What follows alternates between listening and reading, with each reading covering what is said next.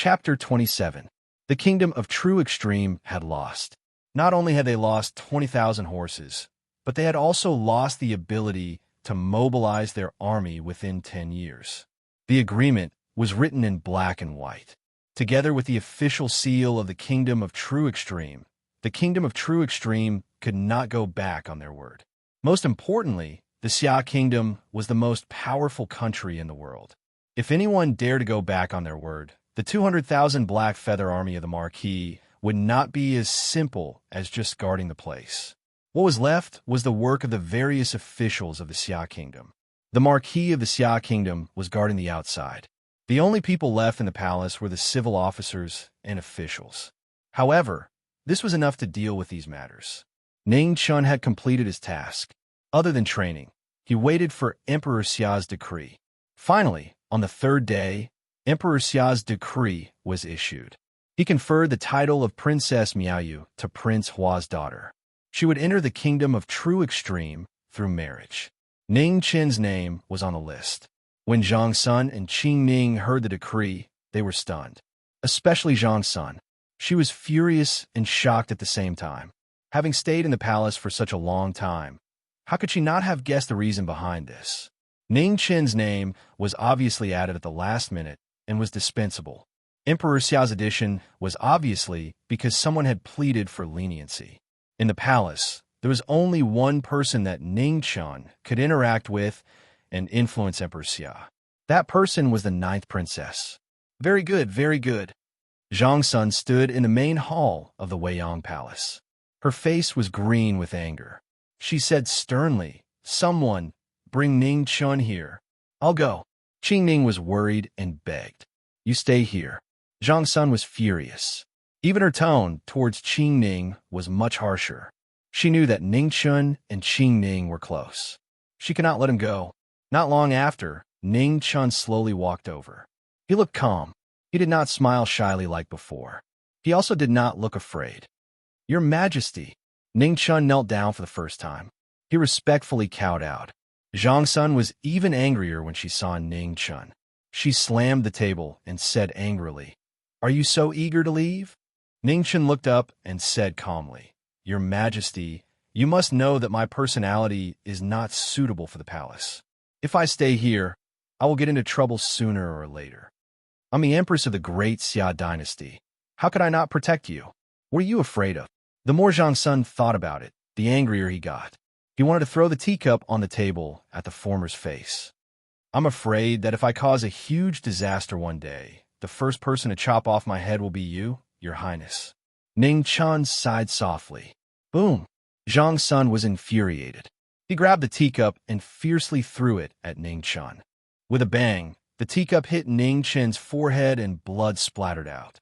"You've disappointed me too much." Seeing that Ning Chen's face was covered in blood, yet still refused to lower his head, Zhang Sun was so angry that his entire body trembled. He closed his eyes and spoke in disappointment. "The 9th princess is here." At this moment, Xia Xinyu walked over. The moment she entered the hall, she saw this scene and was shocked once again. She knew that her mother would get angry, but she didn't expect her mother to be so angry. "Kneel!" Zhang Sun suddenly opened his eyes, looked at Xia Xinyu, and said harshly. Xia Xinyu's expression changed slightly, and she obediently knelt down. She was shocked. This was the first time she had seen her mother so angry. In this imperial palace, everyone put on a disguise for themselves and rarely showed their true emotions. Her mother's emotions represented that she was truly angry. "You've got guts. Mother raised you for so many years. I didn't think you'd even try to scheme against me." Zhang Sun looked at Xia Xinyu, burning with anger. The people by her side were all great. Zhang Sun hated the two of them. She also hated herself. She hated them for not fighting, and she hated her own ignorance even more. However, what was done could not be undone. The imperial edict had already been issued. Even if she appeared, Emperor Xia would not be able to take back the imperial edict. A monarch's words could not be changed for anyone. The wedding was set at the end of the month. There were less than 20 days until now. This meant that Ning Chun had left the palace in less than 20 days. A trace of exhaustion flashed through Zhang Suan's heart. She didn't want to pursue the matter any further. She sat on the main seat and waved her hand.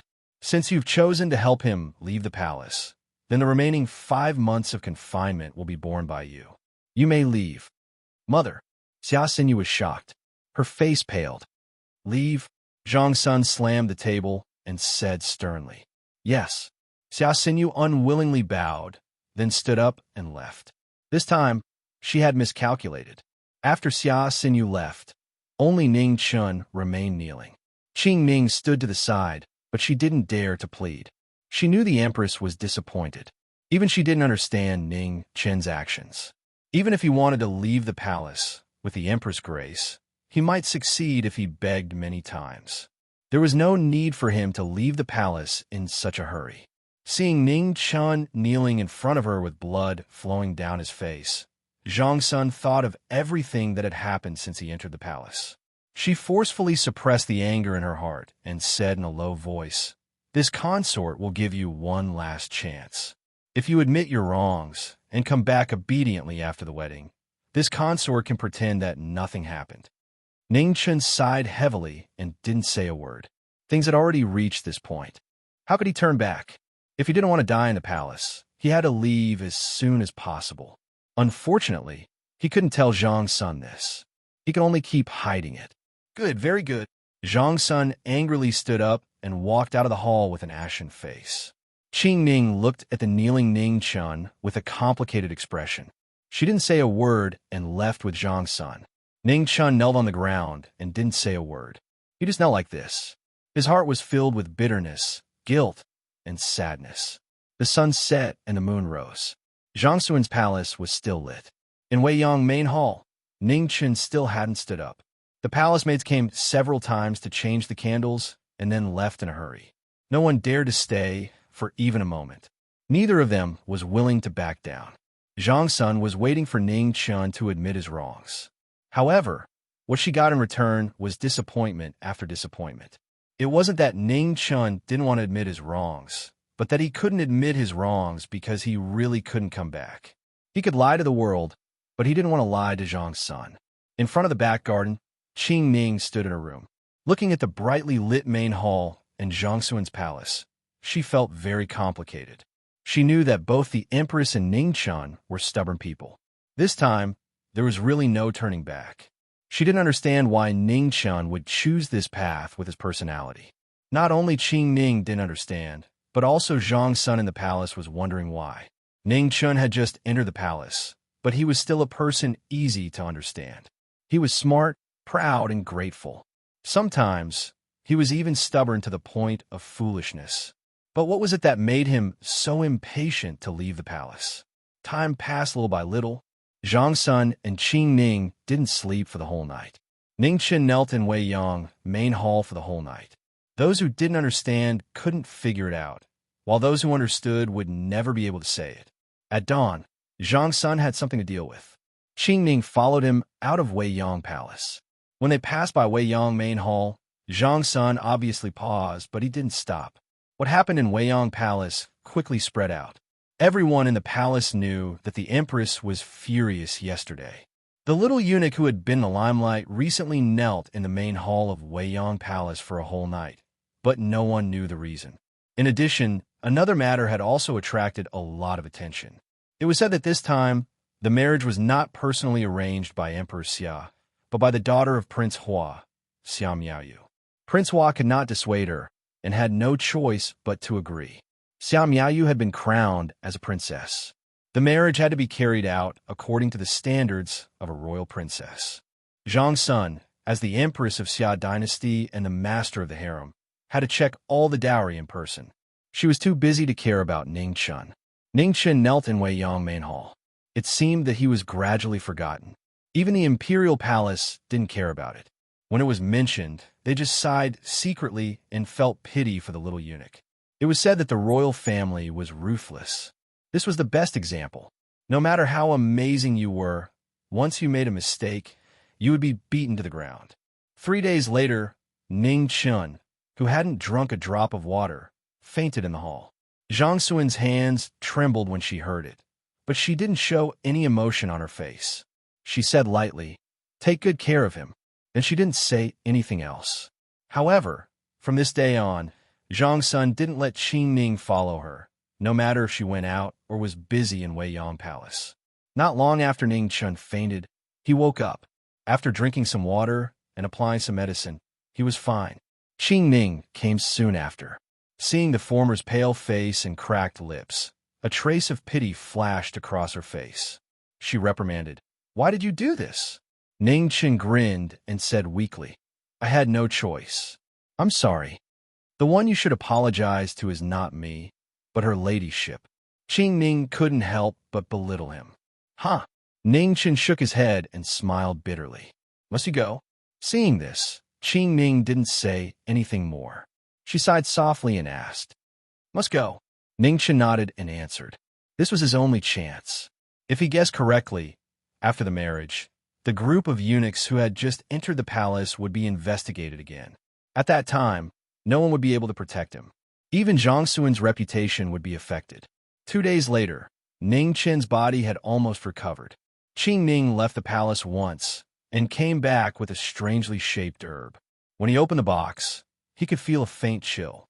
"Eat it," Qing Ning said seriously. "What is it?" Ning Chun didn't suspect anything and ate it. It was extremely bitter and cold. "Heavenly frost grass," Qing Ning calmly explained. "The true qi in your body is cold. This heavenly frost grass will help you temper your foundation and increase your cultivation speed." Ning Chun didn't understand half of it and asked curiously, "Is it expensive?" "I don't want silver," Qing Ning calmly replied. She didn't want silver, she wanted spiritual jades. However, there was no need to tell him. "From today onwards, I will teach you movement techniques. You better prepare yourself." As she spoke, Qing Ning turned and walked towards the door. "Follow me." Ning Chun followed her all the way to the back garden. October had arrived, and the garden was full of fallen flowers. When the autumn wind blew, the flowers drifted across the sky. "Watch carefully." As soon as she finished speaking, Qing Ning's body moved. In an instant, her figure flew like snow and turned into a small boat among the falling flowers. She danced in the wind, and not a single leaf touched her body. Ning Chun was dumbfounded as he watched from the side. What an awesome person. They were about the same age. How could there be such a big gap between them? After a while, Qing Ning stopped and looked at Ning Chun. She calmly asked, "Did you see the steps clearly?" Ning Chun shook his head. It would be strange if he could see clearly.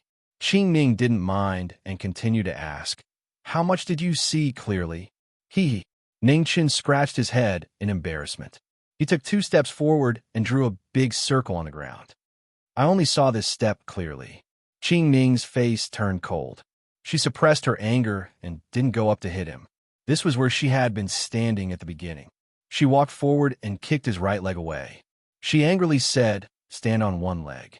Don't let me see you switch to the other leg for 2 hours." Ning Chen's mouth twitched in pain, but he didn't dare to make sound. He sucked in a breath of cold air and stood on his left leg. His body kept swaying left and right. 15 minutes later, Ning Chun felt his left leg go numb and his body swayed even more. However, when he saw Qing Ning's cold face, his heart trembled. He clenched his teeth and stood still. Half an hour later, Ning Chun seemed to be unable to feel his left leg. However, there was a burning pain in his knee. This was an old injury from kneeling earlier. It hadn't healed yet. Qing Ning stood there indifferently. She could see that Ning Chen's knee injury didn't hurt his muscles or bones. Even if it hurt, this guy asked for it. Chapter 28. Half an hour later, Ning Chun had reached his limit. His back was wet, and he had no choice but to try to channel the Jinqi in his dantian, gathering it in his left leg bit by bit. It was very little, but the burning pain and emptiness in his left leg were greatly reduced. Seeing that Ning Chun was standing steadily again, Qing Ning nodded silently. The use of Jinqi needed to be experienced by oneself. No matter what others said, it was their opinion. She didn't want to teach him moves mainly because she didn't want him to embark on the path of martial arts. People in Jianghu had no choice. Once he embarked on this path, there was no turning back. The body movement she wanted to teach him was the easiest to learn. It was different from lightness skill. This body movement focused on shifting and dodging in a small area. To put it bluntly, it was used to save his life. Ning Chen more or less guessed Qing Ning's intentions, so he didn't complain about the pain. He just tried his best to persevere. After an hour, the Jinqi in his dantian was almost depleted. Ning Chen once again felt the piercing pain in his left leg, and it was getting more and more intense. Beside him, Qing Ning remained silent. Even though she knew Ning Chen was at his limit, she didn't say anything. However, Ning Chen persevered in the end. Everyone's potential was limitless, especially when it came to life. He knew that every drop of sweat he shed today would increase his chances of survival in the future. He was afraid of death, so he had to endure the pain. At the same time, in the Heavenly Mandate Palace, Emperor Xia sat on the dragon throne, deep in thought.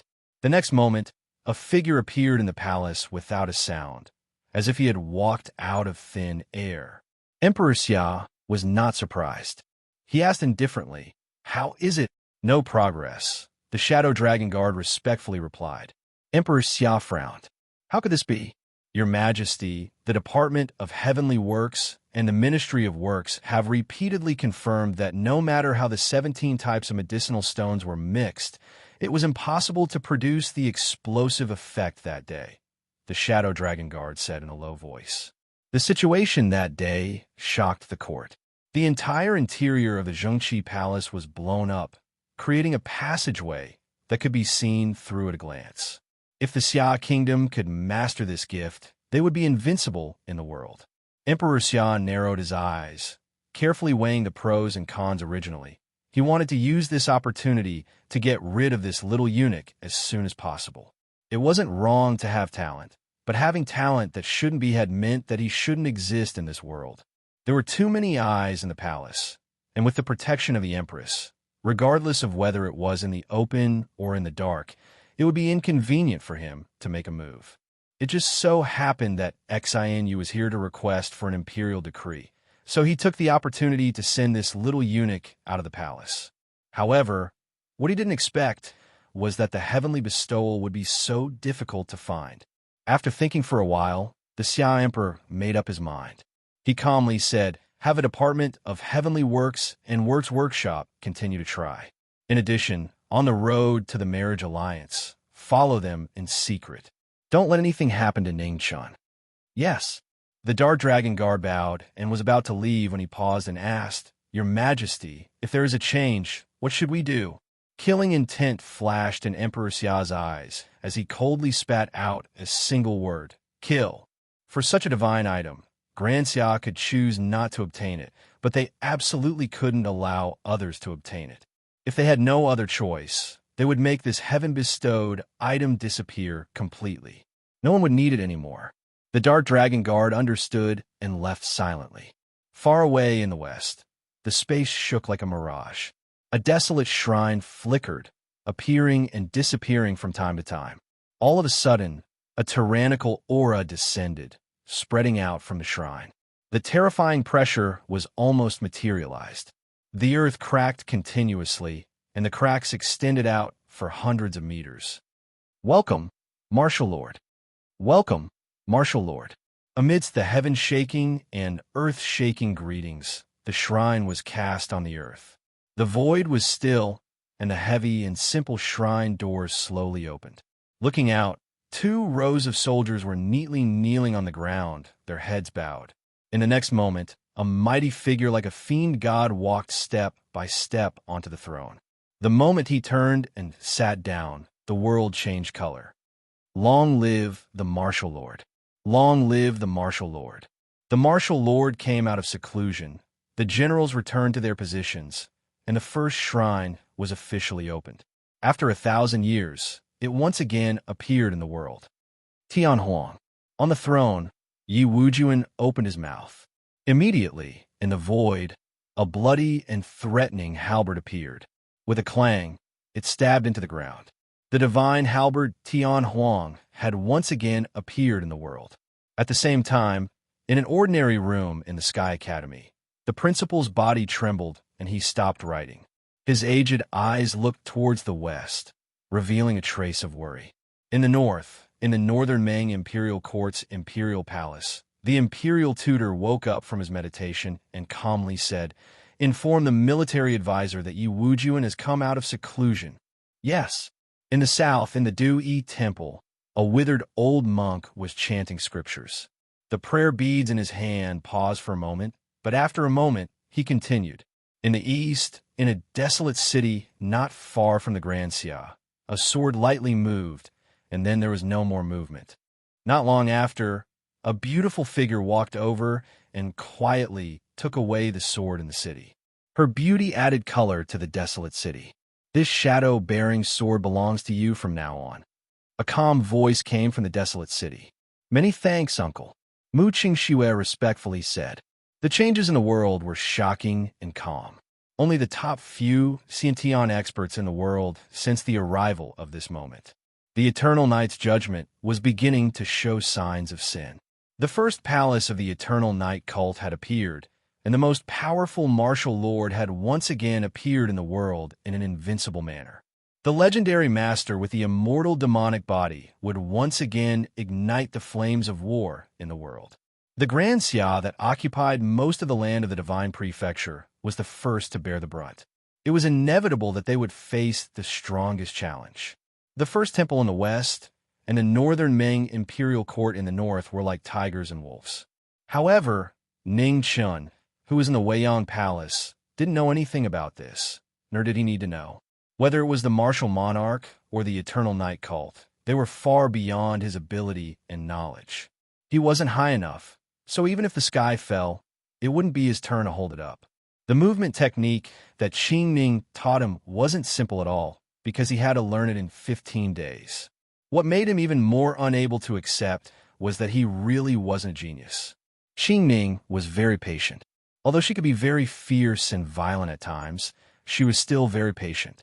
10 days were indeed very short. After 15 days, Ning Chun indeed hadn't been reborn. He was still a first-rank martial artist rookie, and his movement technique was also very clumsy. However, everything was difficult at the beginning. As a rookie who had just come into contact with martial arts, he couldn't ask for too much.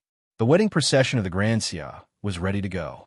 The mighty imperial army consisted of 500 cavalrymen, heroic and imposing.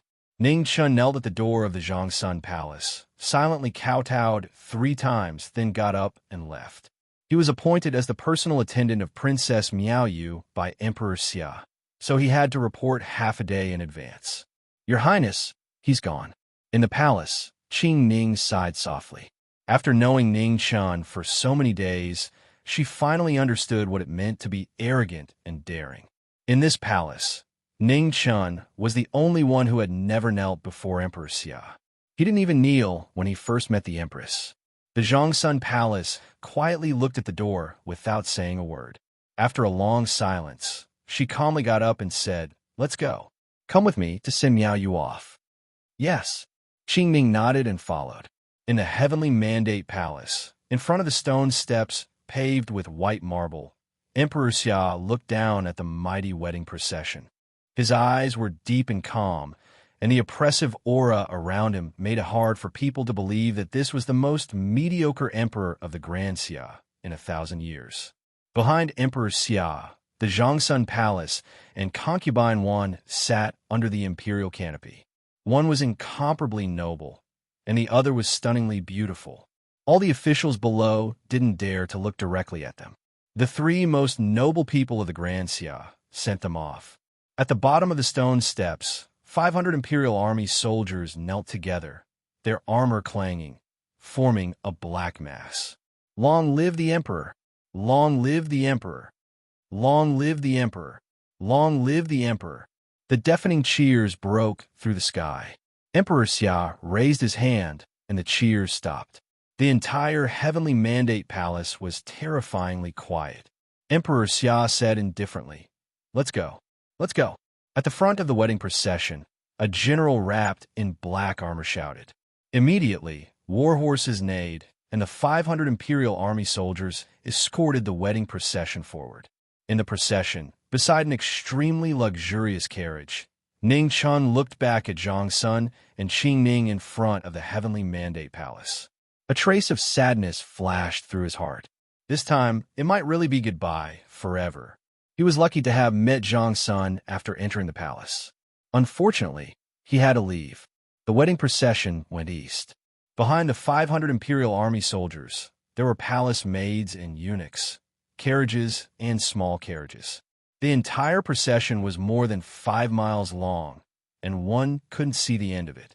Ning Chen's position was at the very center of the procession, and beside him was Princess Miao Yu's carriage. Everyone in the world was unfamiliar with this woman. The current Emperor Xia was quite generous to his own brothers. Of course, this was on the premise that the princes had enough self-awareness. When the current Emperor Xia ascended the throne, Prince Hua had relieved himself of all his official duties and was content to be a happy prince. He rarely appeared in front of people, so very few people knew that Prince Hua had such a daughter. Ning Chen didn't care about this at all. He only cared about how to escape without being noticed. As for the wedding procession, so many people had already done it, and he wouldn't make a difference. However, when he saw the indistinct old figure in the black carriage behind him, he had to temporarily suppress the idea of escaping. The figure in the carriage was very quiet and didn't say a word along the way. Through the curtain blown by the wind, Ning Chun saw an old man, dressed in green, sitting cross-legged in the carriage. There was a sword across his leg. The sword was not out of its scabbard, so it didn't look out of place. Ning Chun sighed inwardly. Anyone who was so good at pretending was either a swordsman or a bastard. Obviously, this one belonged to the former. It seemed that Emperor Xia cared a lot about this marriage. Not only did he send 500 imperial army soldiers to escort the wedding procession, but he also arranged for such a master to accompany the princess. It was impossible for him to escape in a short period of time. Ning Chun thought about it and decided to infiltrate the enemy's base first, then look for an opportunity to take advantage of it. Senior, are you thirsty? Senior, are you hungry? Senior, have some fruit. Senior, in the next 3 days, Ning Chen shamelessly tried to curry favor with the old man every few days. The old man was silent at first, then continued to be silent. In the end, he couldn't take it anymore and directly shook Ning Chun out of the carriage. Unfortunately, he'd still underestimated Ning Chen's patience. He'd never imagined that a person's face could actually be thick to the point of being so unbridled and insane. Therefore, 5 days later, the old man gave in and allowed Ning Chun to ramble on in the carriage, spouting endless nonsense. Ning Chun didn't care that the old man ignored him. It was good enough that he was sitting in a carriage. It was better than walking. As for the princess, he wasn't summoned at all. Senior, your sword is not bad. Can you let me take a look? Tired of talking, Ning Chun looked at the sword in front of the old man. Out of curiosity, seeing that the old man didn't object, he stretched out his hand to take a look.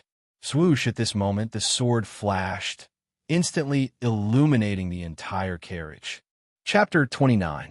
Ning Chen's body stiffened. With a ripping sound, his sleeve turned into fragments that filled the air. In a flash, more than half of his sleeve was gone. $% and Ning Chun jumped up at once. He pointed at the old man and almost cursed it out loud, but he forcefully swallowed his words. He didn't dare. Ning Chun sat down indignantly and gulped down half a pot of tea. Only then did he suppress his surging anger. One must respect the old and love the young. This old man didn't know how to love the young, so he didn't bicker with him. Endure he must endure. However, he wasn't completely without gains. At the very least, he had proven that he really couldn't defeat this old man. The road to escape was still far away, and cultivation still required hard work. As a result, in the following days, Ning Chun didn't bicker with the old man anymore. He spent most of his time in the carriage, cultivating the mental cultivation method on the golden paper. He circulated the true qi in his qi si over and over again. The carriage finally regained its peace with great difficulty. The old man naturally wouldn't care about what Ning Chun was doing. Moreover, a rank 1 martial arts rookie really wasn't worthy of his attention. On the 10th day, the bridal procession had already traveled more than 700 li. They were far away from Xia's imperial city and entered a wasteland that stretched as far as the eye could see. Now that it was close to late autumn, the quiet wasteland appeared even more desolate. The arrival of the cold night made people feel an indescribable chill. Awoo, awoo.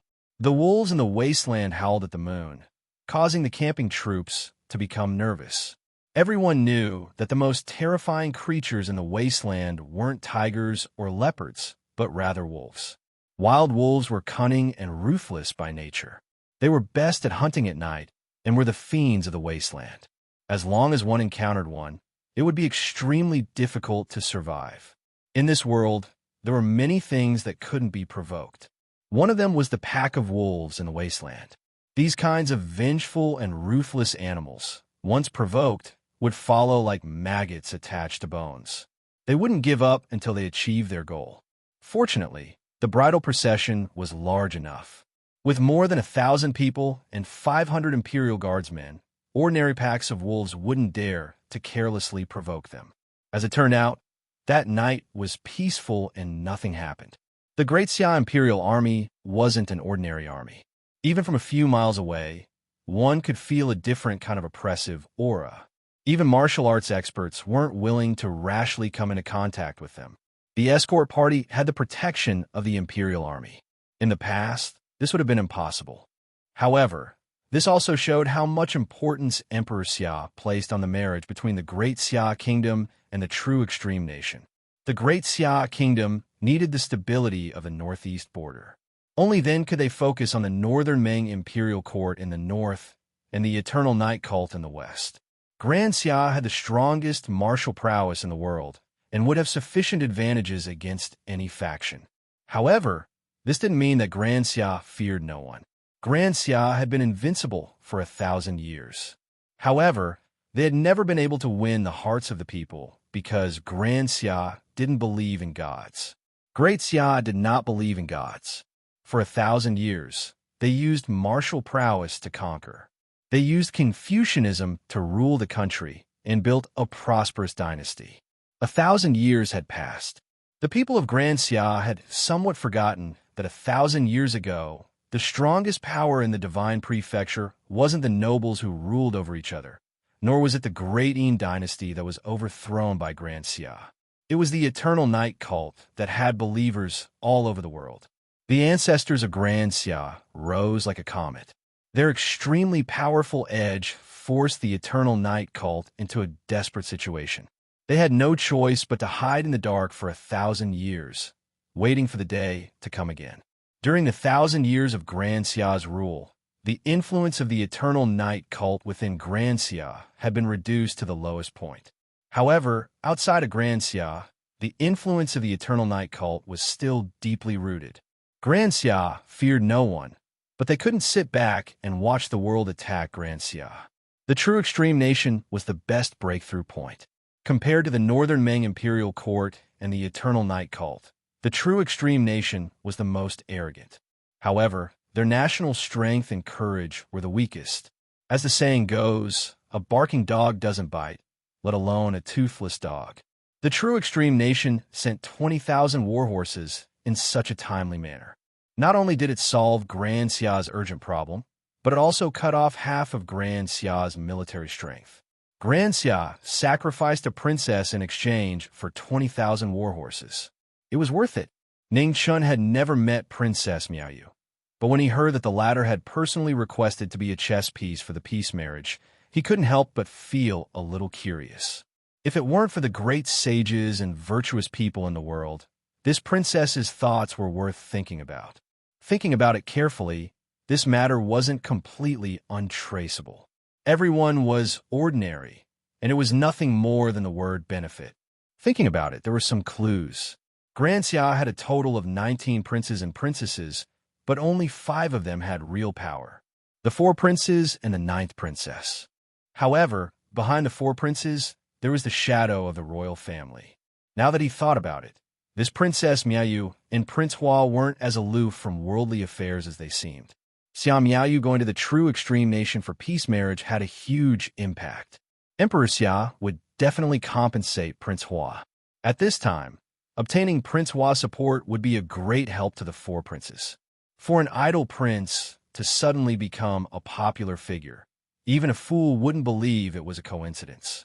What was more interesting was that all the nobles in the imperial city knew that the ninth princess and Xia Miaoyu had a good relationship, compared to many of the so-called direct siblings in the palace.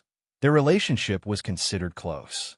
The ninth princess's brother was the eldest prince, who was the son of the late imperial noble consort. His status was noble, and he had the support of the eldest grandson. He could be said to be the most legitimate successor to the throne. Therefore, no matter how one looked at it, this peace marriage was inextricably linked to the eldest prince. However, this was the most unreasonable part. Everyone knew that the eldest prince, Xia Zi, was the successor of the Confucian sect. He was full of righteousness and disliked fighting and scheming. If he wasn't born into the royal family, he would be the most likely candidate to succeed the Duke of Grand Wisdom as the head of the Confucian sect. Ningchen wasn't the only one who couldn't figure out this matter. The entire world couldn't figure out either. And the person who knew the truth the best was sitting in a luxurious carriage, never showing his face. Because of this, Ningchen became the most idle person in the entire procession. The wilderness was vast. The bridal procession walked for an entire day and still couldn't see the end. Ningchen spent most of his time cultivating in the old man's carriage. Everyone had the instinct to seek fortune and avoid calamity. They would subconsciously choose the place they thought was the safest. It was obvious that in Ning Chen's mind, the old man was the most powerful person in the procession, and beside the old man was the safest place. Ningchen didn't think that the bridal procession would be smooth sailing. There were too many people in the world who didn't want the peace marriage between the great Xia and the true extreme nation. There were so many that he couldn't even count them with his hands and feet.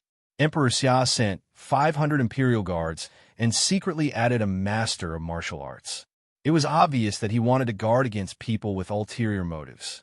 Within the borders of the great Xia, it was absolutely impossible to mobilize a large number of troops to attack the bridal procession openly. The only way to do so was to ambush and assassinate by a master of martial arts. Ningchen still couldn't understand the extent of a master of martial arts, but he had seen Qing Ning fight when she was seriously injured. The power displayed by her every move was not something ordinary people could resist. He didn't know how powerful the old man in front of him was, but his intuition told him that the old man's strength was definitely not weaker than Qing Ning's.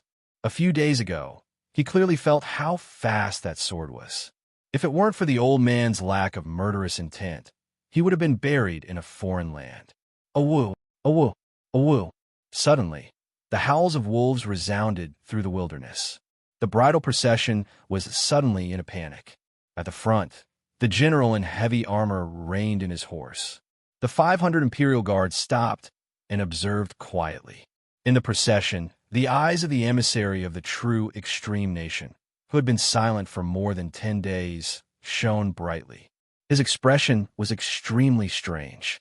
If Princess Miaoyu died within the borders of the Great Xia, the responsibility would be placed on the Great Xia.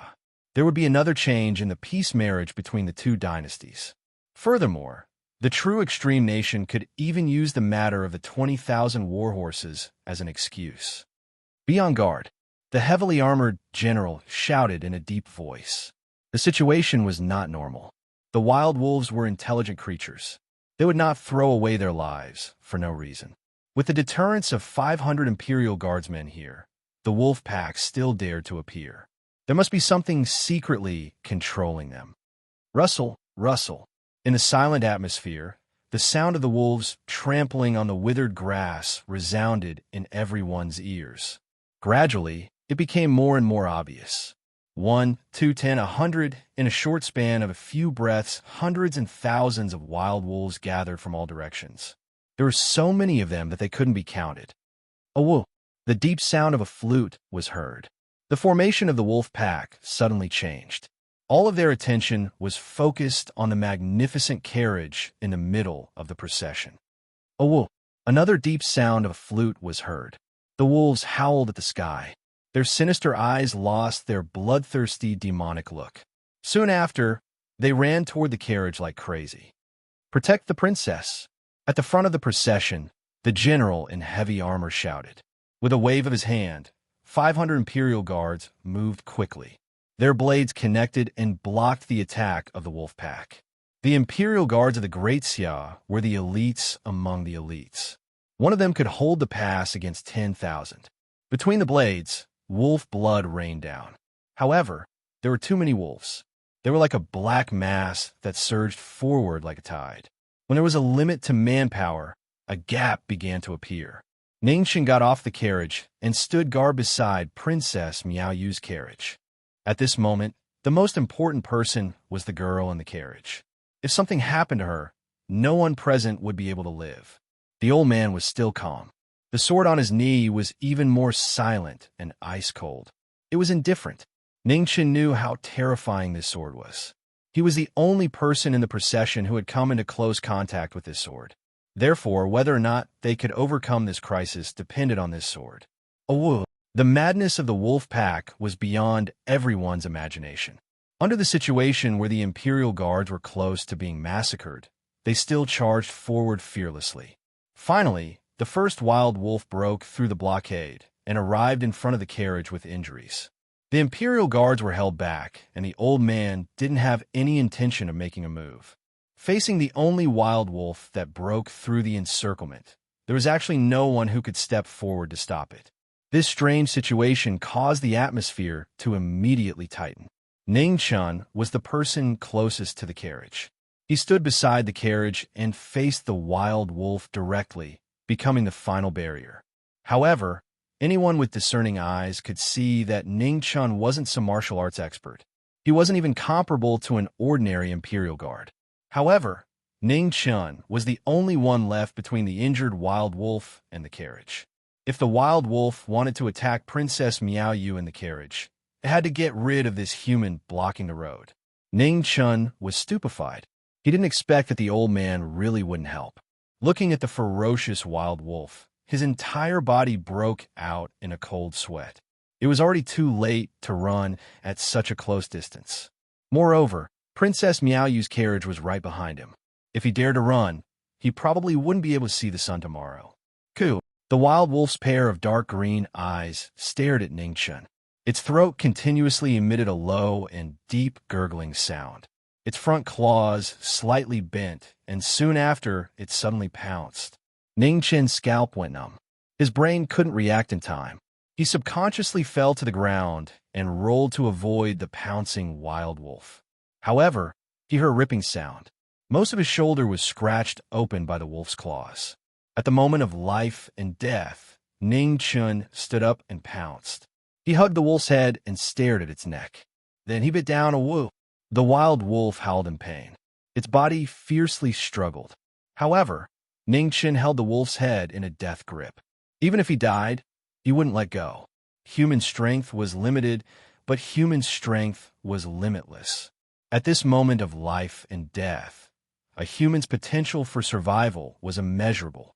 Ningchen was more afraid of death than anyone else. Therefore, he bit the wolf's neck, rode the wolf's body, and hugged the wolf's head. No matter what, he didn't let go from beginning to end.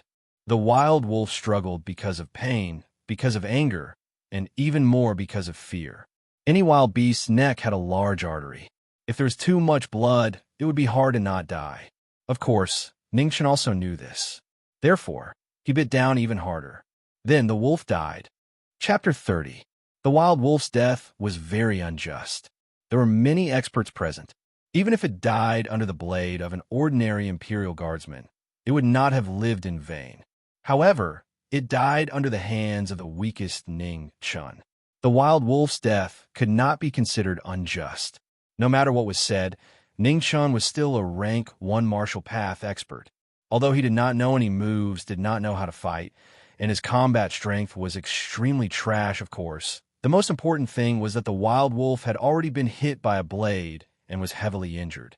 The movement technique that Qing Ning taught could be considered to have been taught in vain, because at the crucial moment, Ningchen simply did not think of using it. The facts proved that when a person was in danger, they would still choose the method they were most proficient in. There was not much difference between not learning and not learning at all. After the wild wolf died, Ning Chen's complexion was deathly pale as he stood there in a daze. His entire face was covered in wolf blood. A fishy and salty taste continuously drilled into his nose, mouth, and stomach. Ugh! Ning Chen still could not hold back. He bent over and retched. His pale complexion became even more unsightly. In a short period of less than half an incense stick's worth of time, Ning Chen felt as if half a year had passed. The blades in the hands of the 500 Imperial Guardsmen never stopped. The bones of the pack of wolves also piled up in the wilderness. Blood dyed the earth crimson red. The smell of blood assailed the nostrils and was extremely unpleasant. Whoa! The deep and low sound of the flute played the prelude to death. The unending pack of wolves became even more berserk.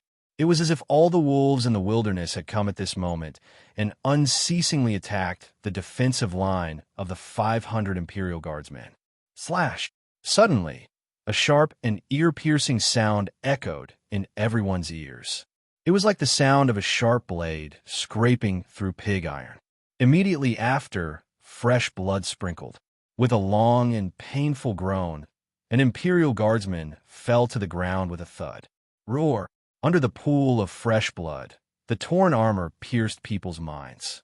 To the side, a wild wolf the size of a small mountain let out a low howl.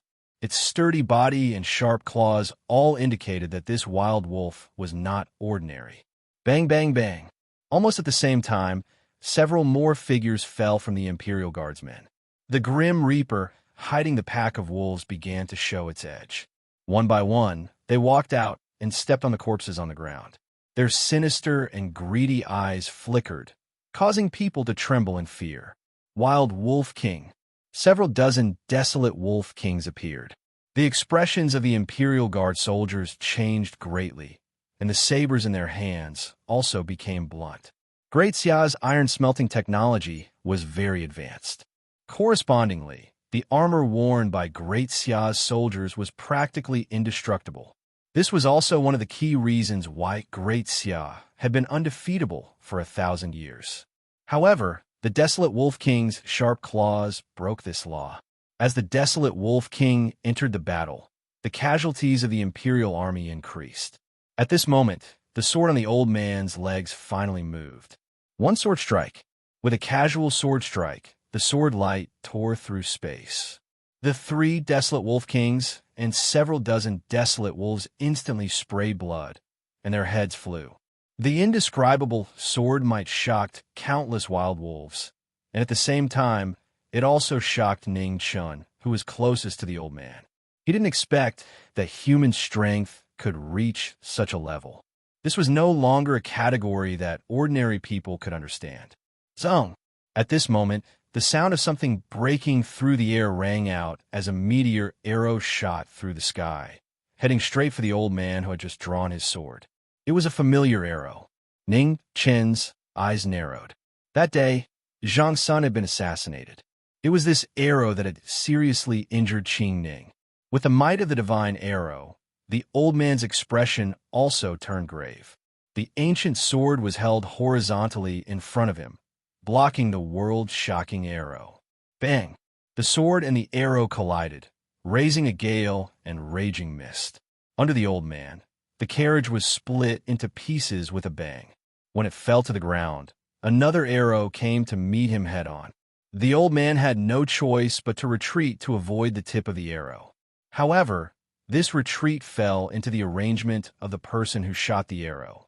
The old man's sword was the final barrier to protect Princess Miao Yu. Within 20 steps, no one could break through it. However, the old man retreated beyond 20 steps. This represented that the old man's sword was already unable to block in front of Princess Miao Yu. In the next moment, the sky-piercing arrow broke through the fetters of space and arrived in front of Princess Miao Yu's carriage in a flash. Unable to dodge, unable to block. Just as Princess Miao Yu was about to perish, a silhouette stood between the arrow and the carriage. Screech! The arrow entered the body, bringing forth a large amount of blood. Ning Chen's body crashed into the carriage with a bang.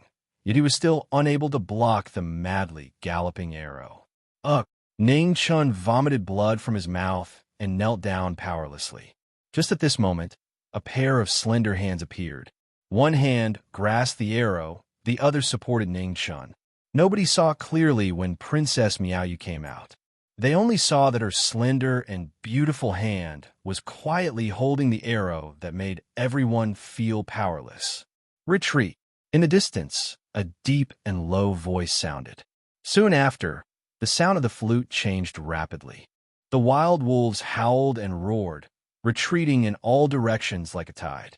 Princess, all the soldiers and the old man kneeled down and said respectfully, "Rise, let's continue on our way." Xiao Miaoyu said softly. Her calm expression seemed as if nothing had happened. Yes, everyone stood up. The heavily armored general in the lead mounted his horse. With a wave of his hand, he led the troops forward slowly. The old man also changed his carriage and continued to follow behind Princess Miaoyu's carriage. However, this time his state of mind was no longer as calm as before. Who would have thought that Princess Miaoyu in the carriage in front was actually a 9th grade martial artist? He didn't expect it, and the assassin didn't expect it. Therefore, this seemingly perfect assassination seemed so laughable. In the carriage in front of the old man, Ning Chun was brought in by Princess Miaoyu. The arrow just now was nothing to Xiao Miaoyu, but to Ning Chun it was fatal. The body movement that Qing Ning taught him before leaving was originally for him to use to save his life. However, he didn't expect that it would almost cost him his life. He arrived in time to block the arrow, although it was completely useless.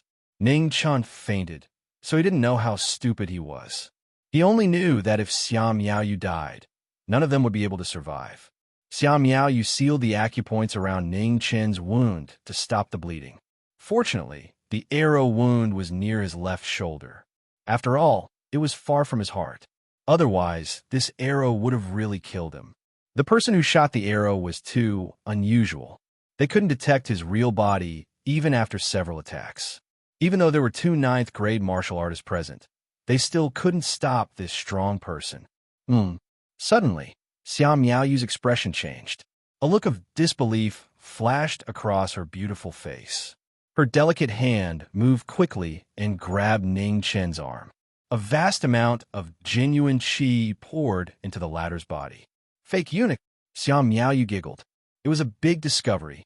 The little eunuch who ruined the plot of the Jinji kingdom and caused a storm in the city was actually a fake eunuch. She thought she had hidden it well enough. She didn't expect that there was someone who could endure it better than her. It was hard to believe that the great Xia dynasty's imperial palace would allow a fake eunuch to stay in the palace for so long. Moreover, this guy was with the empress. She could even imagine how big a storm it would cause in the dynasty if this matter was exposed. Unfortunately, she couldn't see it. When night fell, the team camped in the wilderness. Ning Chun woke up slowly. He saw Princess Miaoyu's charming face under the candlelight. "You're awake." Xiao Miaoyu smiled and said softly, "Princess Miaoyu." Ning Chun thought for a moment and guessed the identity of the person in front of him. Although he had never seen Xiao Miaoyu, it was not difficult to guess the identity of someone with such temperament and appearance in this team. His left chest near his shoulder still hurt, but it was bearable. Qing Ning blocked an arrow for Zhang Sun that day, and today he blocked an arrow for Xiao Miaoyu. Thinking about it now was so boring. When Ning Chun was distracted, Xiao Miaoyu showed a strange smile and said, "Can you explain to me how you got into the palace?" Hearing this, Ning Chun came to himself and was shocked. He immediately looked up at Xiao Miaoyu and suppressed his panic. He pretended to be confused and said, "What do you mean, princess? I don't understand. Didn't Qing Ning tell you that we are from the same school?" Xiao Miaoyu said with a faint smile. Ning Chun was shocked again. He really didn't know this. Besides, he had never heard Qing Ning mention Xiao Miaoyu. If what Xiao Miaoyu said was true, his identity as a fake eunuch must have been exposed. The yang qi in his body was still there, so it could be easily found out. Seeing Ning Chen's change of expression, the smile on Xiao Miaoyu's face faded away. She said coldly, "How dare you sneak into the palace with a dirty body?" If she hadn't checked the boy's breath and found that he had just reached the first class of martial arts, she would have suspected that he was the one who had tried to assassinate Emperor Xia. Hearing Xia Miaoyu expose his biggest secret, Ning Chun narrowed his eyes and said, "Princess, I have no choice but to tell you the truth about entering the palace. I hope you can forgive me." He knew that Xia Miaoyu wouldn't expose his secret because it wouldn't do her any good. She might even offend Zhang Sun. His identity could not be exposed unless he wanted to use it to bring down Zhang Sunday. However, Zhang Sun's branch held a high position and power, and the two Marquis held a large number of troops with illustrious military achievements. Merely relying on a stain that could be secretly erased at any time was not enough to threaten Zhang Sun's position. He didn't know what would happen to him if he offended Zhang Sun, but it wouldn't be good. Besides, he had learned a lot about the relationship between the princes and the ministers in the court during his stay in the palace. He knew that Prince Hua would probably choose the first prince's family. In this way, Xia Miaoyu had even less reason to expose his identity. "You're not afraid?" Xia Miaoyu looked at Ning Chun for a long time and said, "I am," Ning Chun answered. "But I don't see any fear in your eyes," Xia Miaoyu said lightly. "Princess, you think I should be afraid, so I'm really afraid," Ning Chun said weakly. "You're smart." Xia Miaoyu knew what Ning Chun meant. It was very simple. Ning Chun was saying that his life was now in her hands. If he died, he should be afraid. If he lived, why should he be afraid? Under the candlelight, Xia Miaoyu thought quietly for a while. A few days before they left, Zhang Sun and Qing Ning both came to her and mentioned Ning Chun. She understood what they meant. They wanted her to secretly take care of this boy. Qing Ning was fine, but Zhang Sun also personally asked. This was really worth paying attention to. A mere eunuch could receive such a great favor. It was too unbelievable. So, she didn't summon Ning Chun along the way. She wanted to see how this boy would deal with it. Or, she wanted to see what was so special about this guy. Even though she was mentally prepared, the results still surprised her. From beginning to end, this boy didn't take the initiative to look for her. He even mingled with the most difficult person in the palace, the sword consecrator. However, after today's events, she more or less understood why Zhang Sun and Qing Ning valued Ning Chun so much. Although he wasn't a great sage or a great sage, he was a kind person. Unfortunately, if Ning Chun knew what Xia Miaoyu was thinking, he would definitely spit in her face. He just wanted to save his life before he ran away. As for whether she lived or died after he ran away, it was none of his business. Normally, even if Xia Miaoyu was stabbed in the heart, he wouldn't even blink. She wasn't Zhang Sun and Qing Ning. In his eyes, she wasn't as important as the money Zhang Sun stole from him. The two people, each with their own ulterior motives, were thinking about something in the tent. The candlelight flickered, illuminating beautiful, delicate, charming, shy, but in fact equally cold and ruthless faces. Chapter 31. Late at night, Xia Miaoyu had already left. Ning Chun sat in the tent and started to cultivate. Suddenly, a blood-stained golden paper flew out from his chest, emitting a dazzling golden light. In the next moment, the golden paper turned into a stream of light and disappeared into the qi sea in his lower abdomen. It stopped moving in the vortex formed by his real qi. This sudden change shocked Ning Chun. He tried his best to urge his real qi, but he couldn't force the golden paper out. He had no choice but to check his body and find nothing wrong with it. He could only suppress his worries for now. Just as Ning Chun was about to urge his real qi to continue his cultivation, he found that many silver words flew out from the golden paper, followed by his real qi running in his meridians. After one cycle, they quietly disappeared. In the next moment, many illusory images appeared in Ning Chun's mind. He looked at them carefully and found that they were the cultivation methods of the remaining half of the golden paper. Ning Chun's face suddenly became very ugly. This cultivation method was too strict, and it was not even necessary to cultivate it. Half of the paper only recorded one move. After using it, his body would be destroyed, and he would die. This is indeed only one step of the cultivation method to strengthen the body. Ning Chun smiled bitterly. The first half of the paper only recorded the cultivation methods of real qi. It was not easy to understand the rest of the words, but he still couldn't use it. When Mu Qingxue gave him this cultivation method, he didn't expect it to be like this either. To cultivate or not to cultivate, this was the only question in front of him. In fact, he didn't have anything to think about because he didn't know any other cultivation methods except for this. No matter what kind of cultivation method it was, the cultivation method and the moves were complementary. Cultivating real qi was useless except for increasing the quality of real qi. Moves needed the real qi to support them. During cultivation, the improvement of real qi couldn't be ignored.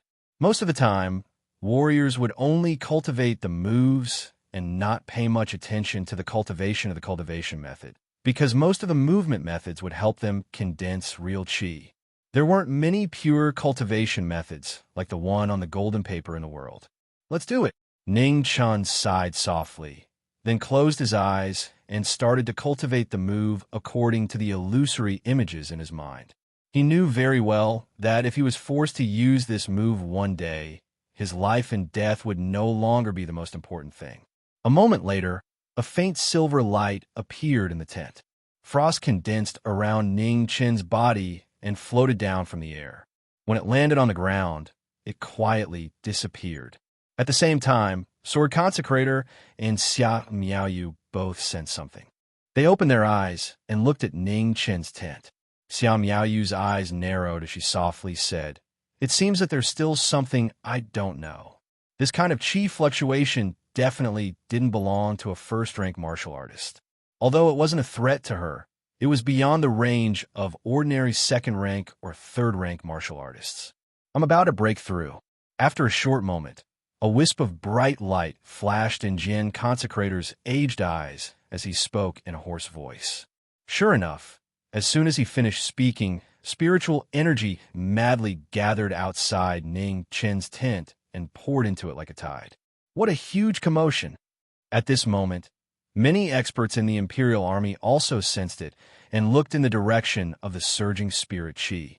Judging from the movement, it was almost equivalent to the fluctuations of a third-rank expert breaking through. Fine, I'll help him this time. Xia Miaoyu's expression became serious. She waved her delicate hand, and a vast stream of genuine energy flew out, heading straight to Ning Chen's tent. Almost at the same time, a stream of sword qi flew out from Jian Consecrator's direction and also entered Ning Chen's tent. Two masters at the peak of the acquired realm took action. Their genuine energy was as vast as the sea, turning the chaotic spiritual energy of heaven and earth into a clear stream and flowing into Ning Chen's body. A moment later, the chaos stopped and everything returned to normal. The painful expression on Ning Chen's face gradually faded away. His cultivation finally stabilized at the second rank of the acquired realm. After stabilizing his realm, Ning Chen was about to calm down his breath. At this moment, a sound of steady footsteps came slowly from afar. Jian Consecrator and Xia Miaoyu both became serious. They stepped out of the tent and looked at the figure walking slowly from afar. The Imperial Army also sensed the unparalleled warrior's breath and looked at the newcomer with a serious expression. In the night, a purple robe fluttered in the wind. His indifferent breath and steady footsteps made him look young, but he had the demeanor of a grandmaster. Everyone felt a strong pressure. A member of the divine sect, Jian Consecrator's face turned ugly. He didn't hide his breath at all. When he was young, he had met a person whose breath was almost the same as the one in front of him. The newcomer stopped and released his breath. He looked indifferent. "I'm Jun Shaoqing," he said, the most amazing name in a casual tone. "The son of God of the eternal night divine sect, the number one of the young generation, almost invincible under the acquired realm." Jian Consecrator's expression changed slightly. This was the worst-case scenario. They were both at the peak of the acquired realm, but he didn't have the confidence to stop the person in front of him. "Hand over the birth scroll, and I'll let you go." Jun Shaoqing glanced around and finally fixed his eyes on Xia Miaoyu. He had sensed the breath of the life scroll for a moment. If he hadn't been so close to her, he would have missed it. I don't have the life scroll. You got the wrong person. Xiao Miaoyu's eyes turned cold. Then I'll offend you. Jun Shaoqing didn't argue anymore. His feet moved and his body disappeared. His right hand reached out to the girl in front of him. Swoosh! In the nick of time, a sword light appeared in front of the two. Jian Consecrator unsheathed his ancient sword and drew a beam of light, blocking the Son of God. Jun Shaoqing frowned. His body flashed a few afterimages and avoided the sword light. He waved his left sleeve casually and sent out a palm attack towards Jian Consecrator. At the same time, his right hand continued to reach out to Xiao Miaoyu. Xiao Miaoyu wasn't afraid. She waved her hand and sent out a palm attack towards Jun Shaoqing. Bang! As the two palms collided, a violent gust of wind swept out. The ground beneath the two of them cracked, and gravel flew everywhere. The shocking might shocked the hearts of everyone present. On the other side, Jian Consecrator raised his sword to block the other palm attack. He took half a step back. His qi and blood were churning. The serious look in his eyes became more intense. In the distance, Ning Chun had already withdrawn his qi. He was the only one present who knew what the life scroll Jun Shaoqing had mentioned was. However, his identity was too inconspicuous, so no one would suspect him. However, he hadn't expected that the cultivation scroll Mu Qingxue had given him would attract the attention of others. He also hadn't expected that someone would be able to sense the qi of this cultivation scroll. Eternal Night God Sect. Ning Chen's expression was grave. He had heard of Jun Shaoqing's name. This person wasn't a stranger in the entire Grand Xia. He was the son of Eternal Night God, the strongest son of God in the past 1,000 years. He was only 20 years old, but he had already touched the barrier to the Xiantian realm. He was hailed as the person most likely to enter the Xiantian realm. For this trip, he had asked Qing Ning about many experts in the world. Jun Shaoqing was one of them. Qing Ning had specifically told him that if he encountered Jun Shaoqing, there was only one word to use: run. Even if he knew he couldn't escape, he had to run. The strongest person under the Xiantian realm wasn't just a title. God's sons rarely left the shrine, but every time they did, they would leave behind shocking results. Experts who had never been defeated were always respected. Even the members of the Eternal Night God sect were regarded as lifelong goals by many young people in the Grand Xia. In the blink of an eye, more than 10 moves had been exchanged on the battlefield. Jun Shaoqing was fighting 1 against 2, but he wasn't at a disadvantage. Every move he made, his vast qi suppressed everything. Xiao Miaoyu and Jian Consecrator weren't ordinary people either. Xiao Miaoyu's slender hands were ruthless and merciless. Every move she made was aimed at the vital points. Around the 3 of them, the ground was broken and the scene was devastated. The powerful destructive power engulfed everything around them. Seeing that the princess was about to make a move, the leader of the Imperial Guards was worried that something might happen. He and the other 7 experts rushed forward, wanting to interfere in the battle. Don't! Jian Consecrator's expression changed. He shouted to stop them, but it was already too late. Stupid! Jun Shaoqing snorted coldly and raised his hand in anger. Heaven and earth changed. Lightning flashed in all directions. Amidst the raging wind, the 7 experts and the leader of the Imperial Army were sent flying with a few muffled groans. Dark lightning. It was an earth-shattering move. The earth-shattering power broke the limits of human knowledge. Thunder rumbled in God's Son's hand, shaking the sky and earth. The power was so terrifying that it was about to tear the space apart. Flying feather, one sword of heaven and earth. Facing the destructive move, Jian Consecrator focused all his attention on it. His sword moved, and thousands of sword shadows merged into one move. A merciless feather swept towards God's Son. Morning snow wave. On the other side, Xiao Miaoyu focused. Her qi surged, and the temperature in the air dropped. Snowflakes drifted in the air, as if winter had arrived. Boom! The 3's ultimate moves collided.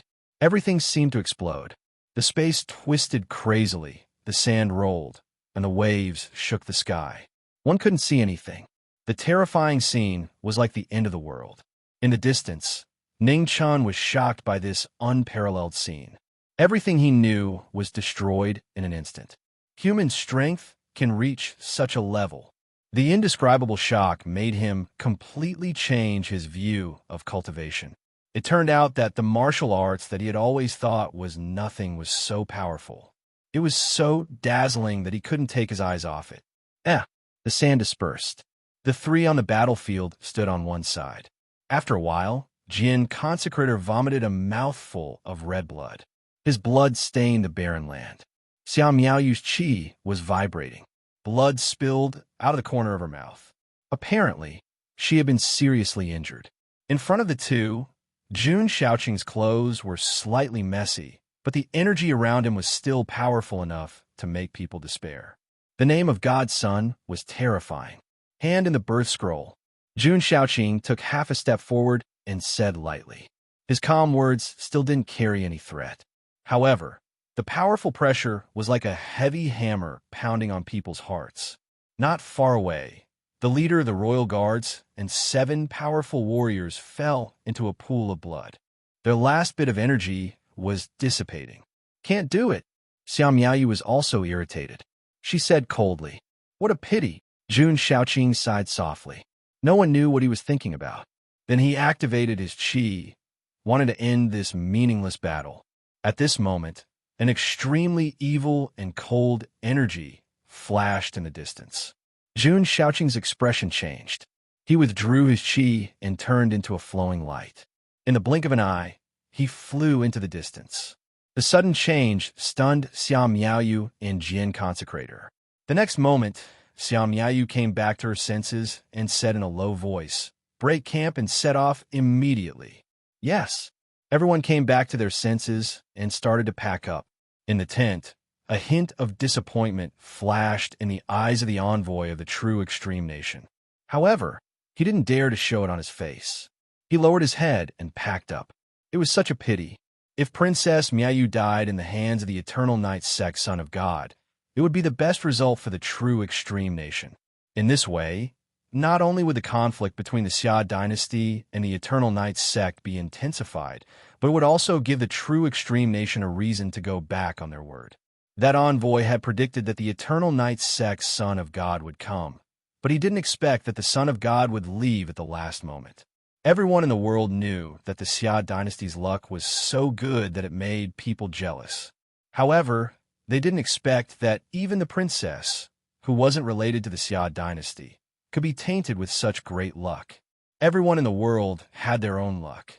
The Xia dynasty was the most prosperous, followed by the Eternal Night sect and the Northern Ming Imperial Court. However, except for the Northern Ming Imperial Court's military advisor, who was as intelligent as a demon, almost no one in the world could do it. The luck of the Xia dynasty had always been the biggest problem for all the forces in the world. Chapter 32. The carriage continued its journey under the cover of the night, the wheels squeaking. The Imperial Guards were temporarily replaced by the deputy commander, and only 400 of them remained. More than half of the eunuchs and maids had been lost. No one had expected so many things to happen in just one day. The most unacceptable thing was that they still didn't know who was behind the assassination. Even the reason why the Eternal Night Cult Son of God would appear here was something that no one could understand. In the carriage, Sir Jian was healing with his eyes closed. Next to him, Ning Chun was leaning against the carriage, quietly digesting everything that had happened today. Compared to the assassination attempt during the day, the Son of God's appearance tonight had shocked him the most. He had experienced the terror of a martial arts master up close. It seemed that human strength was not just a legend. How is it? Sir Jian opened his eyes and looked at Ning Chun, who had been silent all this time. Unbelievable, Ning Chun said honestly. He had underestimated martial arts too much in the past.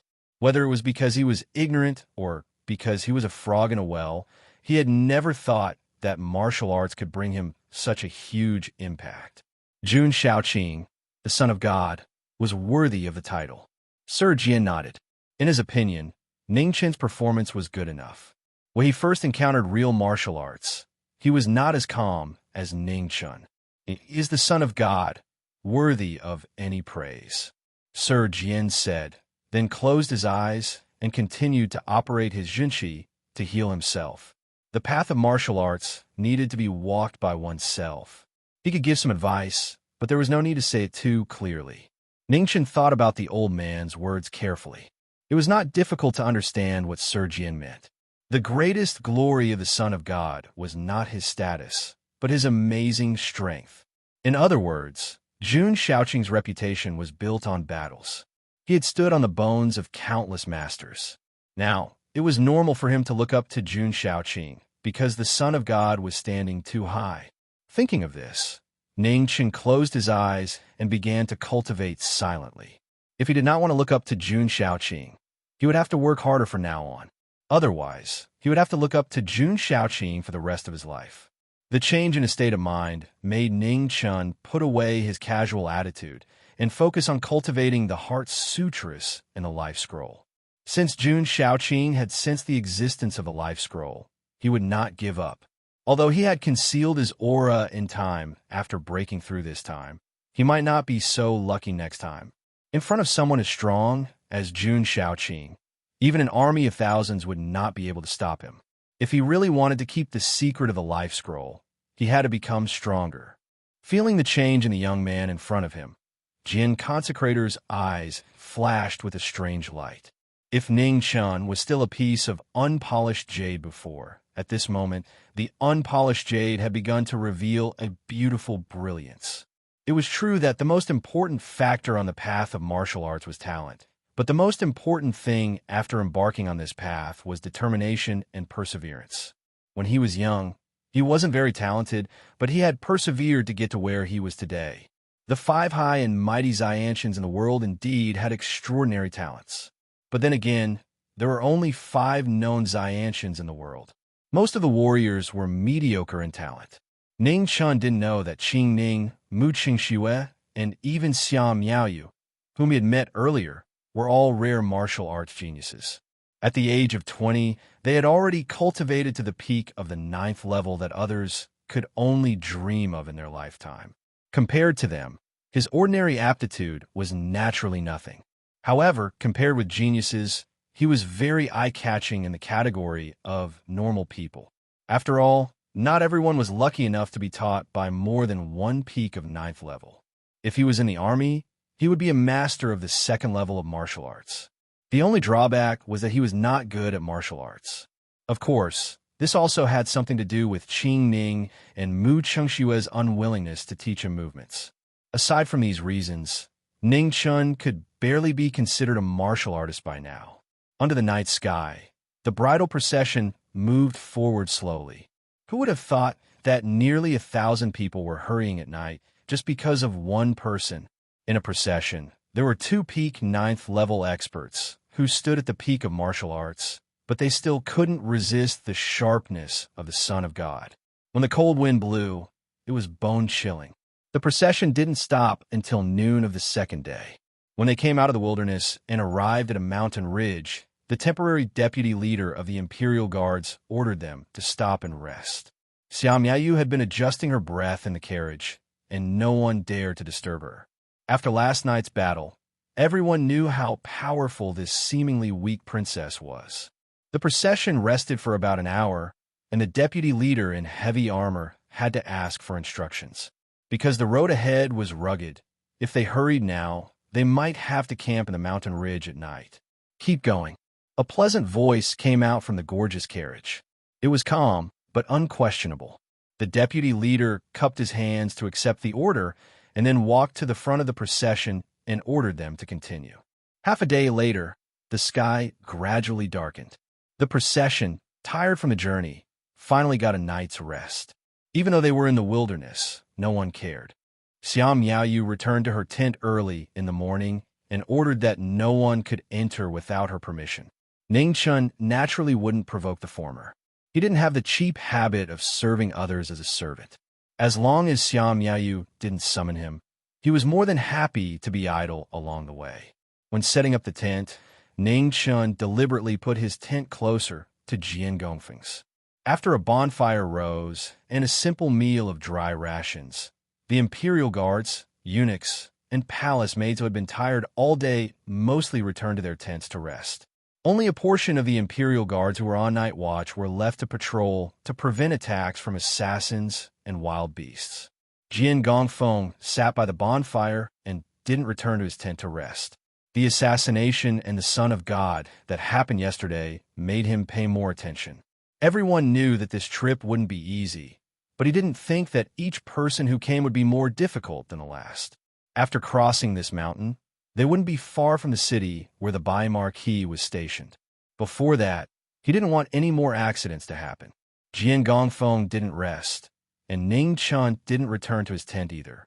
Instead, he stayed by the old man's side and silently cultivated until midnight. Only then did he open his eyes. "Senior, can you teach me how to cultivate?" Ning Chun asked abruptly. The cultivation he spoke of naturally referred to moves. He had his own cultivation method, and it was no worse than anyone else's. Jian Gongfeng was silent. He didn't refuse, but he didn't agree. "The princess is more suitable than me." After a long time, Jian Gongfeng said hoarsely. Ning Chen understood what the old man meant. Qing Ning had said that the Jinqi in his body was of the cold attribute, and Xiao Miaoyu's previous moves had also made people feel a bone-piercing chill. If he wanted to guide cultivation, Xiao Miaoyu was indeed the best choice. "She is the princess," Ning Chun said calmly and didn't say anything else. The old man was silent again. No one knew what he was thinking. Ning Chun wasn't in a hurry. He waited quietly on the side. Although he had only cultivated for a short time, he also knew how conservative the views of sex were on the path of martial arts. This request was somewhat rude. If it wasn't for the fact that he had no one to ask, he wouldn't have asked the old man. "One move. If you don't fall, I'll teach you one move." After about 10 breaths, Jian Gongfeng said calmly, "Thank you." There was no joy in Ning Chen's eyes. After thanking him solemnly, he immediately stood up. He knew how powerful the old man was, so there was nothing to be happy about. The old man had only given him a chance to teach him, but also a chance to refuse him. After Ning Chen stood up, the old man also stood up. Then, Ning Chen's expression became even more serious. The old man's behavior showed that he wouldn't go easy on him. One move for another. It was fair and just, but it wasn't fair at all. The night wind was very cold. Even though there was a bonfire below them, the crackling sound of the dead branches burning was very clear in this silent night. The Imperial Guards on night watch nearby seemed to have sensed something and looked over. In the moment of this watch, Jian Gongfeng's sword moved. No one could see how he unsheathed it. When everyone came to their senses, the sword had already left the sheath. A sword without competition and without desire. It came without warning. It didn't carry a trace of genuine qi, and it didn't require any genuine qi. This was the only chance he gave Ning Chun. If the genuine qi of a peak rank 9 powerhouse moved, everything within a radius of 10 feet would be cut open. This was no longer a chance. Therefore, this unfair battle appeared to be very fair. The true meaning of the sword was only fast, accurate, and focused. Jian Gongfeng's sword was fast, accurate, and focused. Originally, Ning Chun didn't have a chance to dodge. However, after Ning Chun came to this world, he developed a fearful and cautious personality. Especially when facing his eldest grandson, he would subconsciously take half a step back every time. Today, when facing Jian Gongfeng, he also subconsciously took half a step back. However, he wasn't Jian Gongfeng. His half step back wasn't accurate enough.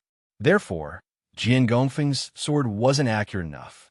The sword entered his body, and he took a few steps back. Ning Chun endured the pain and used the movement technique that Qing Ning taught him to take another 3 steps back. The sword still pierced his body. Ning Chun still didn't dodge. However, he didn't need to dodge. He didn't faint. Every time he fell, it was a victory. From tonight onwards, I'll teach you how to use the sword. The sword consecrator pulled out his sword and sealed Ning Chen's wound with a finger. Soon after, he said indifferently, "Thank you, senior." Ning Chun covered his chest and coughed lightly. "No need to thank me. You won this yourself." As he spoke, Jian Gongfeng sat cross-legged beside the bonfire. He placed the sword on his knees again and closed his eyes to rest. Ningchen also sat aside and began to adjust his breath. The old man's sword didn't have any killing intent. The wound wasn't deep. Compared to the sword wound, the arrow yesterday was more serious. After another 2 hours, the old man opened his eyes. Ningchen also woke up at the same time. Go and swing the sword. Practice until I tell you to stop. Jian Gongfeng moved his hand, and a black iron sword flew from the carriage not far away. It landed in front of Ningchen with a clang. Yes. Ningchen picked up the sword and walked to the side.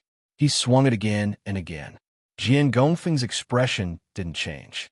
He closed his eyes again. Ningchen didn't ask. He focused on swinging the sword in his hand. Once, twice, it was a simple swing. It was so simple that anyone could do it.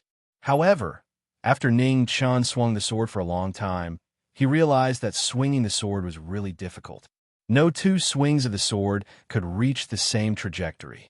No two swings of the sword could reach the same strength. Ningchen swung the sword for an entire night. He almost couldn't feel his arm, but he still stubbornly persisted.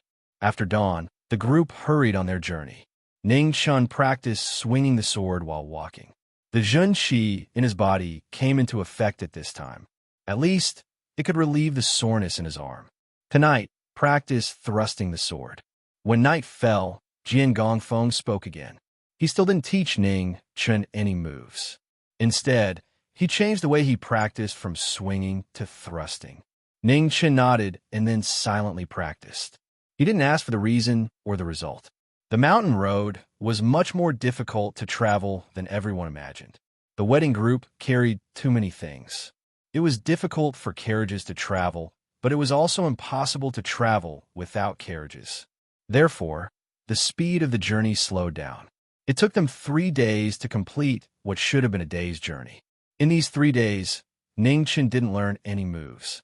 He only learned swinging and thrusting. Chapter 33. In the monotonous and boring 3 days, Ningchen had gained more than all the other days combined. He didn't notice that since his cultivation had reached level 2, his injuries had healed much faster than before. After the treatment of the magical golden sword medicine from the palace, the arrow wound on his left chest near his shoulder was no longer so painful. The sword wound from the old man was no longer a big deal. In fact, he had always been curious about what the golden sword medicine from the palace was made of, but he had never had the chance to ask. Of course, besides the golden sword medicine from the palace of Great Xia, the main reason was that he used the right hand to wield the sword and his wounds were all on the left. Otherwise, even the best medicine wouldn't be able to withstand his torment. Xia Miaoyu, Sir Jian, and even the 400 Imperial Guards all saw Ningchen's method and progress, but no one disturbed him. Diligent, stupid, this was Xia Miaoyu's evaluation. Diligent, barely. Sir Jian had a slightly different opinion. Diligent, very diligent, this was what most of the Imperial Guards thought. Xia Miaoyu was a martial arts genius, so she naturally didn't think highly of Ningchen's progress. Sir Jian wasn't a genius. He believed that diligence could make up for his lack of talent, so he could barely accept Ningchen's progress. Most of the Imperial Guards couldn't see it, so they were basically just watching. However, no one could deny that Ningchen was diligent, very diligent, very diligent. On the third night, Sir Jian picked up the ancient sword and took Ningchen far away from the team's tent. When they came back, it was already past midnight. Ningchen sat on the ground to regulate his breathing. His face was frighteningly pale. For the first time, Sir Jian went back to his tent to rest. His old face couldn't hide the tiredness. Fortunately, nothing happened that night. No one knew where Sir Jian and Ningchen went or what they did. The only 2 people who knew went back to regulate their breathing after they came back that night. Their faces were terrible. On the 4th day, they finally saw hope after an endless journey. Standing on a mountain road and looking into the distance, they saw a city sitting on a vast land. Everyone's spirits were immediately lifted. That was the Mountain Gate Pass, the city guarded by Marquis Bai, one of the 10 Marquises of Great Xia. Bai Marquis, a legendary title. He had guarded the Mountain Gate for 16 years, and had never returned to the imperial city. When he became famous, most of the soldiers in the army had just been born, so they did not know much about this Marquis. However, everyone knew that the cotton cloth Marquis was not a martial Marquis that was passed down through the generations. Instead, he had climbed up step by step from a commoner. The two words commoner were an encouragement and praise for his origins. The 10 martial marquises of Dessia were all legendary figures. Regardless of whether it was the art of war or martial arts, they were all extremely powerful. There were many marquises in Dessia, but there had never been more than 10 martial marquises in thousands of years. They were the strongest fighters in Great Sia, and they were the people who could stabilize the country's fate. Every single one of them made the surrounding countries feel heavy pressure. The biggest reason why the Zhongsun bloodline was able to produce an empress was because the Zhongsun bloodline had 2 martial marquis. Among the 10 marquises, Marquis Clear River was a marquis who had been conferred the title of marquis during the reign of the previous Xia emperor. He sat in the northwest. Marquis North Marshal guarded the northern border, resisting the northern Ming imperial court. Marquis Cloth guarded the northeast, threatening the true extreme country. And in the west, which was the most difficult place to deal with, the Marquis of the Bloody Robe stood alone, preventing the Eternal Night cult from easily invading. In the southwest, due to the existence of the Du-Yi Temple and the terrifying abbot of the Du-Yi Temple, Dessia also had a martial marquis in charge. In the south, the barbarians ran amok, occasionally invading. 7 years ago, Dessia sent Marquis Jiyu to suppress them, causing the barbarians in the south to disappear without a trace. In the southeast, a martial marquis of Dessia was also in charge. He wanted to intimidate a country that was even more shameless than the true extreme country. As for why Dessia also sent a martial marquis in charge in the relatively peaceful east, very few people knew. 8 of Dessia's 10 martial marquises had been in charge for a long time, except for 2. One was Marquis Taiping, who had been conferred the title of Marquis for a short time, and the other was Dessia's war god, Marquis Triumphant Return. The 2 words Triumphant Return only represented the simplest 4 words: invincible. The 10 martial marquises were the symbol of Dessia's invincibility, and were the hope of Dessia's subjects. Therefore, when the wedding procession saw the mountain gate pass in the distance, their depressed mood immediately relaxed. However, they seemed to have forgotten that they were still on the mountain path. The mountain gate pass seemed very close, but it was actually very far away. The rising sun was always very bright and gentle, causing people to unconsciously relax and even lower their vigilance. They had forgotten that they had been hurrying day and night because they were actually hiding from one person. Under the rising sun, when the crowd returned to the mountain gate pass, they discovered that the demon in their eyes, the Son of God, was slowly walking towards them. It had to be said that Jun Shaoqing was very worthy of the name Son of God, especially at this time, when a morning sun behind him was emitting a dazzling light, step by step. It was as if the King of Gods had descended, causing everyone present to feel suffocated. What was despair? Despair was when you were about to see hope, only to find that hope was so far away. After more than 10 days of rushing, the wedding procession was originally about to reach the safest place, but at the closest place, they encountered an obstacle that they could not cross. The emissary of the true extreme kingdom smiled brightly, but there was a trace of perverted cruelty in his smile. He hoped that the Son of God would kill everyone, even if he had to be killed as well. In fact, the world did not know much about the Son of God. They only knew that he was an unreasonably powerful young man. Facts had proven that the rumors were not exaggerated at all. The battle a few days ago had fully proved this point. A person who had not reached the natural realm could actually cause changes in the world and use the power of heaven and earth to a very terrifying extent. There were even rumors in the world that the Son of God of this generation might have the legendary divine body of eternal night. This was a terrifying possibility. But no matter whether it was true or not, the Son of God of this generation was undeniably powerful. An expert at the peak of the 9th level could only be dealt with by someone at the peak of the 9th level. Xia Miaoyu and Jian Gongfeng were the only ones in the wedding procession who were qualified to contend with him. However, the most unfortunate thing was that after last night, the sword in Jian Gongfeng's hand was not in peak condition. The mountain path was rugged. The procession came from the north and the south. Not far from the west was a cliff, so there was no chance for them to run. If they fell, maybe Xia Miaoyu and Jian Gongfeng could survive, but the others would definitely die. On the mountain path that was not very wide, the most powerful enemy had come. Jun Shaoqing's calm and indifferent eyes were fixed on Xia Miaoyu. He was only here for the life scroll and had no interest in the others. Xia Miaoyu's eyes met his without backing down. No matter whether she was the princess or the princess of the Xia kingdom, she had no reason to back down. The Xia kingdom had been invincible for thousands of years.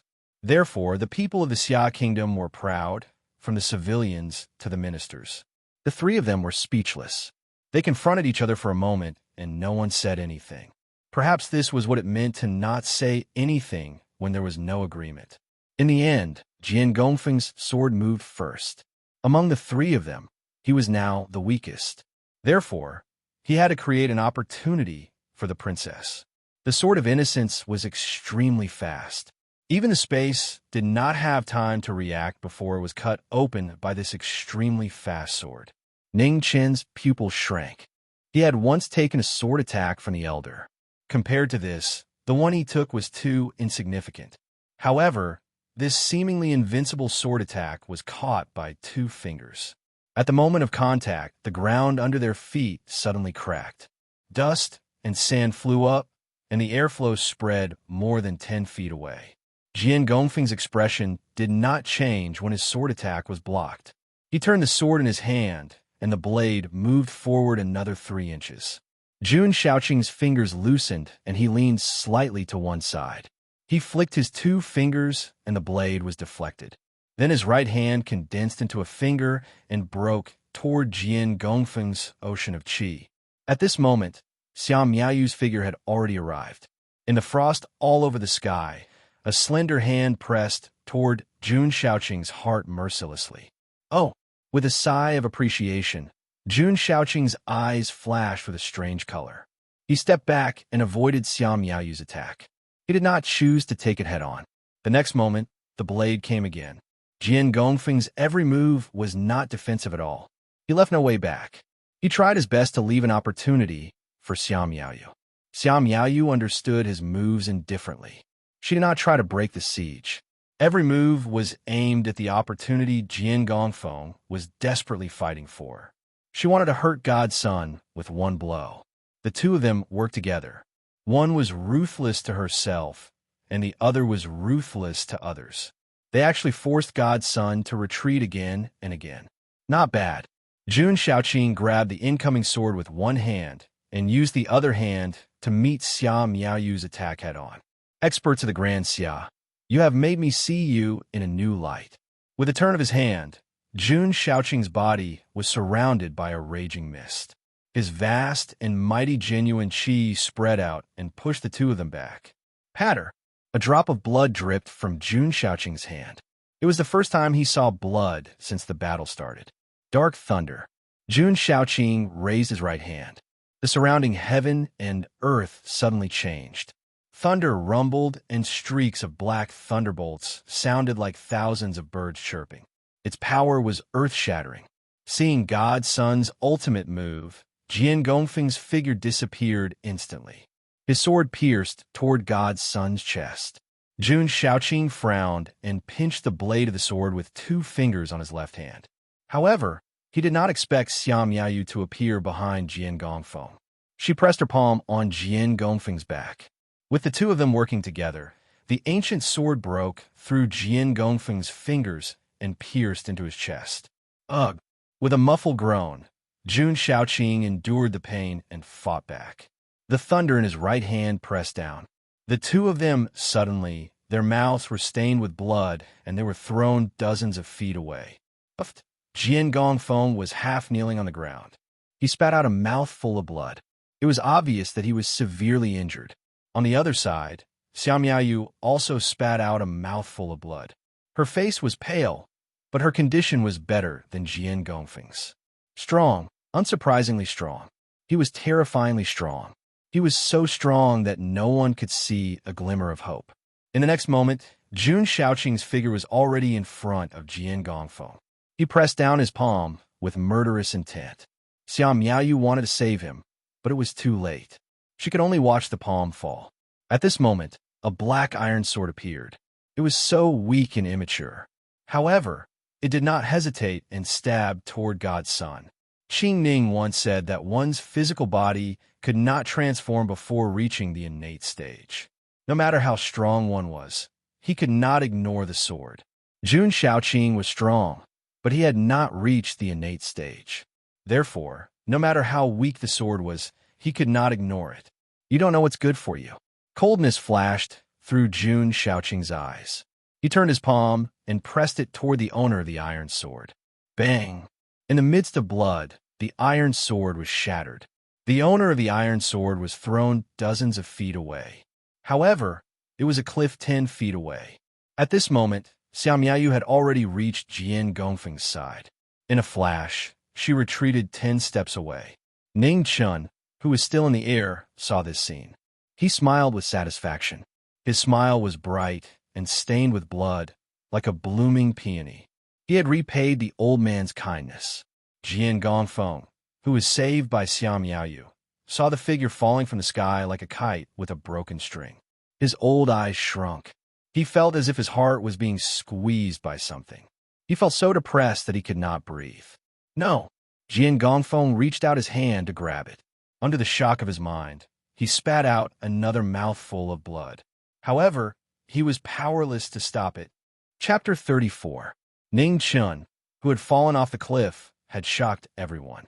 However, after the shock, they had no choice but to face reality again. The Son of God was still standing there unscathed. Of course, it could not be said that he was unscathed. Jun Shaoqing had more or less suffered some injuries, but these injuries did not seem to be of much use. Suddenly, the void trembled slightly, and a figure covered in black clothes appeared beside Jun Shaoqing, along with a green longsword. The Dark Dragon Guard, who had been hiding in the dark under the orders of Emperor Xia, could no longer remain silent. He unsheathed his sword and rushed towards the Son of God, a person who hides his head and shows his tail. How shameless! Jun Shaoqing's eyes flashed with coldness. He took 10 steps forward, and with a single step, his afterimages moved continuously. He pointed his finger with the power to break through 1,000 soldiers. The Dark Dragon Guard's sneak attack failed. He raised his sword to block, but he felt a huge force coming from it. The sword in his hand cracked, and with a bang, the force penetrated the sword and pointed at his dantian. Pooh! The violent force instantly heavily injured the Dark Dragon Guard's dantian. The rotating dantian also collapsed. It was difficult to raise his cultivation for a while. The three of them were heavily injured and could not block the Son of God's attack. Everyone was in despair. At this moment, a tyrannical saber chi swept over from the horizon, cutting through the 9 heavens and slashing between the Son of God and everyone else. With a boom, a huge crack appeared between the broken cliff, separating the Son of God from everyone else. Son of God, this is not a place where you should appear. Please leave. A calm voice came from the horizon. The Marquis of Xia. Jun Shaoqing's eyes narrowed. In this place, only the legendary Marquis of Cotton could have such strength. The powerful saber chi emitted a shocking pressure. Even the 4 experts above the 9th rank felt an irresistible might. The Marquis of Xia's saber chi had already surpassed the postnatal realm, leaving everyone else in the dust. Half-step Xian Tian. Jun Shaoqing softly spat out 4 words. His heart sank, and he could not help but be shocked. Without a doubt, the Marquis of Cotton had already taken half a step into the Xiantian realm. What a terrifying fact. The Marquis of Xia, who had guarded the mountain gate for 16 years, had actually reached such a terrifying realm. Retreat. Jun Shaoqing knew that it was impossible for this trip to have any results. Although he was not afraid, he would not choose to fight with a martial Marquis of the half-step Xiantian realm at this time. Jun Shaoqing calmly glanced at the princess of the Great Xia dynasty not far away and frowned again. Then, his figure flashed a few times and disappeared in the blink of an eye. It seemed like he had to return to the temple once more. According to the Yongye scripture, the Scroll of Life was hidden deep within the Zine Empire 1,000 years ago. After the Zine Empire was destroyed by the Great Xia, the Scroll of Life was nowhere to be found. He originally thought that the Scroll of Life had been taken away by the surviving descendants of the Zine Empire, but it seemed like that was not the case. This trip was not in vain. The heavenly tomes of the divine sect had been wandering outside for too long. It was time to take them back one by one. The letter from the Northern Ming royal court was too coincidental. She shouldn't have known about the Scroll of Life, but why was it so coincidental? No matter what, that woman's wisdom was too frightening. She single-handedly controlled the farce between the true extreme nation and the Great Xia. Unfortunately, man's calculations were not as good as God's. There was a person who stirred up the situation. But no matter what, the Northern Ming royal court did not suffer any losses. The foolish king of the true extreme nation could not resist the temptation of benefits and chose to believe that woman's words. In the end, he lost everything.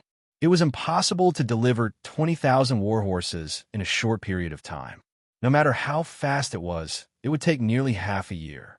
Half a year was not long, but many things could happen. After Jun Shaoqing left, the powerful aura of the Marquis also retreated. He did not say another word. At the edge of the cliff, the three experts above the 9th rank were in a sorry state. The Dark Dragon Guard who appeared later was the most seriously injured. His Dantian and Sea of Qi were almost destroyed by the Son of God. It was impossible for him to recover in a short period of time. Xiao Miaoyu was better. Although the princess of the Great Xia dynasty was still young, there was still a difference between a martial arts genius and an ordinary person. In terms of foundation, she was the strongest of the three. The sword consecrator had vomited blood many times. He should have needed to rest and recuperate, but this stubborn old man said goodbye to Xiao Miaoyu. Xiao Miaoyu knew what the sword consecrator was going to do and did not stop him. She just took out 2 elixirs and handed them to the latter. They were very precious elixirs. One was to heal his injuries. As for the other, she hoped it could still be used. The sword consecrator took one of the elixirs and immediately jumped down the cliff in front of the shocked eyes of the crowd. Lunatic! The Dark Dragon Guard coughed up a mouthful of blood and said sarcastically. Xiao Miaoyu glanced at the Dark Dragon Guard, and a faint sneer flashed through her eyes. She knew better than anyone why there was a Dark Dragon Guard following them. Emperor Xia of the Heavenly Mandate Palace of the Great Xia dynasty was far from being as mediocre as the world thought. In fact, it was not difficult to understand. How could a mediocre person sit on the most powerful dragon throne in the world in the Heavenly Mandate Palace? The group continued on their way. The tired crowd knew that the road was safe. After all, in the distant past, there was a Marquis of the Great Xia dynasty watching over here. There should not be any more blind people coming to seek death. In the middle of the group, the envoy of the true extreme country lowered his head even more. His expression changed again and again. He had never thought that the Marquis of the Great Xia dynasty, who had been blocking the way south of the true extreme country, would be so powerful. It was ridiculous that they had sent people to constantly spy on the Marquis. It was hard to imagine what price the true extreme country would have to pay if the Marquis of the Great Xia dynasty was really angry. The group of people each had their own ulterior motives. Without saying a word, they slowly walked toward the distant mountain gate. Only the side of the cliff, the devastated land, and the blood that could be seen everywhere showed the horror of the previous battle. Between the cliffs, the cold wind whistled, and an old figure fell quickly. After jumping off the cliff, the sword in the hand of the sword consecrator became the only thing that could save his life. On the ground, he was a warrior at the peak of the 9th level. But in this cliff, he was a mortal struggling to survive. In the world, other than the existence above the Xiantian realm, no one could safely face this cliff. The sword in his hand was given to him by a Marquis. Most people in the palace only knew that he was the sword consecrator, but his real surname was Bai, and his name was Wu. Very few people knew that the surname Bai was actually a servant surname of the Zhongsun family a long time ago. He had been in the palace for more than 30 years. At that time, the previous Emperor Xia had just succeeded the throne, so very few people knew about his relationship with the Zhongsun family. The sword in his hand was given to him by the head of the Zhongsun family, Marquis Qinghe, when he was conferred the title of Marquis. This sword was very important to him, but now he could not care less about it. The body of the sword collided with the protruding rocks of the cliff again and again, bursting out large amounts of gravel and sparks. This ancient sword that had accompanied him for more than 30 years had gradually collapsed due to the intense friction. The ancient sword seemed to have a spirit. It began to tremble violently. The cliff was so high that even if the ancient sword was sturdy, it could not withstand the violent impact. Sure enough, when the sword consecrator was close to the ground, there was a crisp bang, and the sword shattered into pieces that scattered in all directions. A wisp of sorrow flashed through the sword consecrator's eyes. He stomped his feet and landed safely on the ground. The sword consecrator buried the ancient sword's hilt into the yellow soil at the bottom of the cliff. He said with a hoarse voice, "If you have a spirit, please protect him so that he is still alive." The Son of God's palm strike sent Ning Chun flying more than 300 feet. The place where he landed was definitely not where he was. According to the trajectory of Ning Chen's fall, he still had to walk a long distance. The bottom of the cliff was a very lush place. The ancient trees reached into the clouds. There were wild beasts everywhere. The sword consecrator walked for a long time, but he still could not find any trace of Ning Chun. Chirp! But he heard a deep whistle from the ninth heaven. A huge black shadow flew across the sky and headed towards the west. The sword consecrator raised his head and took a look. He did not pay much attention to it. About half an hour later, the sword consecrator looked around the place where Ning Chun was most likely to land, but he still could not find any trace of the latter. The inconceivable situation caused the sword consecrator to feel extremely uneasy. Suddenly, his heart flashed, and his expression changed drastically. He stomped his feet and flew towards the west. How fast was a ninth-grade peak-stage martial artist traveling at all costs? Perhaps not many people in the world knew. But in the lush, ancient forest, a green figure turned into a stream of light and flashed past. It was so fast that even the naked eye could not follow it. Chirp! A quarter of an hour later, the deep whistle sounded again. The sword consecrator stomped his feet and leaped up. He was like a huge green sword that cut through the void. He slashed the huge shadow that covered the sky. Crash! In the midst of a mournful long whistle, the sky was filled with blood like rain. The black shadow was split into two and fell down with a loud bang. The sword consecrator moved his body and caught Ning Chun in the rain of blood. After a careful examination, he could not help but feel sad. His meridians were shattered, his leg bones were all broken, and his breath was so weak that it was on the last breath. He could fall asleep forever at any time. The sword consecrator took out the elixir that Princess Miaoyu gave him and fed it to Ning Chun. Then he stomped his feet and hurried towards the southwest. It was not impossible for a ninth-grade master to survive 1,000 miles of river tomb in one day. The wedding procession traveled for nearly half a month. The sword consecrator rushed back in one day. A day later, he appeared outside the palace of the Xia dynasty, covered in dust. After entering the palace, the sword consecrator did not report to Emperor Xia. Instead, he rushed directly to the Weiyang Palace. In this world, if there was anyone who could save Ning Chun, the Empress would definitely be one of them. In the main hall of the Weiyang Palace, Zhongsun heard the sword consecrator's request for an audience. At first, he was stunned. Then a trace of uneasiness arose in his heart. He immediately ordered someone to summon the sword consecrator. Qing Ning stood to one side, looking uneasy as well. Shouldn't the sword consecrator be on the way to the wedding? Why did he suddenly come back? And why did he come to the Weiyang Palace? The next moment, seeing the sword consecrator's clothes stained with blood and covered in dust, Both Qing Ning and Zhang Xuan's expressions changed. Empress. The sword consecrator knelt down and put Ning Chun down. He lowered his head and said, "Please save him, Empress." Before Zhang Sun could say anything, Qing Ning's figure flashed, and she arrived at the hall. Her delicate hand trembled as she felt Ning Chen's pulse. Then, her face turned pale. How could this be? Zhang Sun gripped the armrest of his chair tightly, suppressing the shock in his heart. The sword consecrator knelt on the ground and explained the matter briefly. What an eternal night cult! What a god's son! Zhang Sun slammed the table and stood up, looking furious. They actually dared to kill the princess of the Xia dynasty without any concealment. They were truly audacious. Go get an imperial physician. Zhang Sun came back to his senses and immediately said, "No, no." The sword consecrator and Qing Ning's expressions changed, and they spoke out to stop him. Zhang Sun looked at the two of them and frowned, not understanding what was going on. Qing Ning walked forward and whispered a few words in his ear. Then, Zhang Sun's expression instantly became extremely unsightly. "Good, very good." Zhang Sun clenched his fists so hard that his veins popped out. He was so angry that he couldn't speak. No wonder this brat had always wanted to run away. No wonder this brat seemed so afraid of her. He was actually hiding a huge secret in his heart.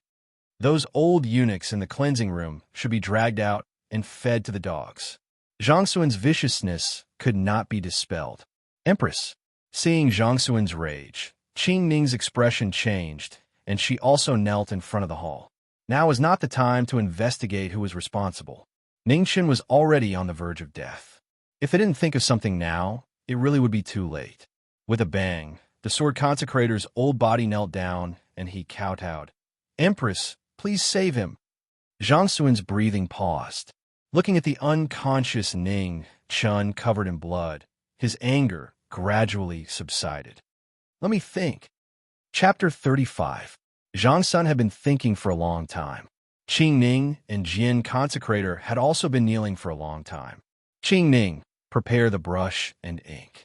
After a long time, Zhang Sun sighed softly and said, "Yes." Qing Ning got up and quickly took the brush and ink, placing it on the table beside Zhang Sun. Zhang Sun quickly wrote 2 letters, folded them, and handed them to Qing Ning. "Send one to the Marquis of Victorious Returns residence and one to Ning Chun. Pass him to the dean of the Tiansong Academy." Qing Ning took the letters and immediately went out to make the arrangements. Jian Consecrator kowtowed in thanks, relief flashing across his tired face. If that person was willing to help, Ning Chun would be saved. After the two of them left, Zhang Sun looked at Ning Chun, who was in front of her, with a complicated look in her eyes. "No matter what, you have won 20,000 war horses for Great Xia. Since you have done well, I will help you once more." After a while, Qing Ning walked back and took Ning Chun away before leaving the palace. Not long after Qing Ning left, an urgent order came from the north, causing Zhang Xuan's expression to change drastically. The northern Ming imperial court had sent out their troops. This was a huge matter. The peace that had been maintained for close to 20 years was finally broken. However, the person leading the troops this time was no longer the marshal of northern Ming, but a woman called Fan Lingyue. Why would the northern Ming imperial court, which worshipped the strong, let a woman lead the troops? This made many people in Great Xia confused. However, Zhang Sun, who had been paying attention to the recent changes in the northern Ming imperial court, was very clear about how terrifying this woman called Fan Lingyue was. This time, Great Xia had really met their strongest opponent. The Beiwu Marquis was overseeing the north, so it shouldn't be a problem for a short period of time.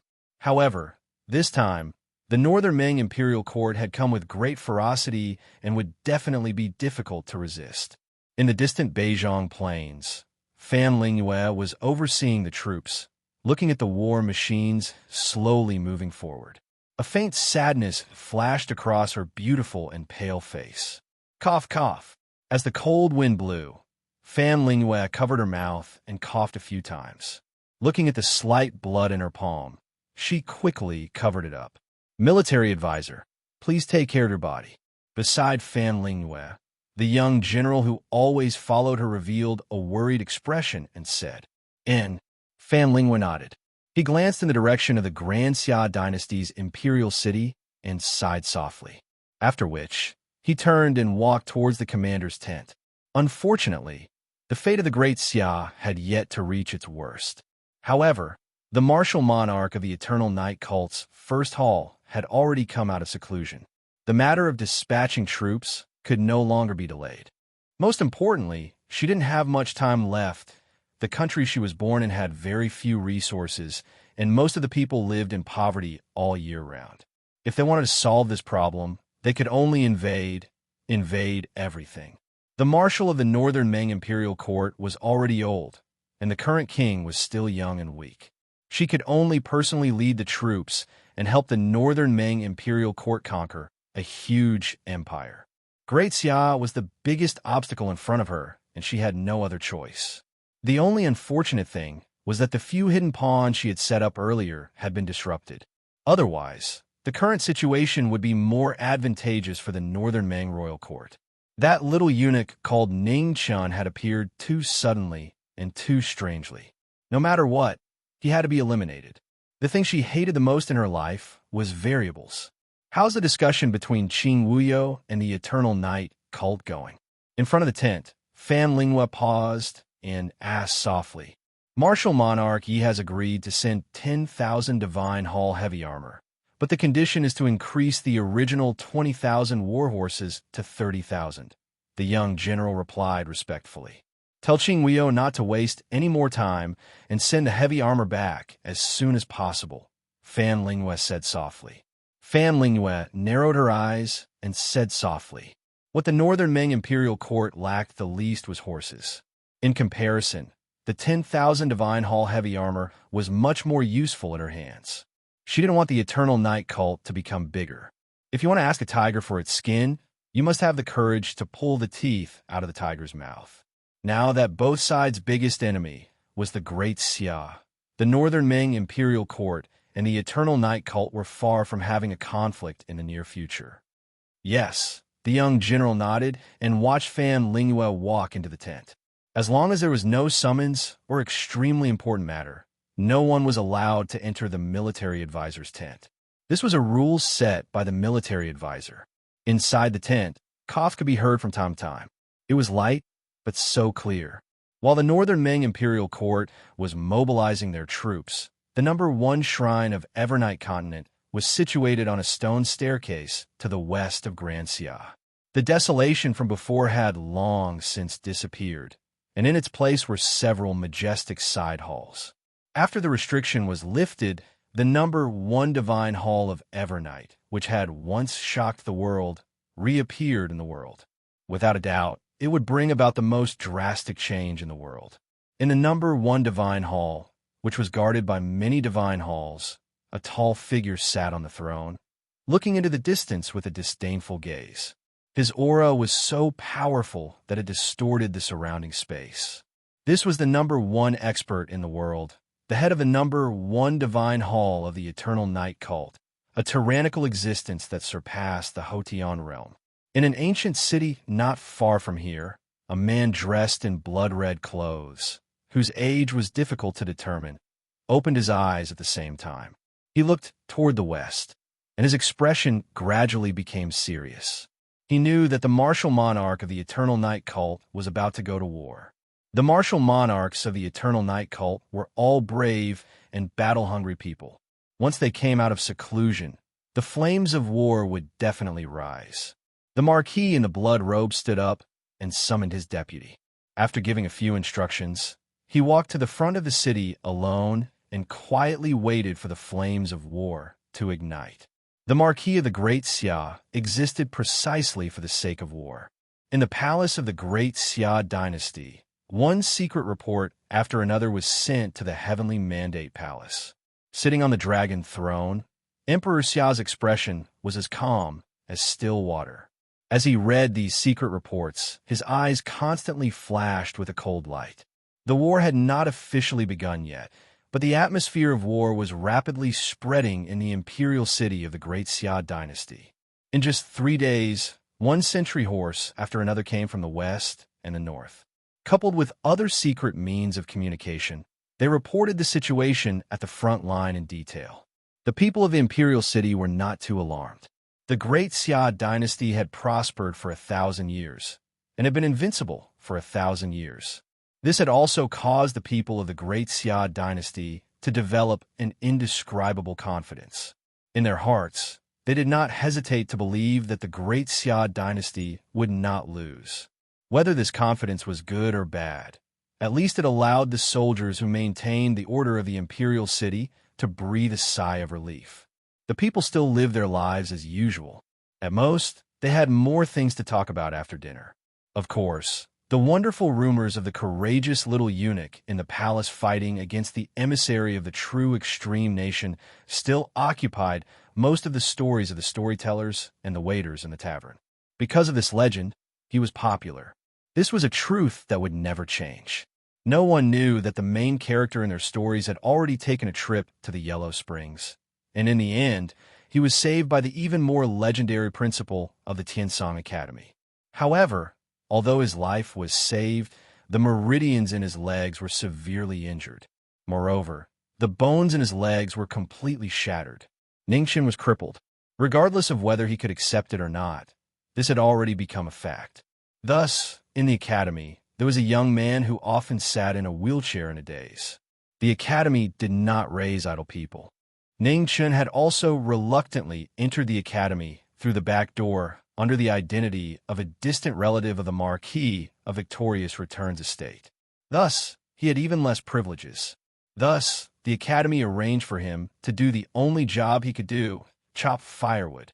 Most of the students in the academy were sons of aristocratic families. Even the worst of them were geniuses rarely seen in 10 years. It could be said that the academy was filled with talents. Geniuses could be found all over the streets. Ningqian was naturally the least conspicuous in this group. The Marquis of Victorious Returns estate was famous, but Ningqian, who was obviously a distant relative, was destined to not be able to bask in too much of the glory of the war god. Zhang Sun originally thought the same, so he did not plan to arrange a dazzling identity for Ningqian. As for the dean who treated Ningqian's injuries, when he woke up, he had already disappeared. The rest of the arrangements were made by a middle-aged man. It was obvious that this middle-aged man looked down on Ningqian, but he did not deliberately make things difficult for him. After arranging the work, he left. After a long time, Ningqian became a very special existence in the academy. A student was no longer a student, and a teacher was no longer a teacher. Simply put, he was a handyman who could freely enter and leave the academy. Ever since his legs were crippled, Ningqian became silent. The smile he used to have was no longer there. Many times, he would sit there in a daze for 2 hours. During his days in the academy, other than chopping firewood, he would cultivate. He rarely spoke. After a long time, the students of the academy even thought that he was a mute. Chopping firewood was a very monotonous job. Ningqian had a foundation in martial arts, so it was easier for him to chop firewood than the average person. As he chopped, he could chop 2 pieces of firewood that were almost the same size with each chop. As the days passed, the chopping knife became blunt one after another. He did not speak and was silent. The people of the academy were also used to having such a strange person, so they were not surprised. The academy was actually very big. Ningqian's place was the quietest corner. There were not many students, so it was less troublesome. There were several teachers and a teacher in the academy. The teacher was old and rarely taught classes, so few people attended. However, Ningqian liked the teacher's classes. He attended every class and listened very seriously. The teacher was an old man who was even quieter than him. He had white hair and a white beard. He was really old. It took a long time for him to finish a class, so the young students did not have the patience to listen. The teacher was very knowledgeable. He was proficient in poetry, calligraphy, and etiquette. In the teacher's words, the longer one lived, the more he would know. Since Ningqian's legs were crippled, he slowed down. He walked slowly and learned slowly. Therefore, he liked the teacher who was also slow. Sometimes, the teacher would take a whole day to finish a lesson. When everyone had left, Ning Chun would be the only one left in the simple hall. The teacher would also slowly finish the lesson. At night, Ning Chun went back to chop the firewood that he did not chop during the day. The rest of the time, he would either cultivate or sleep. It was very simple. There was nothing else to do. In the autumn of this year, Great Xia announced a new calendar to record the start of the war. In the autumn of the first year of the new calendar, the northern Ming imperial court mobilized their troops. They sent 300,000 soldiers to the northern plains, preparing to launch a large-scale attack on Great Xia. However, a heavy snowfall that was brought forward by more than a month changed everything. It delayed the war for 4 months. This was a sudden heavy snowfall. No one expected it. The imperial astronomer of Great Xia did not expect it. Fan Lingwei of the northern Ming imperial court did not expect it either. It came so suddenly that it disrupted everyone's plans. It was snowing in the academy. To others, it might not be a big deal. However, to Ning Chun, it was a big problem. It was difficult for the wheelchair to move in the snow. Therefore, he was even slower. Later, he realized that the teacher was also slower. Because of the heavy snow and the teacher's age, the teacher was also very old. Regardless of whether it was class or class, he would be late. Coincidentally, the two of them were walking at the same pace. The only thing that Ning Chun did not expect was that after his legs were crippled, his cultivation had improved faster than before. In just 2 months, his cultivation had advanced to the 4th grade of the natal stage. Of course, this was not the price he wanted. Moreover, when it snowed, his legs would be very painful.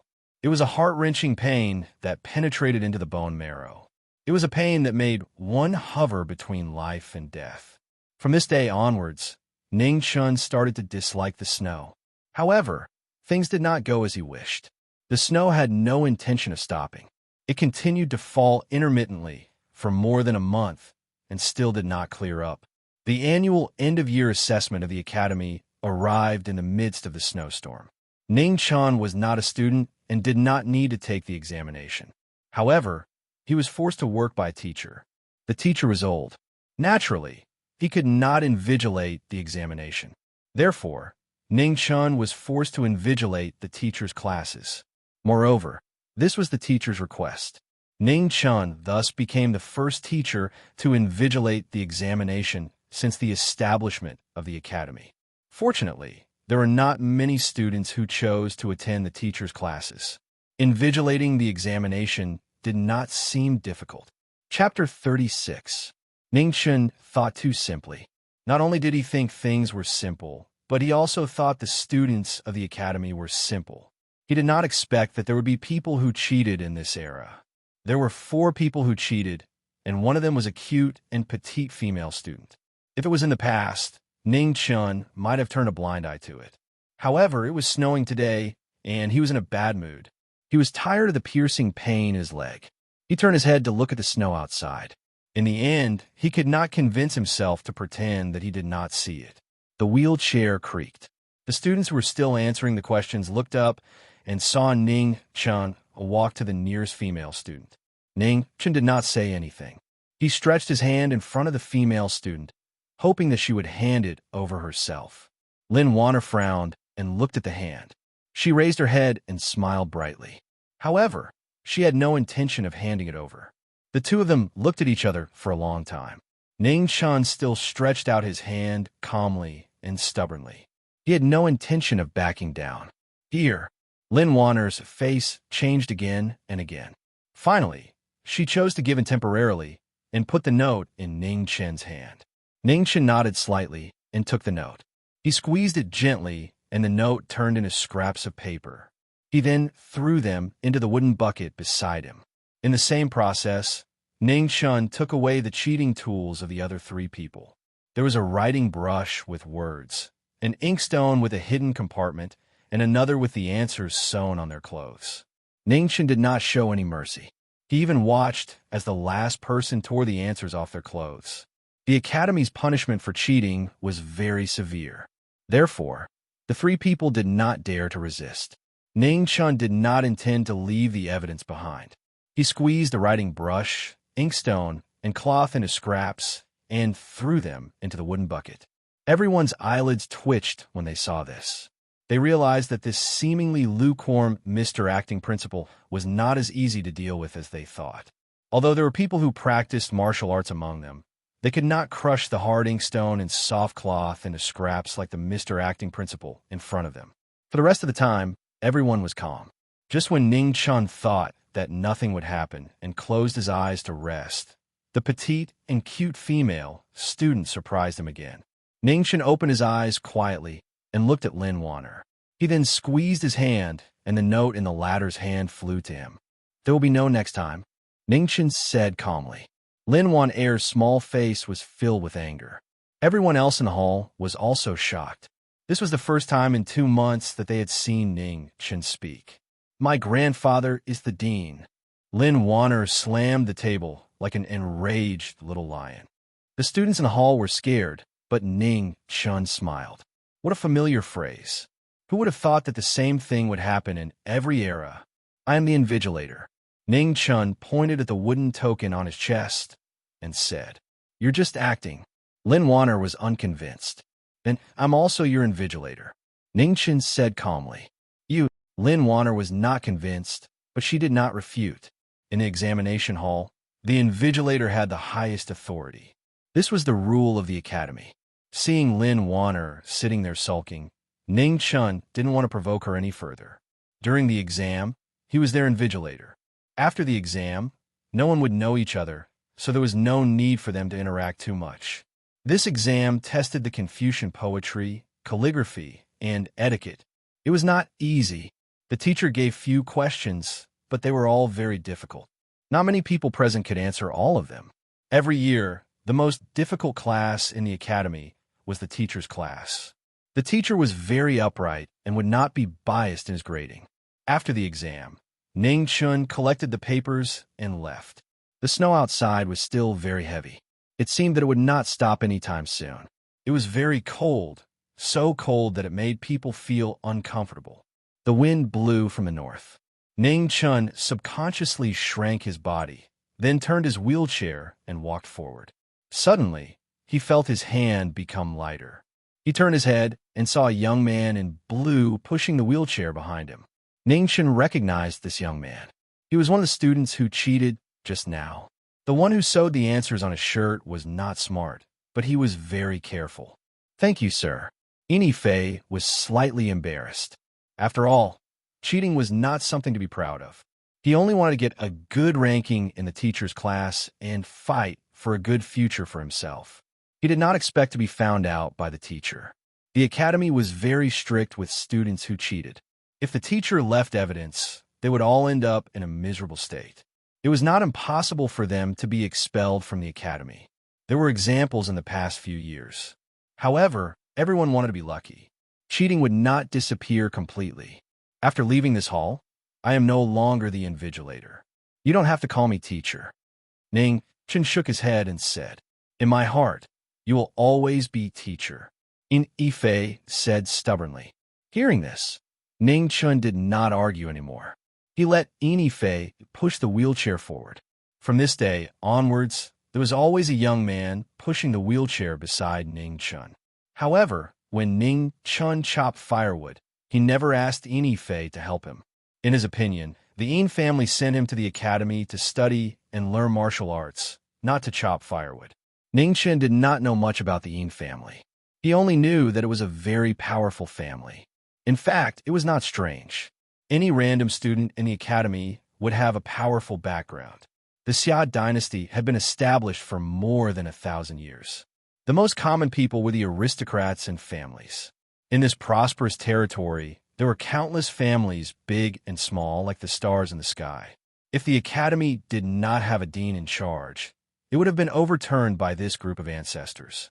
The terrifying deterrence of a Xiantian expert could be seen from the fact that the academy could suppress so many arrogant children of the aristocratic families.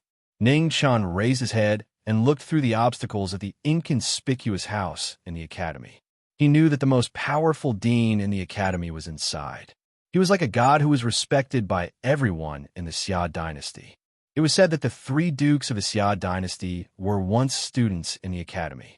After 10 years of hard work, they entered the academy and finally became the head of Confucianism, the head of general, and the head of eunuchs. Therefore, the academy was really a good place to learn, whether it was literature or martial arts.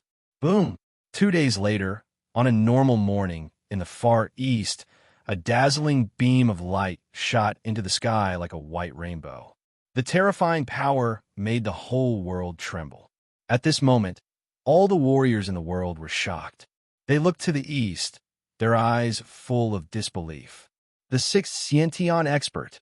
It was a real and terrifying fact. After almost 100 years, someone finally broke through the shackles of heaven and earth. He surpassed everyone behind him and reached the Xiantian realm. Who could it be? This was the question in everyone's heart. Every Xiantian expert was a deterrent, and the power of this new Xiantian expert would have an undeniable impact on the world. Especially now that the world situation was extremely complicated, no one knew what kind of changes would occur if a Xiantian expert suddenly appeared. Is it you? Ningchen looked at the white rainbow in the east and whispered softly. The white rainbow had an aura that he was familiar with, but also unfamiliar. He did not know why, but his mood gradually worsened. The unfamiliar feeling in the familiar aura disgusted him. He always felt uncomfortable, very uncomfortable. That unfamiliar aura was too cold. It was the kind of coldness that was high and mighty. It was the kind of coldness that gave up everything. Mu Qingxue used to be very cold, but not this kind of coldness. Are you going to become an immortal? Ning Chun was upset. He scolded the light beam unhappily. Then he turned his wheelchair around and left with a sullen face. On this day, the firewood in the academy was chopped in a mess. The size of the firewood was different, which showed that the young man chopping firewood was in an extremely bad mood. 2 days later, all the exams in the academy were over. The students left one after another. Most of the students and teachers had to go home after visiting their families for more than a month. Why most of them? Because there was still one person in the academy who did not leave. That was Ning Chun. It was not that Ning Chun did not want to go home, but that he had no home to go to. After the students left, the firewood did not need to be chopped anymore. However, Ning Chun still chopped the firewood every day as usual. On the 5th day, when the night fell, Ning Chun finished chopping the firewood. Looking at the chopper in his hand, Ning Chun was in a daze, not knowing what to do. What are you thinking about? At some point in time, an extremely old white figure had arrived behind the wheelchair and asked slowly. I don't know. Ning Chun replied gloomily. He was in a daze because he did not know what to think and what to do. Headmaster, do you have a home? Ning Chun asked softly. I used to. The headmaster answered calmly and slowly. He had lived for so long that he had almost forgotten the word home. However, he really did have one. Headmaster, I don't know where to go. Ning Chen's eyes were full of confusion. He could not go back to the palace, and the academy had finished chopping the firewood. Where should he go? The world was too big. Where could he go in this wheelchair? Go back to where you came from. The headmaster's answer was very simple. This was also the simplest truth. I can't go back. Ning Chen's eyes were even more confused. He looked up at the falling snow in the night sky and wondered if someone was missing him in the distant starry sky. The headmaster did not speak. He quietly listened to Ning Chun. This night, Ning Chun and the headmaster talked a lot, including his origin.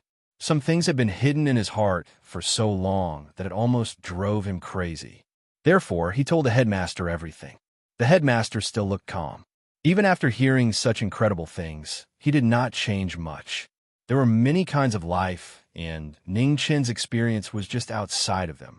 Anyway, this was life. The headmaster was a good listener. Although Ning Chun and the headmaster had not known each other for long, he trusted the headmaster more than anyone else. He was not worried that the headmaster would tell others what he had said tonight. The reason was very simple. He was the headmaster. Since you have nowhere to go, then go north. You don't have to have a goal to move forward in life. Sometimes being confused is not a bad thing. At daybreak, the headmaster said calmly. Then, he slowly walked away with his aged steps. Then, Ningchen also left and headed north. The headmaster randomly pointed in the direction without any intention. Chapter 37. In the wind and snow, the young man in the wheelchair walked alone. His lonely figure was so inconspicuous in the snow, but it was so clear. The wheelchair squeaked as it rolled on the snow. Ning Chun had taken to the heavenly frost grass before, and the genuine chi in his body was of the cold attribute, so he was not afraid of the cold. However, the pain in his leg made his face pale. Unknowingly, he had been in this world for almost half a year. It was not a long time, but he had experienced a lot. The road to the north was aimless. Ning Chun went wherever he went. He had the money from the academy, which he got from chopping firewood. Sometimes he would spend the night in the wilderness. When he was hungry, he would eat some dry food or hunt a wild rabbit. When he was thirsty, he would eat some snow. On a snowy day, there was no lack of water. The snow had been falling for a long time, and people rarely went out. The caravans were also waiting for a sunny day. The whole world seemed so quiet that it was a little scary. Loneliness was the only thing that did not change. Gradually, Ning Chun got used to the loneliness and the pain in his leg. He did not feel lonely or in pain. Habit was sometimes a scary thing. It could make everything gradually become a matter of course. The path of Shu was difficult. Ning Chun did not walk the path of Shu, but to him, the snow road was no less difficult than the path of Shu. People only know how to cherish things when they lose them. The young and frivolous days of the past had become a memory. Every day, all Ning Chun could do was to keep walking, sitting in the wheelchair, and keep walking. The progress of his martial arts was much faster than before. The cold and snowy days seemed to be a great help to his cultivation. With a flip of his hand, frost condensed, as if it was a small snowfall. The cultivation of the 4th grade of the acquired realm was not bad in this world. Moreover, he had been cultivating for less than half a year. He was lucky. Since he started cultivating, he had been guided by rare, strong people. He had even met the dean, although he was still in a coma at that time. After walking for 5 days, Ning Chun was finally no longer in the endless wilderness. He came to an ancient city, Luoyue City. The name of the ancient city was very special. It was said that there was a Luoyue stream outside the city. It was very steep, but it was the shortest road between the north and the south. Most caravans chose to pass through the stream, which saved them a lot of trouble. The snow gradually stopped, but the sky was still not clear. However, the people who had been holding in for more than a month still came out of their houses to sweep the snow and go out to the streets. The ancient city gradually became lively. There were the sounds of people hawking their wares, the haggling of passers-by, the quarreling of couples, and the crying of children being beaten. Ning Chun sat in his wheelchair, quietly watching the world. His mood was calm, as if he was a passerby. In fact, he was really just a passerby. Go! Suddenly, the sound of hurried horse hooves broke the silence. At the far corner of the street, a man and a horse galloped quickly on the street. In an instant, the passers-by panicked, and chaos ensued. Ning Chun was in the middle of the street, so he could have dodged in time.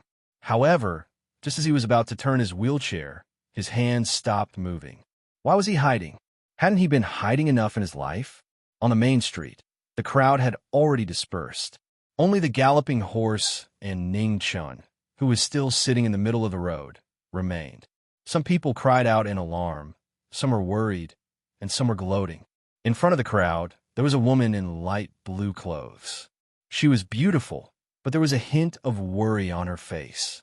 She also calmed down and curiously looked at the young man in the middle of the road. The black horse galloped over, and the young man on top of it had a mocking expression on his face. Bang! A terrifying sound was heard, and the black horse cried out in grief. In the middle of the snowflakes, the young man in the wheelchair sat there steadily, not moving an inch. The young man's hand was pressed on the black horse's face, so the black horse couldn't move an inch. The young man on the black horse fell down with a bang. He fell very miserably, and his face was covered in blood. You're courting death. The young man immediately got up with a ferocious expression. He pulled out the sword on his waist and slashed at Ning Chun. Sigh! Ning Chun sighed softly, but no one knew what he was sighing about. In the next moment, an ordinary hatchet slashed down with perfect sharpness. Why was it perfect? It was because Ning Chun had been slashing with this hatchet for more than 2 months. Ding! With a crisp sound, the sword in the young man's hand broke. There was no suspense. The young man was stunned, and so were the passers-by. Only the young man quietly turned his wheelchair and slowly left. The curiosity in the elegant woman's eyes grew even stronger. What a strange young man.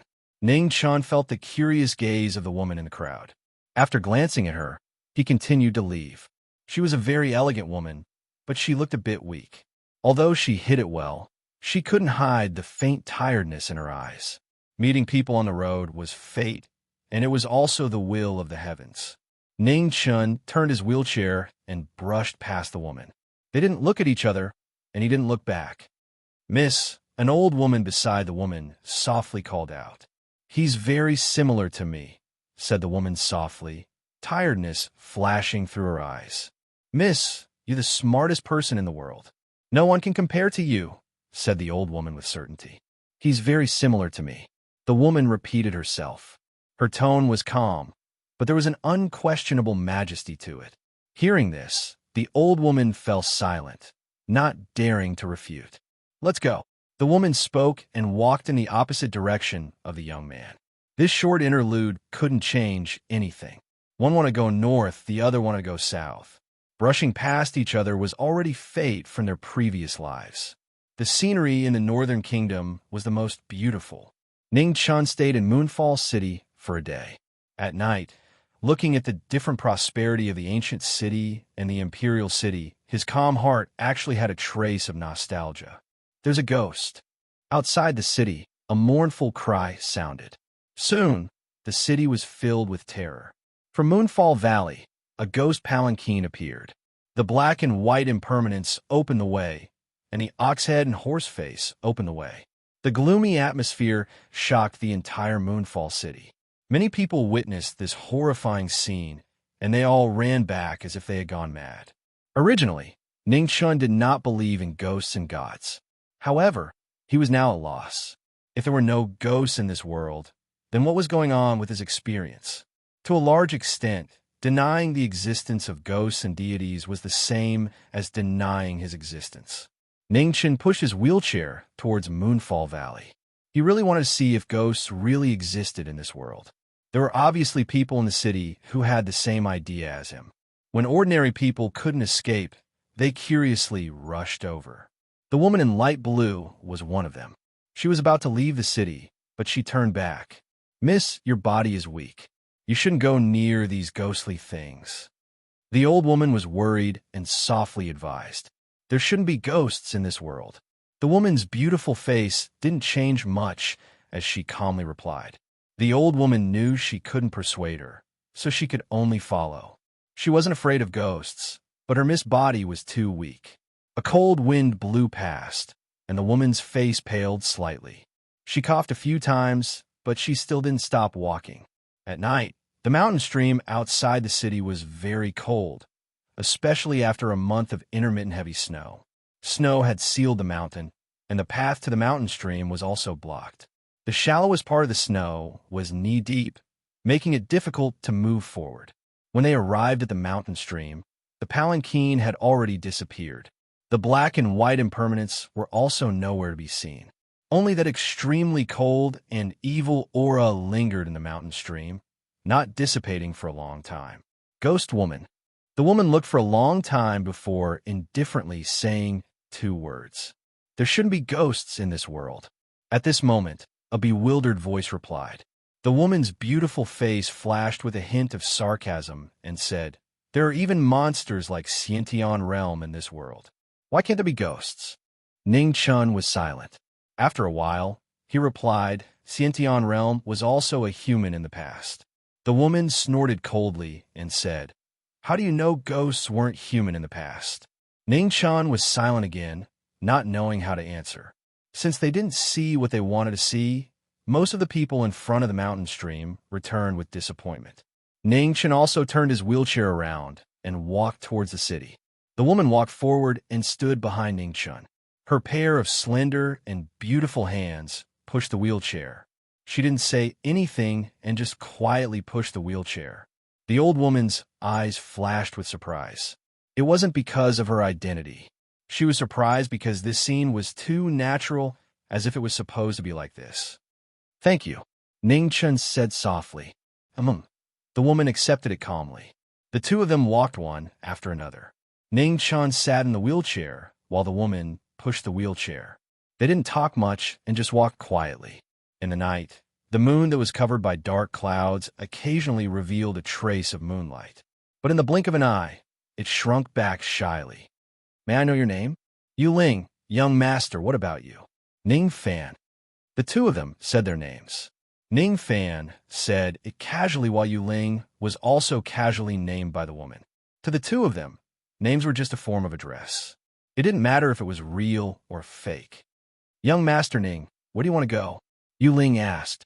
"The north." "Where is Lady Ling?" Ning Chun asked casually. "The south," Yu Ling answered. "What a coincidence." "Yes."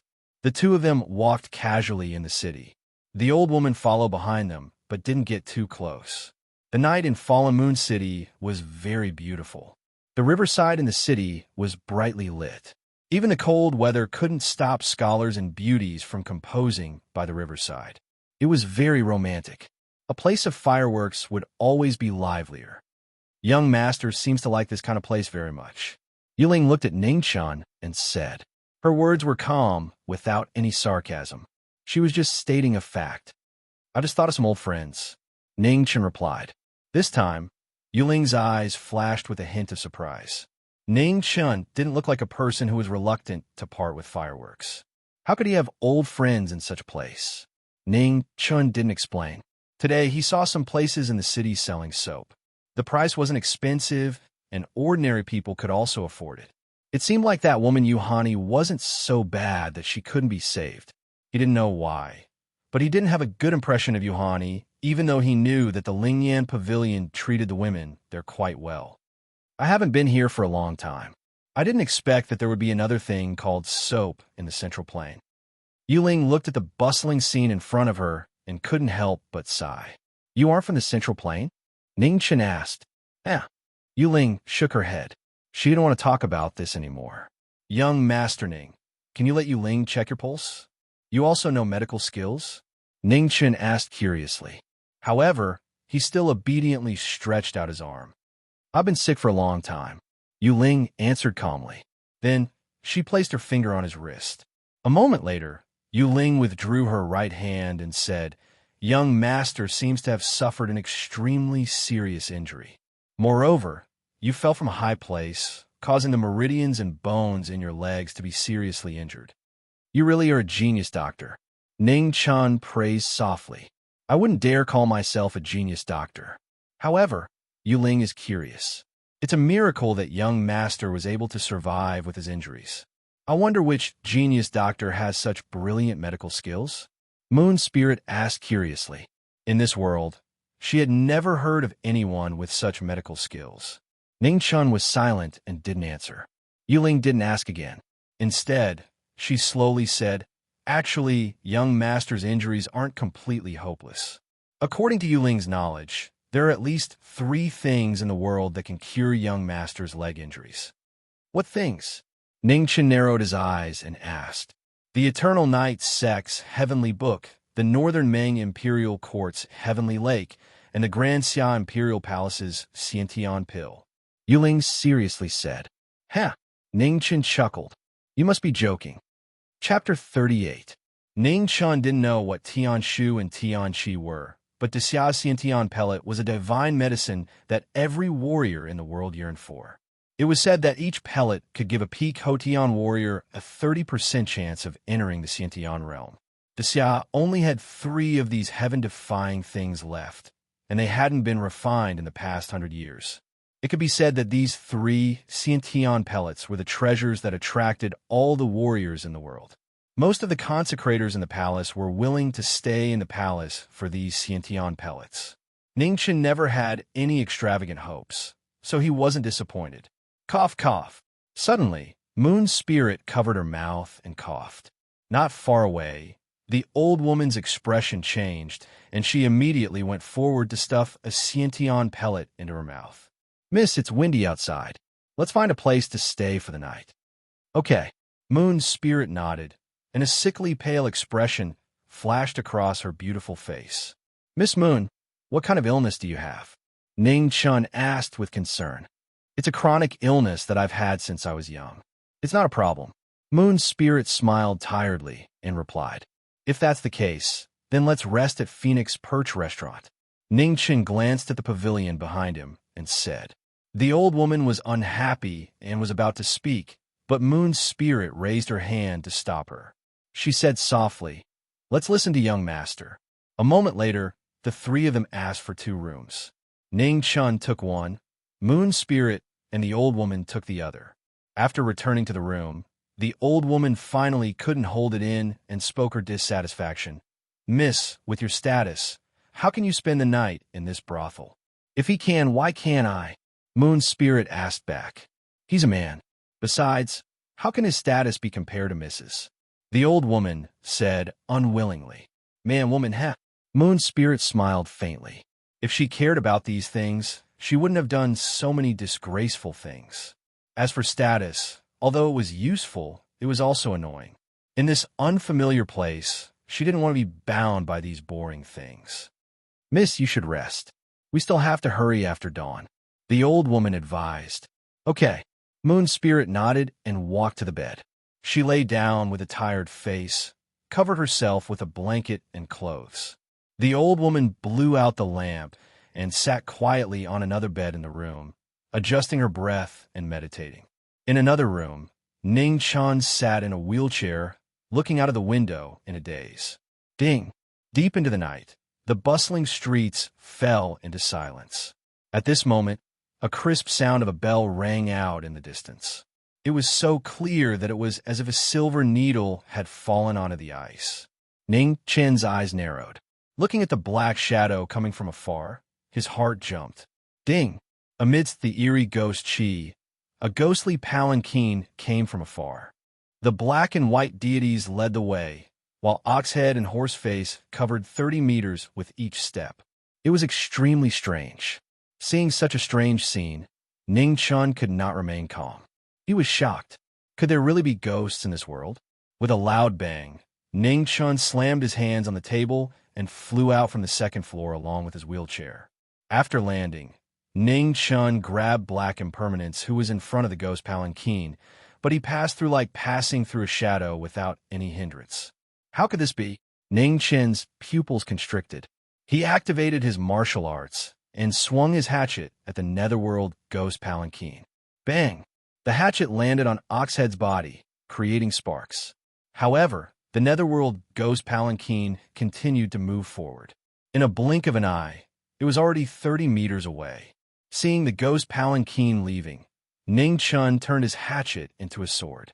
He slammed his wheelchair and his body turned into a silver light. A flying feather, heaven and earth, one sword. The fast hatchet slashed at the ghost palanquin. However, Horseface was blocking the way. The moment he turned around, he gave Ning Chun a bewitching look. Ning Chen's mental state was immediately damaged. He fell to the ground and vomited. Lunatic! It was unknown when the old woman appeared beside Ning Chun and mocked him. Ning Chun did not bother with her. He slammed his hands on the ground and flew back to his wheelchair. He then slowly walked into the building. After this short encounter, Ning Chun was even more confused. The black and white deities, Oxhead, and Horseface were obviously not martial artists in disguise. If that was the case, then there really were ghosts. Cough, cough. Ning Chen's mental state was severely damaged. He coughed violently. His head was in pain, and there was an indescribable emptiness in his dizziness. Young Master Ning, you were too reckless this time. Moon Spirit was also awakened by the commotion outside the room.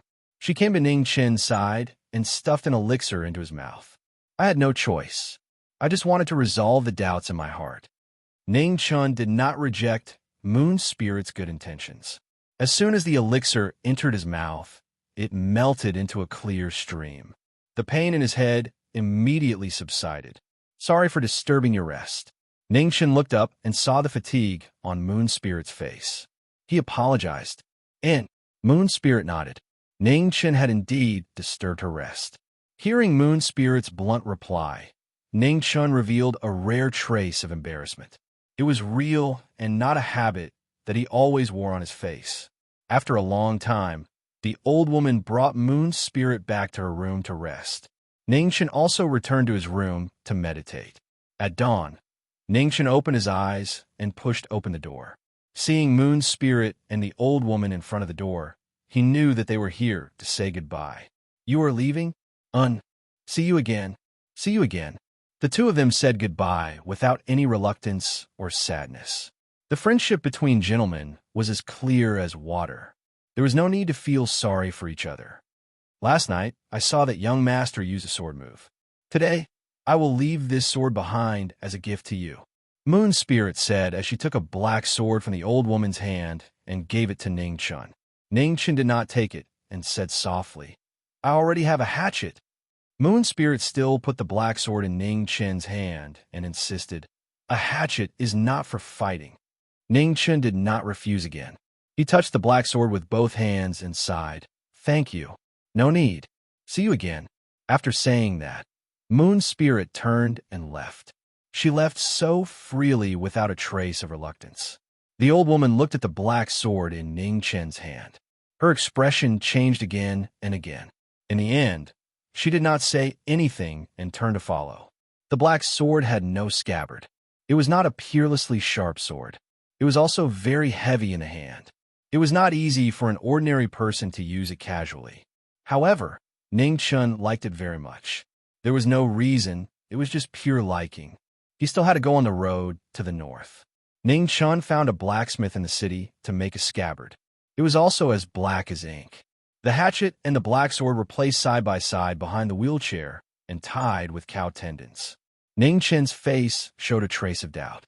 Now, could he be considered a fusion of the sword and the saber? No one would give him this kind of answer.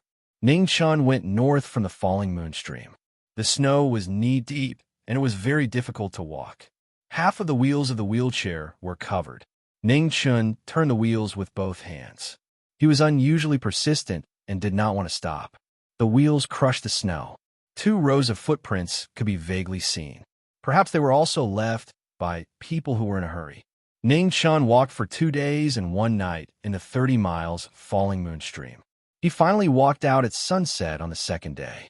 After leaving the stream, there was light at the end of the tunnel. Without the obstruction of the cliffs on both sides, his vision became much wider. Suddenly, Ningchen's pupils shrank. In front of him, there were corpses everywhere. Blood dyed the snow red. Old people, women, children, there was no exception. Ningchen rarely got angry.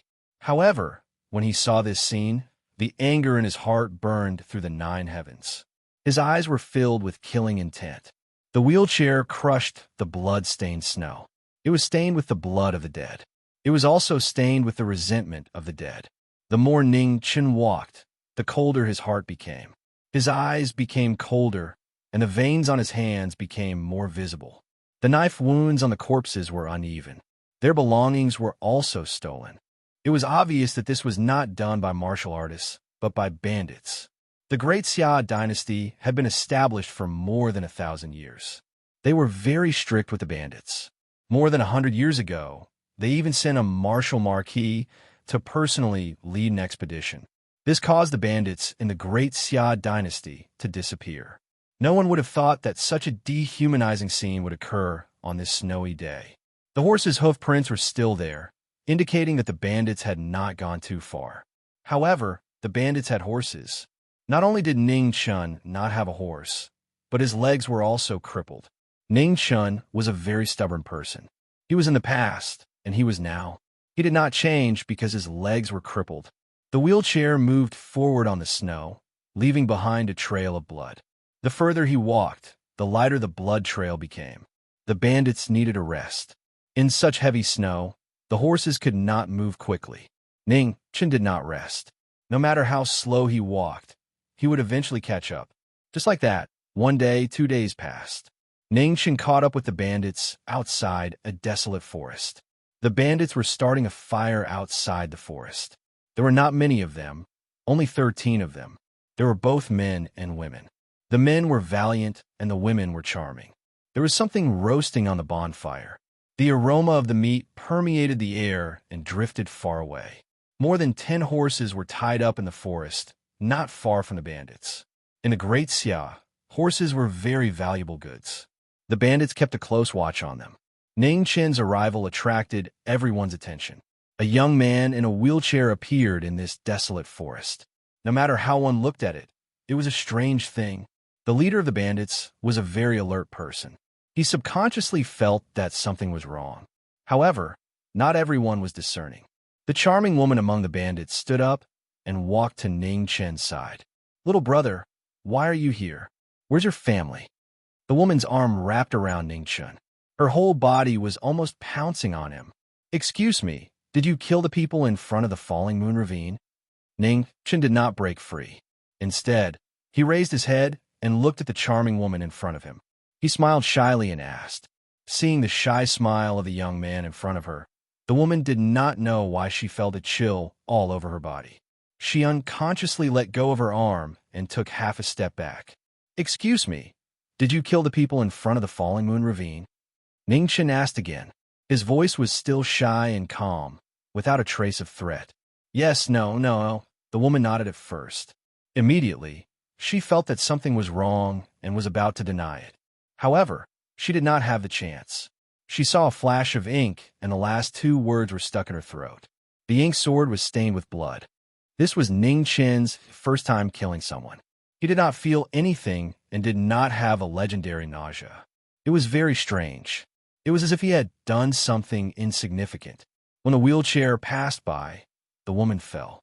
The ink sword was not sharp, but Ning Chen's sword was very fast. He slit her throat in one strike and did not leave much pain. The remaining bandits finally reacted. They picked up the knives in their hands and wanted to resist. However, bandits were after all ordinary people. Even if they were ruthless and cruel, they could not be a match for a level 4 martial artist. The ink sword waved mercilessly. Soon, the 11 bandits fell one by one. The bandit leader wanted to escape, but his chest was pierced through by a flying hatchet. He fell into the snow. Ning Chen's coldness made people feel cold. None of the 13 bandits survived, including the charming woman. Ning Chen never thought of himself as a soft-hearted person. He once said that he believed that he would not go to hell, but let others go to hell. When he said this, he was serious. It was not a joke.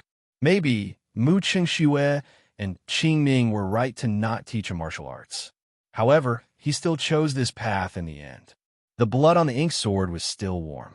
Ning Chen used the cold snow to wipe off the blood on the sword. At the same time, he cooled the sword down. He knew that he did not regret it. Chapter 39. The money that the bandits stole was still tied to the horses. Ning Chen released all the horses, leaving only a small white horse behind. The white horse was still young, so it would be hard for it to survive after being released. The little white horse was obviously frightened. It stood trembling beside Ning Chen, not even daring to breathe loudly. Ning Chen tied the reins of the white horse to the back of his wheelchair. With every step he took, the white horse followed suit. The white horse carried its own food, and Ning Chen carried his own food. Neither of them affected the other. They were just companions traveling together. Other than that, there was no other relationship between them. He found a lot of things from the bandits and their horses. Other than gold, silver, cloth, poison, and knockout powder, there was also a letter, an unopened letter. Ning Chen looked at the seal on the letter and frowned. After reading the contents of the letter, his frown deepened. Such important information, in the hands of a normal person, was the writer too confident or too stupid? Ning Chen believed that it was the latter because this letter ended up in his hands. The road to the north would not change because of a letter. Ning Chen continued to head north. With the white horse, his speed was much faster. The white horse didn't have much food. It seemed that the bandits didn't plan to commit crimes for long. He still had some food on him, but he wasn't sure if the white horse would eat it. After walking for half a day, The white horse was obviously less vigilant towards him. Sometimes, it even took the initiative to touch his face with its mouth. At this time, Ningchen would always push the white horse away. This guy was too unhygienic. Traveling with someone was always less lonely. Although the white horse wasn't human, it was smarter than most people. It knew that it would most likely have to follow the human in front of it in the future, so its attitude towards him became more and more intimate. Ningchen was very troubled and angry. He simply untied the reins and let the white horse fend for itself. However, the smart little white horse always kept up with Ningchen. Every step Ningchen took, it followed. Who said that the thickest animals in the world were humans? Ningchen felt that the white horse's skin was thicker than most humans. With no other choice, he could only let the white horse follow him. He didn't tie the reins and let it do whatever it wanted. The white horse also felt that Ningchen was in a bad mood, so it didn't dare to approach him. As a result, the strange scene of a man and a horse ignoring each other appeared in the wilderness. Snow began to fall again, filling the sky with fluttering white feathers. It was very beautiful. Ningchen didn't know that right after he left, 3 figures appeared outside the desolate forest. A man, a woman, and a eunuch. Seeing the bandit corpses all over the ground, they couldn't help but frown. The 3 types of men carefully searched the corpses of the 13 bandits. Soon after, they shook their heads and said, "The letter has been taken away." The woman checked the wounds on the bandit's body and said calmly, "The sword wounds are the same. It's the same person. Chase after him." The old eunuch glanced at the wheelchair and hoof prints on the ground and said in a deep voice, "Unfortunately, after chasing for a while, the tracks of the wheelchair and the horse's hoof prints were covered by the snow again, and he could no longer find the direction. Split up and chase." The old eunuch glanced at the 3 directions behind him and made a prompt decision. The man and the woman nodded, and each chose a direction. The old eunuch continued to chase north. However, it was easier said than done to find a person in the vast snowy sky.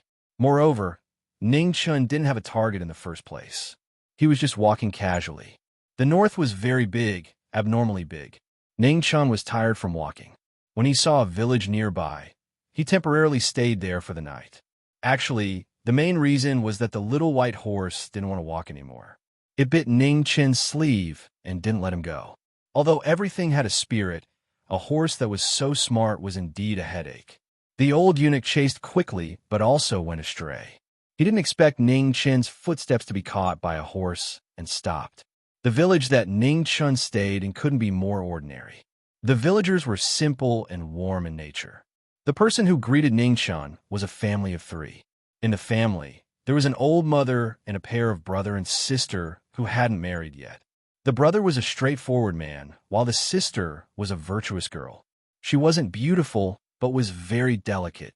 The man's hospitality and the girl's shyness were a stark contrast.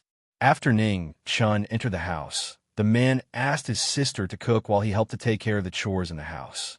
As a guest, Ningchen was placed by the man next to the warmest stove in the house. He wasn't allowed to interfere in anything. The father of the 2 had been bedridden for many years and couldn't even speak. The family was supported by the man. These years, not only did he delay the man's marriage, but the girl's marriage was also a problem. Poor children matured early. This was the best way to describe the man and the girl. Ningchen didn't say anything. He quietly came to the old man's side and gently pressed his right hand on the old man's back. Immediately, a faint silver light lit up. Threads of true qi flowed into the old man's body through his right hand. After a while, Ningchen withdrew his right hand and turned the wheelchair back to the stove. He had done everything he could. The old man was already at the end of his life. It was impossible for him to get better. All he could do was to make the old man feel better and less painful. As for whether he could recover a little, such as speaking a sentence or 2, it was out of his control. Birth, aging, sickness, and death were the most difficult things in the world to go against.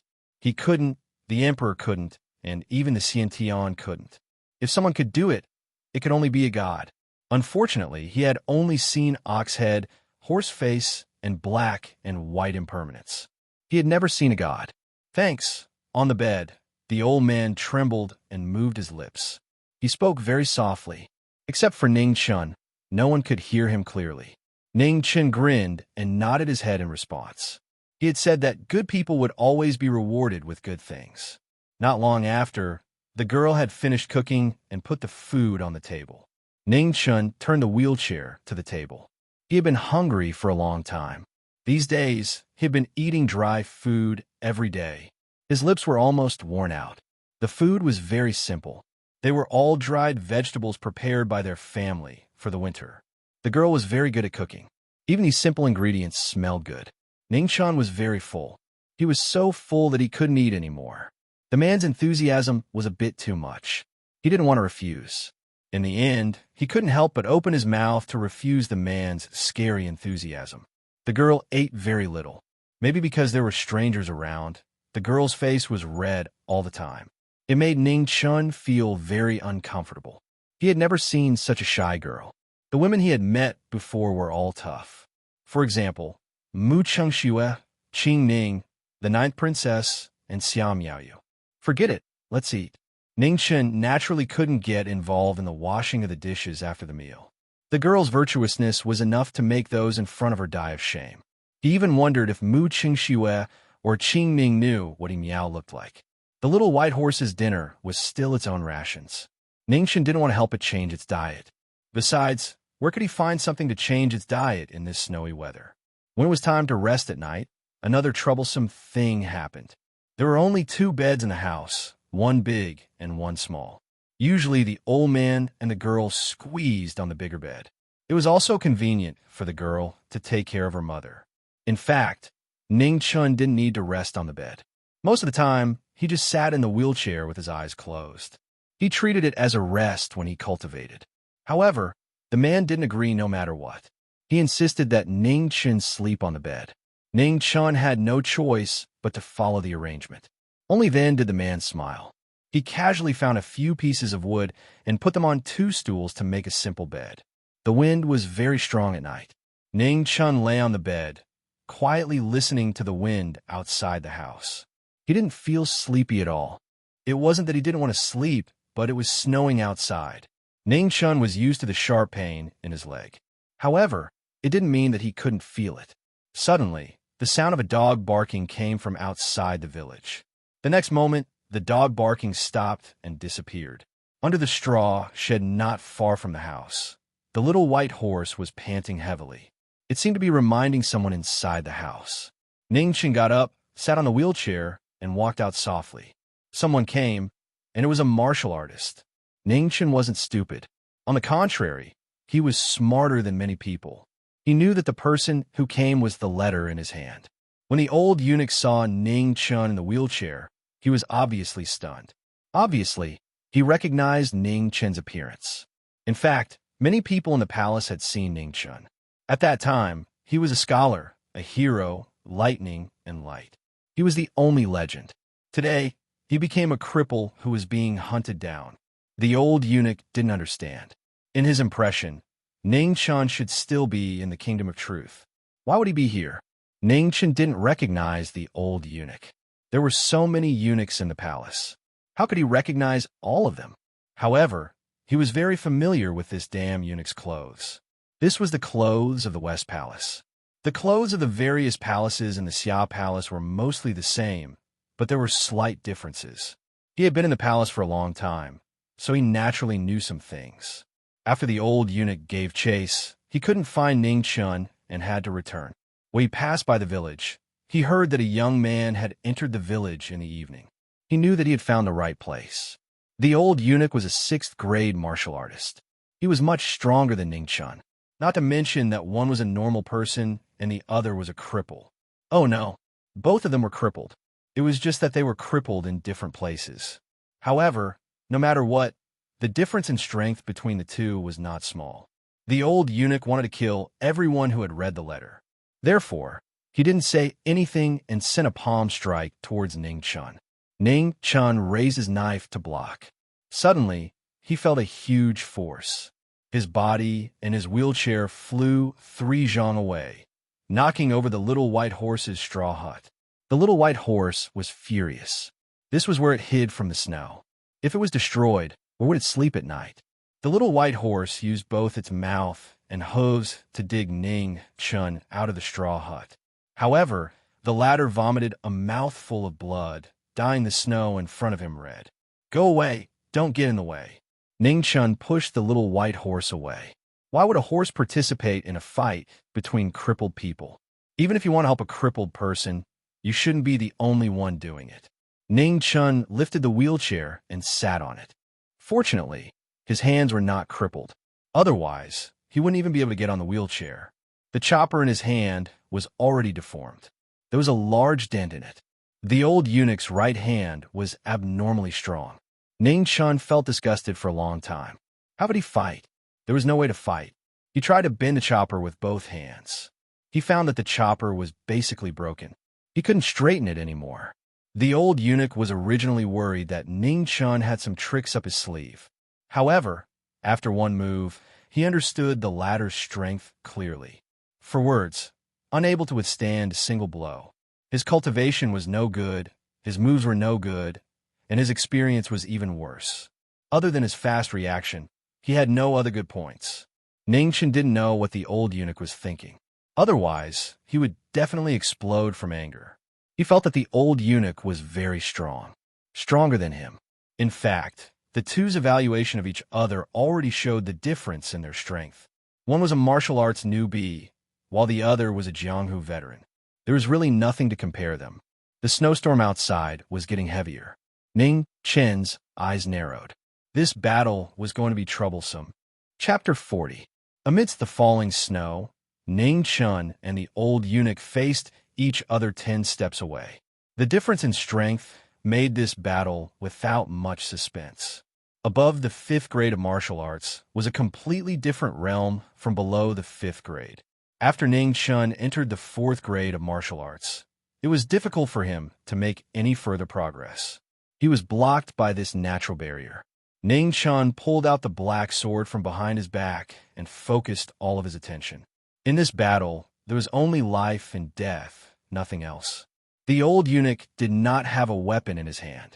His withered hand slapped down with 1,000 gene of force. It was difficult to resist. With a bang, the palm and the sword collided. Ning Chun retreated again and again. The black sword turned and stabbed into the ground to stop his retreat. Then, he patted the wheelchair with his left hand. A dark shadow streaked across the night sky and silently swept toward the old eunuch. Insignificant skill. The old eunuch coldly snorted. His palm whistled, and he casually waved it away. Ning Chen's wheelchair moved again. A silver light condensed on the body of the sword. Frost vibrated, and a waterfall of snow was formed. Within the light of the sword, one black shadow after another appeared. The old eunuch raised his hand to catch the sword. After grabbing the sword, he leaned his body and dodged the flying arrow. "Huh!" Ning Chun coldly shouted. The true yuan in his body was activated and the sword pressed down. With a bang, the snow around the two was blown away. Impudent! The old eunuch's hand that was holding the sword began to bleed. His face was cold.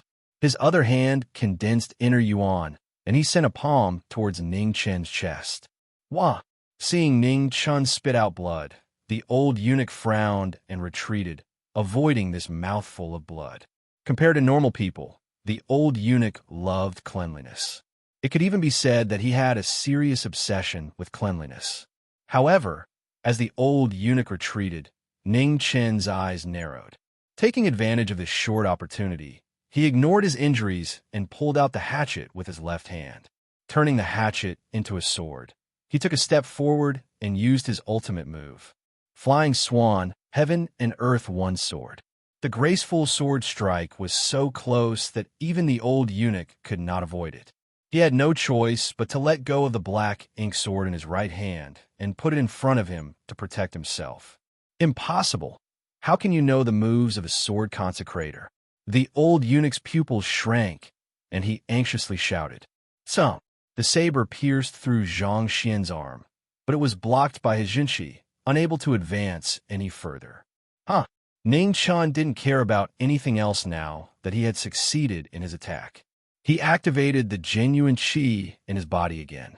Using the inked sword as a support, he pushed the saber forward another 2 inches. Courting death. The old eunuch looked embarrassed. He couldn't care less about the relationship between Ning Chun and the sword consecrator. He condensed qi in his left palm and aimed it at Ning Chen's Dantian Sea of Qi. Since we can't live, then let's die together. A hint of ruthlessness flashed through Ning Chen's eyes. He didn't dodge or evade. Instead, the black sword swept out and stabbed towards the old eunuch's qi sea. Ning Chen's cultivation base was not as high as the old eunuch's, nor was he as experienced as the old eunuch. Even his disability was not as convenient as the old eunuch's. But he had one thing that the old eunuch could not catch up with. He was not afraid of death, nor did he care about his cultivation. Humans' greatest fear was the unknown. The reason why humans were afraid of death was precisely because of the unknown after death. However, Ning Chen knew that because he had died once, compared to most people, he was not afraid of death. As for cultivation, it didn't matter. You couldn't expect someone who had just cultivated for a few months to reach the 4th grade of the prenatal stage to care about his cultivation. Lunatic. The old eunuch was anxious. He couldn't be as crazy as Ning Chun, so he retreated. The hand that was slapping towards Ning Chen's qi si grabbed the black sword in an attempt to block this mutual destruction sword. Ning Chun coldly snorted. A hint of ruthlessness flashed through his eyes. He raised his true qi to the peak and stabbed the old eunuch's dantian with all his strength. Whoosh! The sword and saber moved simultaneously. One stabbed towards the heart, and the other towards the dantian. The old eunuch blocked the saber with one hand and grabbed the sword with the other. Blood flowed out and continuously fell into the snow. The sound of blood dripping was very soft in this snowy night. Ning Chen's performance was already quite impressive. With his 4th grade crippled body, he was able to injure a 6th grade expert to this extent, even if his injuries were more serious. The saber and sword could no longer advance. The old eunuch's true qi locked the saber and sword, causing Ning Chen's desperate battle to stop here. In the next moment, the old eunuch's face turned sinister.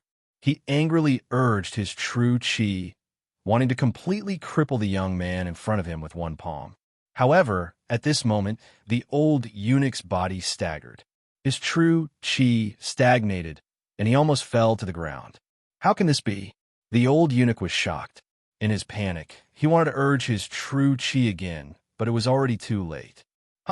Ning Chun released the sword in his hand, and with a flip of his palm, he forcefully urged the last of his true qi. Soon after, he slapped the back of the black sword. With a soft sound, the black sword broke through the old eunuch's defense and stabbed into the latter's dantian. Ugh! With a long, painful groan, the old eunuch's qi si was shattered by the power of the sword. His true qi was in a mess, and blood immediately flowed out of his mouth. Damn it! The old eunuch's face showed extreme pain. With a flip of his hand, he pressed his palm towards Ning Chen's chest. Bang! With a loud sound, Ning Chen was sent flying. He crashed into the snow and vomited blood. How can this be? How can I? His eyes were filled with disbelief, but could not hide the cruel truth. The old eunuch kept retreating. The saber in his left arm and the black sword in his dantian were still there. Blood flowed out, continuously dyeing the ground red. Ugh! Ning Chen's chest tightened, and he vomited another mouthful of blood. He looked at the old eunuch. He knew that the old eunuch was finished. The black sword that pierced into his dantian was coated with poison. The old eunuch's qi si was already destroyed, and his true qi was in a mess. This had accelerated the spread of the poison in his body. However, the old eunuch's previous pause was because of the knockout powder on the saber. After the old eunuch retreated a dozen steps, he finally fell into the snow with a thump. Before he left, his eyes were filled with unwillingness and regret. Ning Chun struggled to climb onto the wheelchair. Then, he looked at the little white horse not far away and shouted hoarsely, "Why are you still pretending to be dead? Hurry up and come over." Outside the house, There was already a scene of devastation from the battle between the two. Fortunately, the snowstorm tonight was very strong. Not only did it cover the sounds of the battle, but it also quickly covered the blood on the ground. The old eunuch's corpse could not be left here. Ning Chun called the little white horse to do the hard work. Otherwise, how could it let a disabled person carry it away? Although the little white horse was unwilling, it did not dare to resist. It could only let Ning Chun throw the dead eunuch on its back. After cleaning up the scene, Ning Chun and the little white horse walked out of the village. When they felt that they were far enough away from the village, they casually found a place and dug a big hole to bury the old eunuch. It was impossible to erect a monument. He believed that the old eunuch must have had accomplices, just like how he believed that someone would hunt him down because of the letter. The poison on the black ink sword and the knockout powder on the hatchet had been washed away by the old eunuch's blood, and that was all he had found from the bandits. How he was going to face the possible pursuit afterwards was a problem that gave him a headache. It was impossible to go back. Ever since he got the letter, he could only go north. Don't talk to him about the righteousness of the nation. If he lost his life, everything would be useless.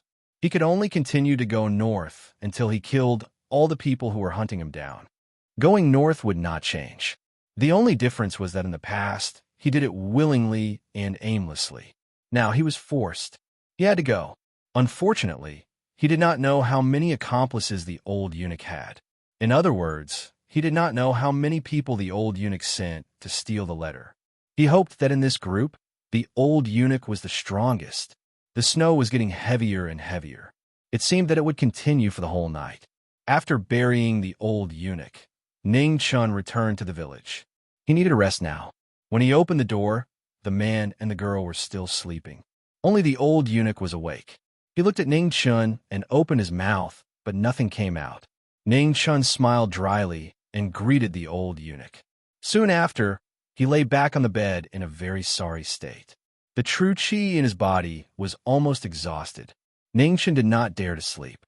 He calmly guided the remaining true qi to heal the injuries in his body. He was still alive. It was great. The old eunuch's 2 palms injured most of his internal organs. Fortunately, the old eunuch was injured or under the influence of the knockout powder when he attacked.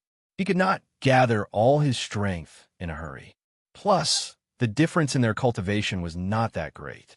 Otherwise, it would have been the old eunuch burying him. His injuries were very serious. However, when dawn came, he still had to hurry. If he stayed here, it would be a disaster for the people in the village. He could not take this risk. The night passed quickly. When dawn came, Ning Chun packed up his things and said goodbye to the man's warm invitation to stay. He continued on his journey. There was a small bag of silver on the bed that he slept in. It was not much, but it was enough for the man to marry a wife. If he was frugal, it would be enough for the girl's dowry. This was the silver that the bandits robbed. He picked some pieces of silver that did not have any markings.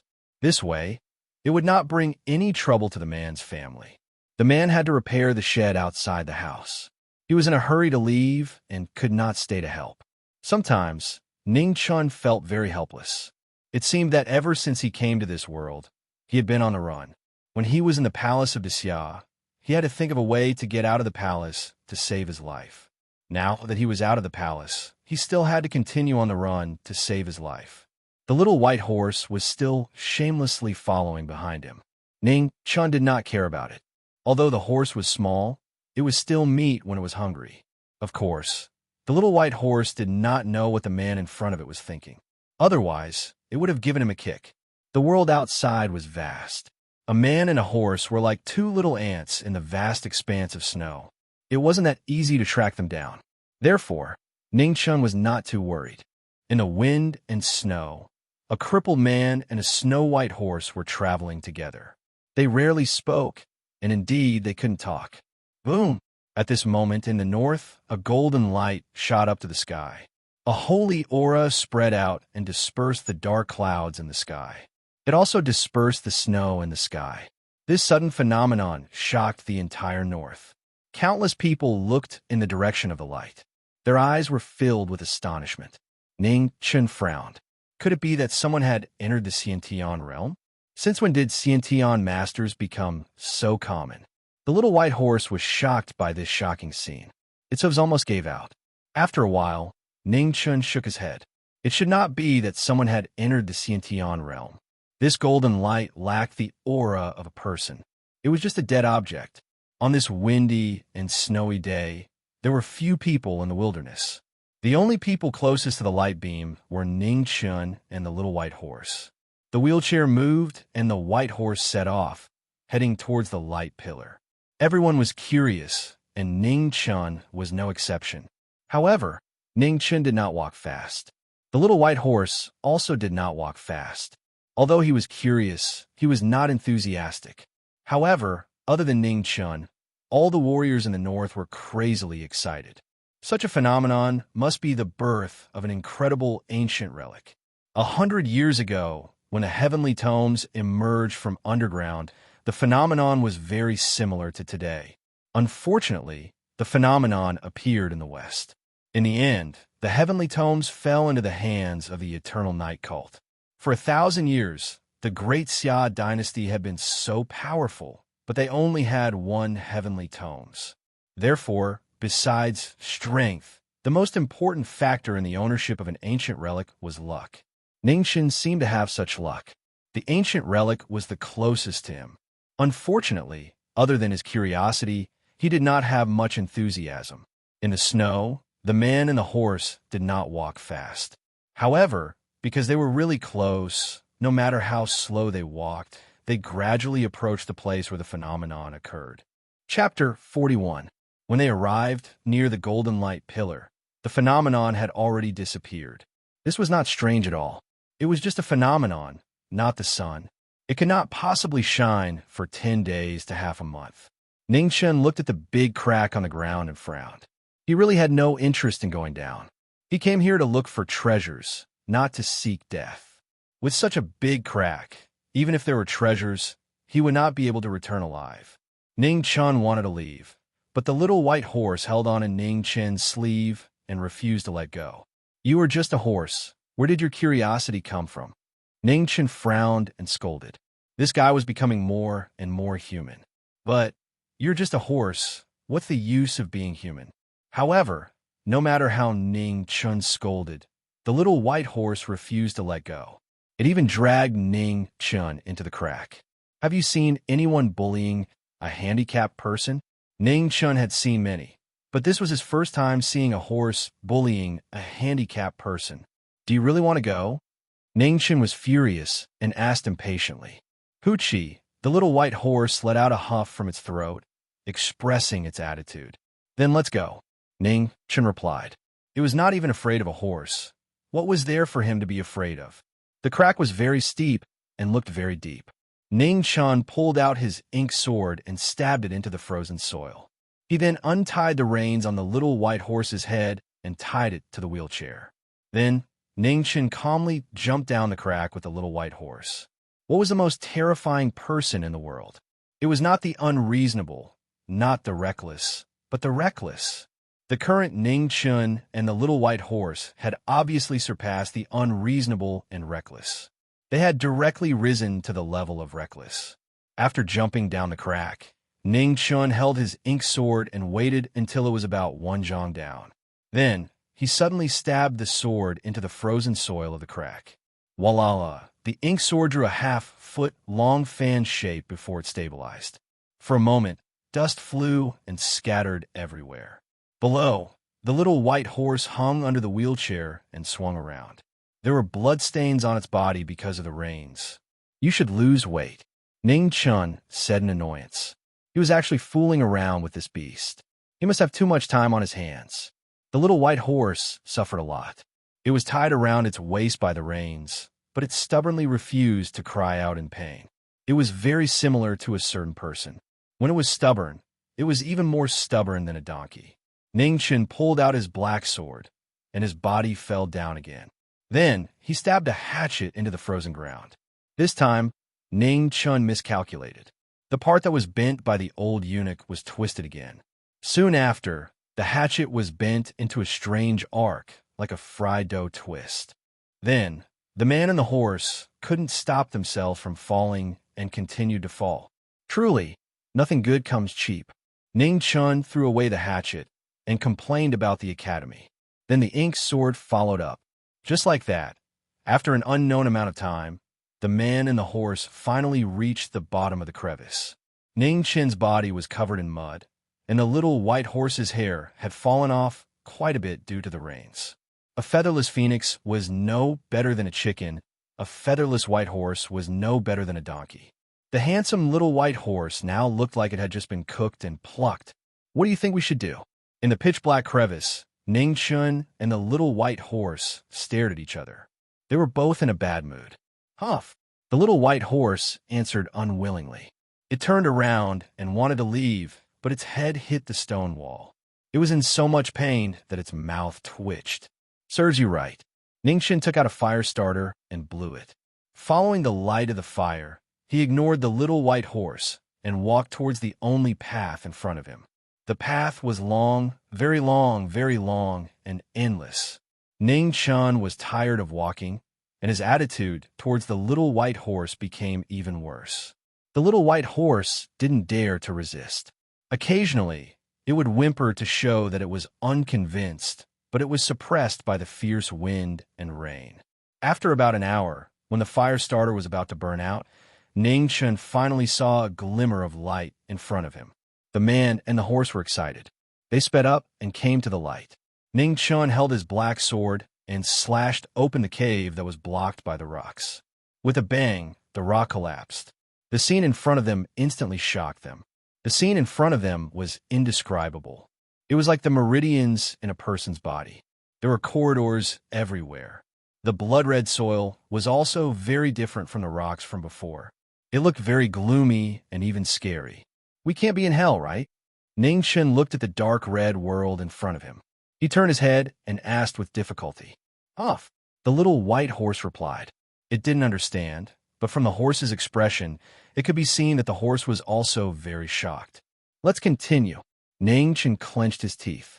Since they were already here, what was there to be afraid of? If a man died, his bird would face the sky. There were many paths in front of him. Ning Chun didn't care about anything and directly chose the biggest, widest, and brightest path. He didn't know what was in front of him anyway.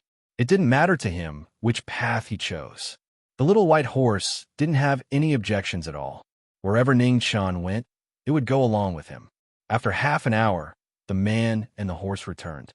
Thus, the path in front of them was a dead end. There was nothing. Which path do you want to choose? Ning Chun looked at the remaining paths and gritted his teeth. The little white horse hesitated. It paced back and forth in front of each path for a while. Finally, it chose the smallest, narrowest, and darkest path. Are you sure? Ning Chun asked unwillingly. Huff. The little white horse replied. I'll listen to you once. Ning Chun steeled his heart. He turned his wheelchair and walked towards the small corridor in front of him. After half an hour, the man and the horse returned. Ning Chun's face darkened. He wanted to roast the little white horse on the spot. There were 7 paths left. Ning Chun didn't know which path to choose. He looked at the ink sword in his hand and stood on the ground. Then the ink sword fell. This one. Ning Chun pointed in the direction of the ink sword's hilt and decided without hesitation. At the side, the little white horse softly snorted. It was dissatisfied with Ning Chun's casual attitude. Don't follow me if you have the ability. Ning Chun glanced at the little white horse and said with disdain. The little white horse didn't say anything and followed obediently. Reality proved that Ning Chun's casual choice was correct. After walking for about an hour, the scene in front of them changed again. It was a river, a very wide river. The dark yellow river water was bubbling, and there was even a faint fishy smell. Ning Chun narrowed his eyes. He remembered a legend from his previous life. There was a river that was very similar to this. It was said that in the underworld, there was a river in front of the underworld. It was called the Weak River. The Weak River was 3,000 times more difficult than death. We are in trouble. Ning Chun casually pulled out a strand of hair and threw it into the water. The strand of hair drifted and slowly sank into the water without any ripples. Seeing this scene, the little white horse was obviously shocked. It unconsciously took 2 steps back and distanced itself from the weak river. Ning Chen scoffed at this. He believed that they could definitely cross this river. It was just that he hadn't thought of a way yet. There was a rumor that there was a bottomless wooden boat in the weak river. It was the only thing that could cross the weak river. He just didn't know if this rumor was true or false. Many legends from his previous life had become reality in this world. Oxhead and Horseface, black and white impermanence, and even the weak river had appeared. Ning Chen believed that even if there was a bottomless boat, it wouldn't be strange. Ning Chen turned his wheelchair and walked along the riverside. Suddenly, his body stopped. He saw another thing from the legends. Yellow Springs flower.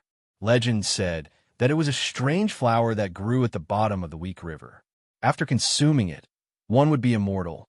However, after consuming this flower, one's body would gradually rot and become neither dead nor alive. Therefore, the Yellow Springs flower was also a kind of poisonous flower. Ningchen looked at it for a long time, but didn't dare to pick it. In this weak river, no one could guarantee their survival. He wasn't afraid of death, but he also didn't want to court death. Huchi, at this moment, the little white horse walked to Ning Chen's side. The horse's mouth huffed, and then bit the latter's clothes to make him look at a pile of trash not far from the riverside. Ning Chen narrowed his eyes. He changed the direction of the wheelchair and walked towards the pile of trash. It was called a pile of trash because there were bones, broken wood, rotten clothes, and so on. In the middle of it, there was also a broken boat. More importantly, the boat was bottomless. Ning Chen silently pulled the boat out and then slowly dragged the boat into the weak river. The next moment, Ning Chen became even more silent. The boat really floated. This was beyond his scope of understanding. As someone who came from an atheist world, it was really hard for him to believe the fact in front of him. Ning Chen silently took a few pieces of broken wood from the pile of trash and made a few places to stay on the boat. Then, he led the little white horse and walked up together. Since he didn't know why, he would continue to walk and see what was behind this weak river. Ning Chen used a broken wood as a paddle and slowly rowed towards the other side of the river. The little white horse stood on the bed, its body trembling. It looked very scared. Ning Chen frowned and scolded. "What's there to be scared of? I'm not asking you to jump." The little white horse whimpered softly and felt better. Its body stopped trembling, but its 4 hooves were still trembling. It was obvious that it was still scared. Ning Chen ignored it. As he rowed the boat, he quietly paid attention to the other side of the river to see if there was any danger. At this time, some cow spirits, snake spirits, ghosts, and monsters should have appeared. He didn't believe that there would be no danger in such a strange place. He couldn't count on the little white horse. It would be good if it didn't scare him and jump down. The result proved that Ning Chen was overthinking. There were no cow spirits, snake spirits, ghosts, or monsters. There wasn't even a skeleton. However, the weak river was much wider than he thought. They stayed on the boat for a quarter of an hour before they slowly floated to the other side of the river. The boat might still be useful. Ning Chen also dragged the boat ashore to prevent it from being washed away by the weak river. The little white horse stood on the shore. Its body was no longer trembling. Its pair of horse eyes stared straight ahead. Ning Chen also felt that the atmosphere in front of them was not right. It was as if something was staring at them. "Let's go." Ning Chen calmed himself down and immediately walked forward. Whether it was the underworld or not, they had already come here. Whether they were dead or alive, they had to go in and see. The little white horse followed suit. Its hooves were obviously heavier. After a quarter of an hour, Ning Chen's hand that was turning the wheelchair stopped. He looked at the door in front of him and the 4 big words carved on the door. His eyes narrowed even more. Netherworld, underworld. The 4 big words were written in a flamboyant style. It was not difficult to recognize. The words were bone-piercing and very powerful. It even had an indescribable charm that made it hard for people to look away. Ning Chen felt indescribable. If it was anyone else in his position, they would feel the same. If this was not a prank by the Eternal Night Cult, it would be really shocking. If the underworld existed, then where was King Yama and Ksidagarba? If the underworld was real, then where was King Yama? Ning Chen slowly pushed the door in front of him. He wanted to see what the world behind the netherworld underworld was. Chapter 42. The door opened slowly. What entered his eyes was not any rare treasures, but a gray chaos. There was nothing, not even a wall. It was just chaos. Ning Chun turned his wheelchair and entered. Before he could react, he saw groups of headless spectral soldiers approaching. Beside the spectral soldiers were ghosts and monsters. It was a horrifying sight. The spectral soldiers were passing through, and the ghosts were possessing him. Ning Chun tried to avoid them, but no matter how hard he tried, the spectral soldiers were getting closer and closer to him. Is this an illusion? Ning Chun frowned. He did not understand what was going on. When he turned around, he realized that the door had disappeared. There was only him and thousands of spectral soldiers left in the chaos. Kill! The spectral soldiers raised their spears. Their battle cries shook the sky. In the blink of an eye, they were right in front of him.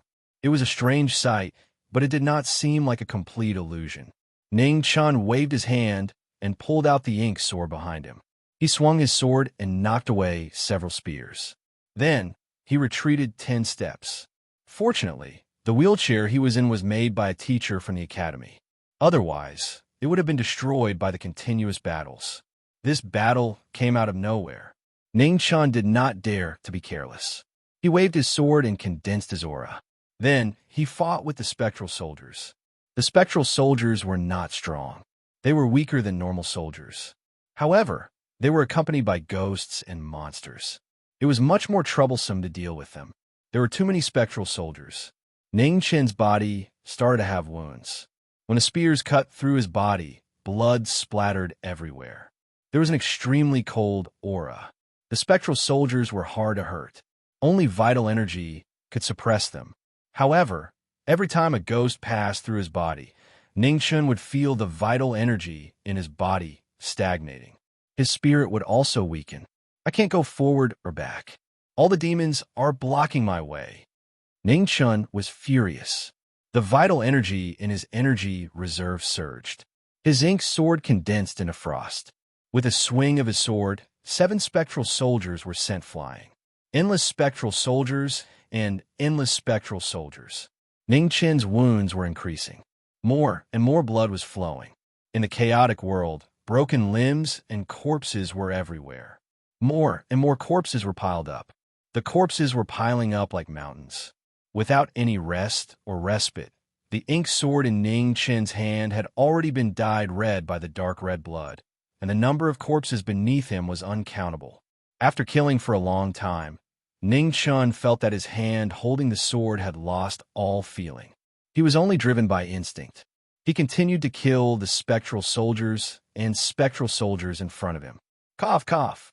The serious consumption of true qi caused the previous suppressed injuries to erupt again. Ning Chun vomited blood and looked up, only to find that there were no more ghost soldiers in front of him who could stand up. The world of primal chaos was the same everywhere. There was no distinction between day and night. It was like the chaos at the beginning of the universe. Everything was without rules. Here, Ning Chun found that his real qi was recovering much faster than usual. Even his cultivation base, which had been stagnant recently, was showing signs of a breakthrough. Unfortunately, this was not a safe place, let alone a treasured place for cultivation. He didn't know when the Een soldiers would appear again. Although these undead creatures that didn't know pain lacked intelligence and combat strength, they were still difficult to deal with due to their large numbers and the fact that they were half alive. Just as Ning Chun suppressed his injuries with great difficulty and recovered some of his strength, war horses galloped in the distance. In the blink of an eye, for headless black-armored Een cavalrymen had already charged over with their halberds. With a bang, the sword and halberd collided. The headless dark horse carried the remaining power of the war horse. Ning Chun's right hand went numb, and he was knocked back 15 meters by the impact of the halberd. There's no end to this. Ning Chun coughed softly and looked at the 4 headless dark cavalrymen surrounding him. The ink sword in his hand vibrated, and fresh blood flowed, dripping onto the corpses below him. Bang! The battle started again. The 4 halberds attacked one after another, taking turns to attack and defend. Even though Ning Chen's cultivation base was slightly better, he couldn't break through the tight coordination of the four. His body was dyed with blood again. So annoying. After attacking for a long time without success, Ning Chen was annoyed. He didn't block or dodge the incoming halberd and took it head-on. The halberd entered his body and was dyed red. A bleeding hand grabbed the halberd and couldn't move an inch under the bronze halberd. Clang! At this moment, another 3 halberds came from 3 different directions. Ning Chen waved the ink sword in his hand and deflected 2 halberds. He immediately stepped back and dodged the 3rd halberd. With 1 halberd missing, there was a gap in their coordination. Ning Chen used his left hand to pull back and took advantage of the situation. With a slash of his sword, he cut off an arm of the headless dark cavalryman in front of him. Cough, cough. In a short moment, the battle situation changed a few times. Ning Chen's body couldn't withstand the intense pressure and started coughing violently. The dark cavalryman's arm strength was limitless. Every halberd had the power to split a mountain and wasn't something a human could block. Ning Chen relied on his 4th-grade prenatal cultivation base to block a few attacks. His body was starting to weaken. This halberd. Ning Chen held the halberd that he took from the dark cavalryman and felt a cold Yin aura continuously entering his meridians from his palm. He had no choice but to use his true qi to suppress it. Only then did he feel better. If he didn't guess wrongly, this halberd must have been an extremely good divine weapon in the past. However, it had been in the hands of the dark cavalryman for too long and was contaminated with excessive Yin qi, turning it into a Yin weapon. If he could get rid of the Yin qi in the halberd, it might be able to recover its original divine weapon characteristics. However, this possibility was very small. The most likely possibility was that once the Yin qi was removed, this Yin weapon would become a piece of scrap metal. Out of the 4 dark cavalrymen, 1 was already crippled. Their attack and defense were very weak. They didn't pose much of a threat to Ning Chen anymore. Other than the dark cavalryman's strength, their combat strength wasn't very scary. As for the remaining 3, Ning Chen finally defeated them one by one. No matter what, he was still a 4th-grade martial artist who had defeated a 6th-grade expert. Although it wasn't a glorious victory, it was still a victory. Ning Chen kept one of the halberds and prepared to study it in the future. This halberd was too much of a threat to him. Not only was it sturdy and resistant to cuts, but the Yin qi in it also restrained the true essence in his body. Every time they clashed, a lot of his true qi would be imperceptibly consumed. The Yin qi in the chaotic lands was getting denser. Yin weapons and dark cavalrymen were originally soldiers of the Netherworld realm. Why would they appear here? He had just opened the door to the Netherworld realm. Why would he come to this strange, chaotic world? Ning Chen couldn't figure it out. He could only seize the time to regulate his breathing and heal his wounds. Fortunately, the spiritual qi in this place was quite dense. The recovery of true qi was much faster than outside. The injuries on his body were very serious. There were new and old wounds, internal and external injuries. All of them were in urgent need of quiet recuperation. Unfortunately, what he lacked most now was time. He didn't know when the Yin weapons and dark cavalrymen would appear again. If he stayed here for a long time, he would starve to death even if he didn't die of exhaustion. At this time, he missed the little white horse a little. If the little white horse also came, it would still be meat even if he was hungry. As he thought about it, the Yin weapons appeared again. Ning Chen felt a headache coming. He sighed softly and had to force himself to pull out the ink sword again. The battle was very boring. It was still a one-sided slaughter. No matter how ordinary a person's aptitude was, they would become better at fighting as they continued to fight. Ning Chen's aptitude was nothing in the eyes of those geniuses, but it was already not bad in the eyes of ordinary people. After the Yin weapons were still the dark cavalrymen. There were also 4 of them. The battle was more intense, and the injuries he received were more serious. However, he had no choice. In the end, Ning Chen didn't even know how many Yin soldiers and dark cavalrymen he had killed. Every battle was the same. He was injured, healed, and then fought again. He was injured again, and healed again. He killed until he vomited. Perhaps that was how he felt at this moment. He didn't want to die, so he could only persevere. Moreover, in this place it didn't seem that easy to die. The injuries on his body didn't seem to worsen. Time didn't seem to have any effect here. However, the accumulation of injuries was enough to make him suffer.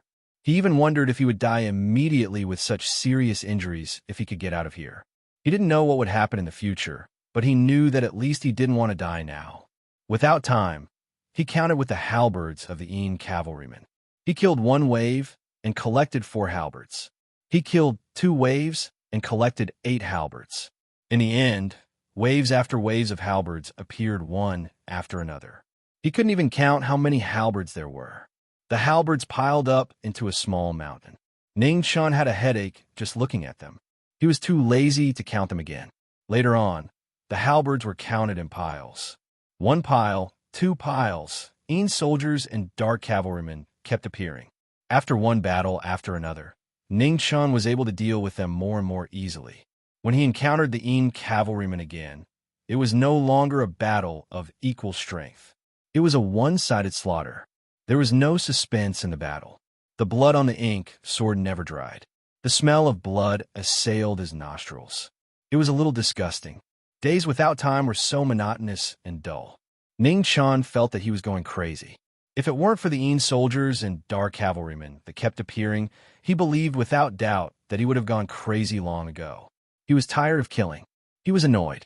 He was so disgusted that he wanted to vomit. However, he still had to keep on killing. The mental torture had far exceeded the physical pain. If it weren't for the stubbornness of wanting to live, he might have already put down the ink sword in his hand and let the cavalrymen's halberds tear him into pieces. Just when Ning Chun couldn't hold on anymore and was on the verge of collapse, the surrounding primal chaos world suddenly cracked. Soon after, it shattered with a bang. The scene in front of him changed instantly. In the gloomy and majestic main hall, a little white horse ate a pearl on the altar in one bite. It broke this source of illusion. Ning Chun was saved. The one who saved him was a little white horse that he wanted to eat for a long time. Perhaps if it was a second later, Ning Chun would have gone crazy. However, the little white horse ate in time. At the most crucial moment, it ate the most important thing. Ning Chun only saw that the little white horse ate something. It seemed to be a pearl. As for what it was, he didn't know. On the altar, there was a piece of golden paper, a strange blood-colored demonic blade, and a noble purple-gold divine sword.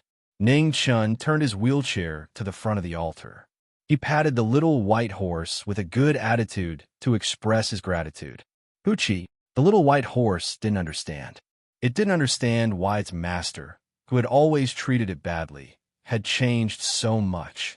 In front of the altar, Ning Chun stared at the golden paper and thought for a long time. Soon after, he bit his finger and dripped a drop of blood on it. The golden light shone brightly, and the golden paper slowly rose up. After that, it turned into a stream of light and entered his Dantian sea of qi. Ning Chun used the same trick on the blood-colored demonic blade and the purple-gold divine sword. However, the radiance of the blade and the sword shook off the drop of blood. They refused to accept it. If the gentle method didn't work, then he would use the barbaric method. Ning Chun squinted his eyes. He operated his Zhen Qi and grabbed the demonic blade. However, a majestic force attacked him and shook off the hand on the blade's hilt. Ning Chun withdrew his right hand and tried to grab the sword. However, the result was the same. The current Ning Chun was no longer a novice in martial arts. Naturally, he knew what was going on. The demonic blade and the divine sword didn't recognize him. Perhaps from the beginning, he and the majority of people were wrong. This netherworld relic wasn't an ownerless object. It was waiting for someone's arrival, and that person was obviously not him. Just now, if the little white horse didn't swallow the pearl and save him, he would have been trapped in the illusion forever. As for why the little white horse wasn't trapped in the illusion, he didn't know. However, he couldn't imagine how a horse could be trapped in the illusion. The reality now was that the little white horse ate someone else's pearl. He took someone else's golden paper. However, he couldn't take the demonic blade and the divine sword, which seemed to be the most precious item here. Chapter 43. Ning Chun was very conflicted, more conflicted than ever before. He had suffered so much, been so ruthlessly schemed against, and almost died in the illusion. Now, he finally saw the treasure in front of him, but he couldn't get it. This kind of pain was driving him crazy. It was as if someone had stabbed him with a knife and wanted to pull out. Huff! The little white horse was panting heavily. Its entire body was red, as if it had been cooked. Ning Chun was vexed and didn't have time to bother with it. Ding! A bell rang, and a netherworld ghost palanquin appeared outside the gates of the netherworld. The black and white impermanence in front jumped 30 meters and approached in the blink of an eye. Ning Chen's heart turned cold. He made a prompt decision and pulled the little white horse away. He didn't know who was sitting in the palanquin, but he couldn't deal with the black and white impermanence. It was enough for him to be hot-headed once.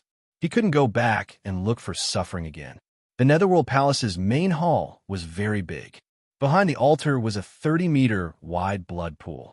The blood pool had already dried up, and only the smell of blood lingered. It was nauseating.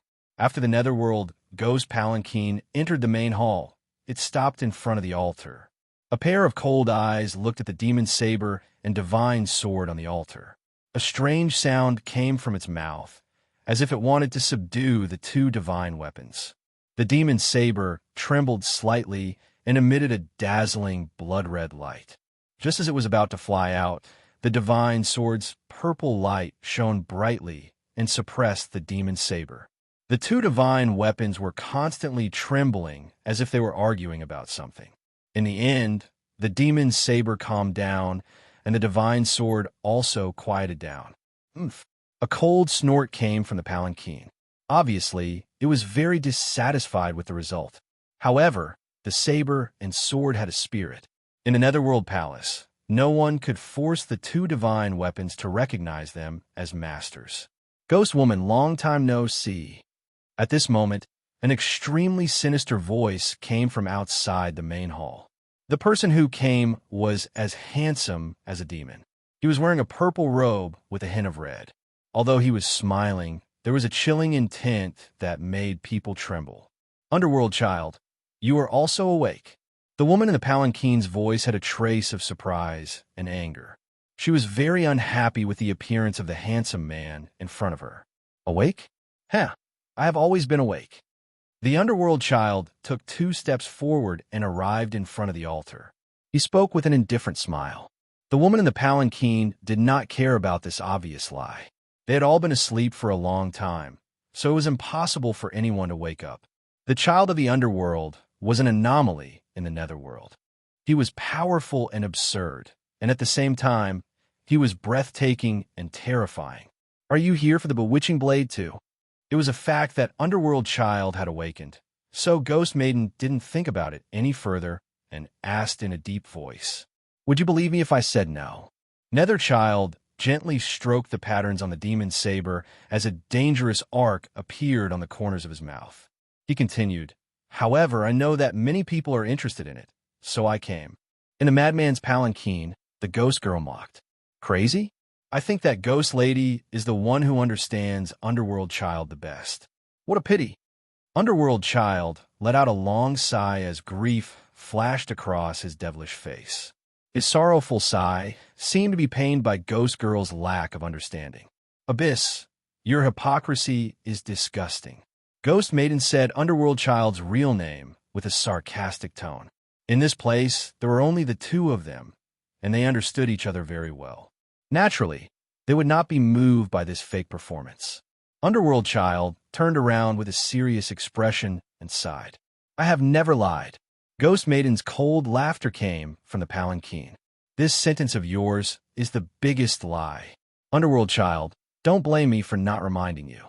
This world is different from the past. Your absurdity will only bring you death." Ghost Maiden did not want to waste any more time. She softly muttered, and the black and white impermanence opened the way while Oxhead and Horseface carried the palanquin. The palanquin slowly left and soon disappeared. "Death, I'm looking forward to it." Underworld Child gently stroked the bewitching blade as his eyes flashed. He allowed the blade to cut his finger, but he did not seem to notice. Traces of blood flowed down the blade, making the cold blade appear even more demonic. The bewitching blade did not reject Underworld Child's blood, but it also did not acknowledge his identity. It only silently stabbed into the altar, and the blood light was extinguished. It did not move at all. Underworld Child quietly looked at the bewitching blade. After a long time, he gently smiled. "O bewitching blade, I will wait for the day you are born. I will watch you dye the entire world in the most beautiful blood color." Ningchen didn't know what happened in the main hall. After he left, he didn't look back. He was very clear that the pair of evil swords weren't his. He couldn't move them, nor could he take them away. However, he hid the wooden boat beside the Ruo Shui so that no one else could come in. Ningchen was in a very bad mood, and he did not stop nagging. Ningchen admitted that he was not very ambitious. If he could not have it, no one could have it. As for whether the person in the palanquin could take away the sword, it was not something he could control. Although he was very unhappy, he really did not have any other choice. Currently, he could not even defeat Oxhead and Horseface, who were carrying the palanquin, let alone the person or ghost in the palanquin. The little white horse's body was still red, and it even felt hot to the touch. It really looked like it was cooked. Huchi, the little white horse, could not speak of its suffering, and it did not dare to complain. Ningchen was rejoicing in the misfortune of the little white horse. He was still very angry about not being able to take away the sword, seeing that the little white horse would not die for a while, and would at most suffer for a few days. He did not care about it anymore. Bear with it. All right, where's I just now?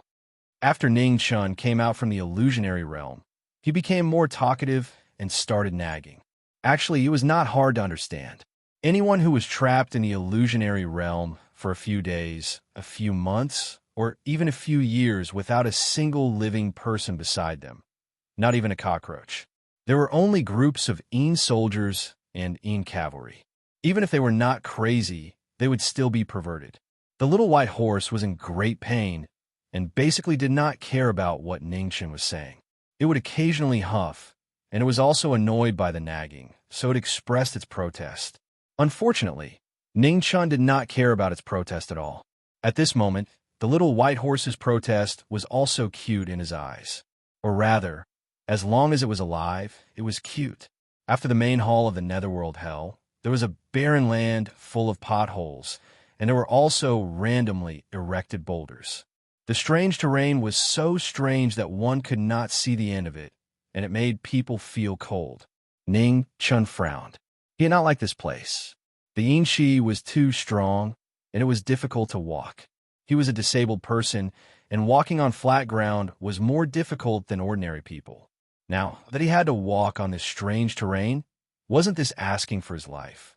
Ningchen looked at the little white horse and measured the ladder's weight. In the end, he gave up. This fellow did not look like it had much meat, and it was not even sure if it could carry it. He did not want it to fall again. Previously, when he jumped off the cliff and broke his leg, it was not worth it to fall on his face again. Thinking about it, he was actually quite lucky. He did not die from jumping off the cliff, and not long after he fell, he crashed into something. Today, he did not die in the illusionary realm and was saved by the little white horse. It was said that good people did not live long, but scourges lived for 1,000 years. However, no matter how he looked at it, he did not look like a bad person, right? The ancient said that the ancient said so many things, but it seemed that there were always mistakes. Little White, do you think I'm a good person? Ningchen turned his wheelchair and tried his best to climb out of the small hole while asking. Huchi, even though the little white horse was feeling uncomfortable, it could not help but express its disdain. I knew you would think so too. Ningchen was beaming with joy and said, Huchi. The little white horse rolled its eyes and no longer paid attention to this shameless human. Wait! Ningchen's hand suddenly stiffened, and he raised his head to look at the surrounding terrain. A bad premonition arose in his heart. Could this be the legendary 18 levels of hell? Ningchen frowned and thought about it again and again. In his previous life, he did not dabble much in myths and legends, so he did not remember clearly. After the Netherworld Great Hall, was it the 18 levels of hell? Ning Chun sighed in his heart. When it was time to use it, one would regret not having enough knowledge. This was true. If he had known earlier, he would have read more books about myths and legends. After walking for an unknown amount of time, the man and the horse finished their dry rations, and their throats were so dry that smoke was coming out. However, they realized that this strange place seemed to have no end. Little White, we won't starve to death here, right? Ning Chen slowly turned his wheelchair and said weakly. Hoochie, the little white horse, turned its head and huffed, indicating that they could go back the way they came from. Ning Chan was silent for a moment, but he still shook his head. He kept feeling that there was a terrifying monster behind them, and he did not dare to have the thought of turning back. Hoochie, the little white horse, continued to walk forward, meaning that if they did not turn back, then so be it. If they were to die, then they would die together. Righteous. Ning Chan was very satisfied with the little white horse's attitude, and he grinned with difficulty. He decided that if he could survive, he would treat this fellow a little better. After walking for another half a day, just when the man and the horse were about to run out of energy, on the wheelchair, Ning Chen's body suddenly trembled, and he let out a long and painful groan. In his chi-si, the two golden pieces of paper started to devour each other after they were no longer nourished by true chi. Both of you, behave yourselves. Ning Chun was furious, and he shouted. What time was it already? And these two fellows were still fighting each other. The little white horse was shocked, and it looked at Ning Chun, not understanding what was going on. The two golden pieces of paper seemed to be natural enemies. When there was still enough true chi in his chi-si, they could still coexist.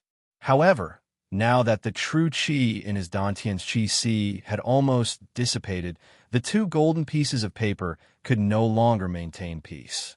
Ning Chen's face was very ugly, and he said in a deep voice, If I die here, the two of you will die with me. You better behave yourselves. Buzz. The two golden pieces of paper trembled, as if they understood, and they stopped fighting and gradually calmed down. What kind of damned world is this? Even a piece of paper can become a spirit. Ning Chan cursed in a bad mood, and then a thought flashed through his mind, a thought that even he felt was ridiculous. However, he had seen even more ridiculous things, and he did not mind trying again. Forcefully urging the last trace of true chi into the golden pieces of paper on the altar, Ning Chen calmed his mind and said, Listen well, now we are grasshoppers tied to the same rope. Since you came from another world, you naturally know how to get out. If you don't want to be buried here with me forever, come out and show me the way. The golden pieces of paper were silent at first, and then they actually flew out of Ning Chen's chi-si. On the paper, golden light shone brightly, and the dazzling light shone into the distance. Vaguely, a large black crack could be seen. Fuck! This time, Ningchen finally could not help but curse. They had already passed through that place, but there was no crack at all at that time.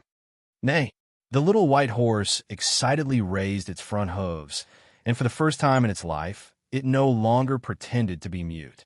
The little white horse ran very fast, abandoning Ning Chun without any sense of loyalty. Ingrate! Ning Chun cursed angrily, and turned the wheelchair with both hands, slowly and unsteadily walking towards the large crack. This lousy place was really full of potholes. Chapter 44. The crack was very wide, as if an axe had cut through the void. If it wasn't for the golden light, Ning Chun and the others probably wouldn't have been able to find it even if they searched for a lifetime. In this damned world, there are always some damned things that people couldn't understand. For example, Xiantian, or a paper that glows on its own. Ning Chun felt that his original worldview was like a mirror that had been smashed to the ground. It couldn't be any more broken. Walking into the crack, a man and a horse silently walked forward. The way out was right under their feet, but it still felt somewhat unreal. It turned out that he still couldn't completely accept everything that had happened before. The crack's path came to an end, and in a daze, they appeared on a snowy plain. The little white horse's first action was to kick its hooves and give a flirtatious look. Then it plunged into the snow and began to eat wildly. Ningchen looked at it with disdain. This country bumpkin that hadn't experienced the world really had no manners. In the next moment, Ning Chun gently picked up a handful of snow and stuffed it into his mouth. Then he began to chew with ice shards in his mouth. Awesome. A man and a horse comfortably raised their heads, their faces filled with happiness. Their days in the netherworld were truly hell. They didn't eat, drink, or even eat snow. Now, they found that just eating a mouthful of snow was bliss. The burning sensation in his throat had subsided quite a bit. Ning Chun threw away the snow in his hand and saw that the little white horse was still madly eating. He couldn't help but frown. He slapped the horse's butt and scolded, "Little white horse, do you want to die? If it ate like this, it would even lose its life." Everything had to be done in moderation. Their bodies were still very weak and couldn't endure this kind of torture. Hoochie! The little white horse glanced at the former, then took 2 steps back and continued to eat as it pleased. Ning Chun was furious. Just as he was about to flip out, he suddenly saw that the snow under the little white horse had completely melted. He couldn't help but be startled. What was that pearl that this fellow swallowed? It had been so many days, but it still had such a big effect. Ning Chun was worried, but seeing the little white horse happily eating, he didn't stop it. "Wait here, don't run around." After saying that, Ning Chun turned his wheelchair and walked away. Not long after, Ning Chun came back with a roe deer in his hand. It wasn't big, but it was enough for a man and a horse to eat. He didn't know if the little white horse ate meat, but at this point in time, it had no choice but to eat. The fire starter had been extinguished, and there was no dead wood around it, so it was impossible for him to start fire. His cultivation had not reached the level of God's Son who could trigger changes in heaven and earth, so he could not start a fire out of thin air. After simply dissecting the roe deer, Ning Chun held back his disgust and stuffed a piece of meat into his mouth. The fishy smell assailed his nostrils. His stomach, which had not eaten for many days, spasmed and turned sour. But he knew that if he didn't eat, he would die. His body couldn't support him walking out of this snowfield. After stuffing 2 pieces of meat into his mouth, Ning Chun cut off another piece and stuffed it into the little white horse's mouth. Hoochie! The little white horse didn't want to eat it and spat it out. "Eat it!" Ning Chun's face sank as he shouted. Seeing that its master was angry, the little white horse whimpered in grievance. It picked up the raw meat in the snow and ate it with difficulty. Ning Chun felt that his words were a little harsh. He sighed softly and stroked the little white horse's head. "Bear with it. As long as you can survive, suffering a little is worth it." The little white horse rubbed its head against Ning Chun's chest, looking very wronged. "All right, don't dawdle like a girl. Hurry up and eat." Ning Chun pushed the little white horse away and said impatiently. The raw meat that hadn't been processed had a strong fishy smell. It was dripping with blood. The little white horse ate with difficulty, and Ning Chun ate with disgust. The man and the horse stared at each other in the wasteland. No one was willing to lose out, afraid that the other would eat less. The roe deer in the snowfield were very small. After removing the internal organs and fur, there was not much meat left. Ning Chun looked at the last piece of meat and stuffed it into the little white horse's mouth. He then used the snow on the ground to clean his hands and said indifferently, "Let's go." The little white horse painfully swallowed the last piece of meat and then obediently moved its hooves. As it walked, it felt nauseous. The snow finally stopped, but the sun was not out yet. This snow was a disaster, especially in the north. Everywhere was white. Ning Chun didn't know where he was. He didn't even know the direction. The snowfield was the same everywhere. He couldn't tell north from south. It was easy to get snow blindness when walking in the snow. So, Ning Chun would cover the little white horse's eyes every once in a while. Then, he would close his own eyes and move forward based on his feelings. They didn't know the direction anyway, so they just had to keep walking. However, he didn't expect that if one was unlucky, one's teeth would get stuck even if they drank cold water. Just as Ning Chun and the little white horse saw hope in front of them and a city was faintly discernible, not far away, a man in white walked over. When a man in white saw the man and the horse in front of him, he was obviously stunned. In this vast snowfield, Such a combination was too unique and too easy to recognize. There was a saying that went, "Wear out iron shoes in fruitless search, only to find it by sheer luck." Ning Chun felt a murderous intent from the man and frowned slightly.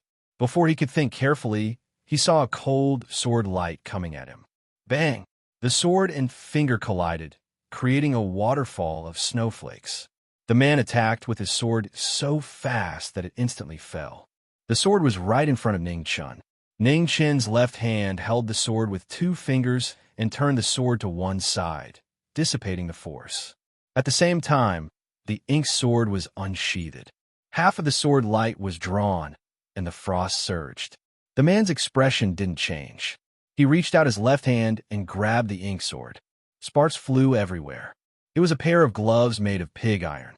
Ning Chun squinted his eyes and increased the strength of the black sword in his hand by 30%. With a bang, a half-finger-deep cut was made on the raw iron glove. Traces of blood flowed along the edge of the ink sword. The man in white saw blood for the first time. He turned the hand holding the sword, and the blade disintegrated. He took out the sword from the sword and stabbed it at Ning Chun's heart. Shameless. Ning Chun was flustered and exasperated. However, he didn't reflect on whether he was more shameless in the past. A sword hidden within a sword was impossible to guard against. However, Ning Chun had encountered more dangerous situations than this. Therefore, he moved. The wheelchair didn't retreat. Instead, he moved forward. The moment he turned around, the ink sword slashed back. It was like the scythe of the Grim Reaper, creating a black light. The ink sword was very fast, and the move was very tricky. However, Ning Chun frowned slightly. He felt powerless. This sword was too slow. At least, it was much slower than when he faced the headless cavalry. Hwah! His clothes were torn, and a waterfall of blood flowed out. The man in white took 3 steps back and avoided this fatal sword. Ning Chun was irritated and dissatisfied. His body was slower than before, and the wheelchair under him couldn't keep up. This was actually not difficult to understand. After all, there was a difference between an illusion and reality. How could it be so easy to turn an illusion into reality? The man in white was also in a bad mood. He realized that with his 5th-grade cultivation, he couldn't completely suppress the youth in front of him. In terms of moves, he was faintly at a disadvantage. Ning Chun sat in the wheelchair. He narrowed his eyes to hide his thoughts. Through the short exchange just now, he could feel that the man in white's cultivation wasn't as good as the old eunuch. However, the sword in his hand was a bit troublesome. He had to thank the torture in the netherworld's illusion. Otherwise, he would still be that idiot who had cultivation but couldn't use it. At the end of the day, practicing martial arts was used for fighting. Strengthening the body was bullshit. When he was learning the sword from the sword consecrator, the old man once said that the sword's purpose was to kill people. Apart from that, there was no other use.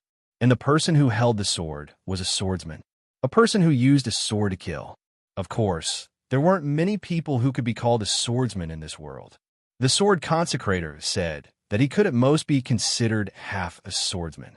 In that case, he and the man in white in front of him couldn't even be considered half a swordsman. Ning Chun started to feel a bit disgusted. Perhaps it was because he ate raw meat earlier. His eyes were also hurting from the piercing snow. This place really wasn't a good place to fight. The man in white looked at the youth in front of him. In an instant, the long sword was about to take his life. The moment the sword was out, he was still wondering why this youth seemed to be absent-minded. Ning Chun came back to his senses. The ink sword was placed in front of him, blocking the sword in front of his throat. Immediately, his head tilted. The ink sword slashed across the body of the long sword. In an instant, the sword turned around. Fresh blood splattered and a broken arm flew. Looking at the blood splattering all over the sky, Ning Chun sighed. He was still the best at breaking people's arms because the arm was the closest to him. In the next moment, the wheelchair turned. The ink sword turned again. The ink light slashed across and sealed the throat. The man in white fell down with his eyes wide open. His body was still in the same position as before. He crashed into the falling snow and could no longer stand up. Cough, cough. Ning Chun coughed violently a few times. A trace of blood flowed out from the corner of his mouth. He impatiently wiped it with his hand. Then, he bent down and casually searched the man in white. He got up and patted the little white horse's butt. "Let's go. Follow this young master into the city." "Hoochie." The little white horse responded and followed beside the wheelchair. It slowly walked towards the ancient city in the distance. The ancient city was really far away. When the two of them walked into the city, the sky was already as dark as it could get.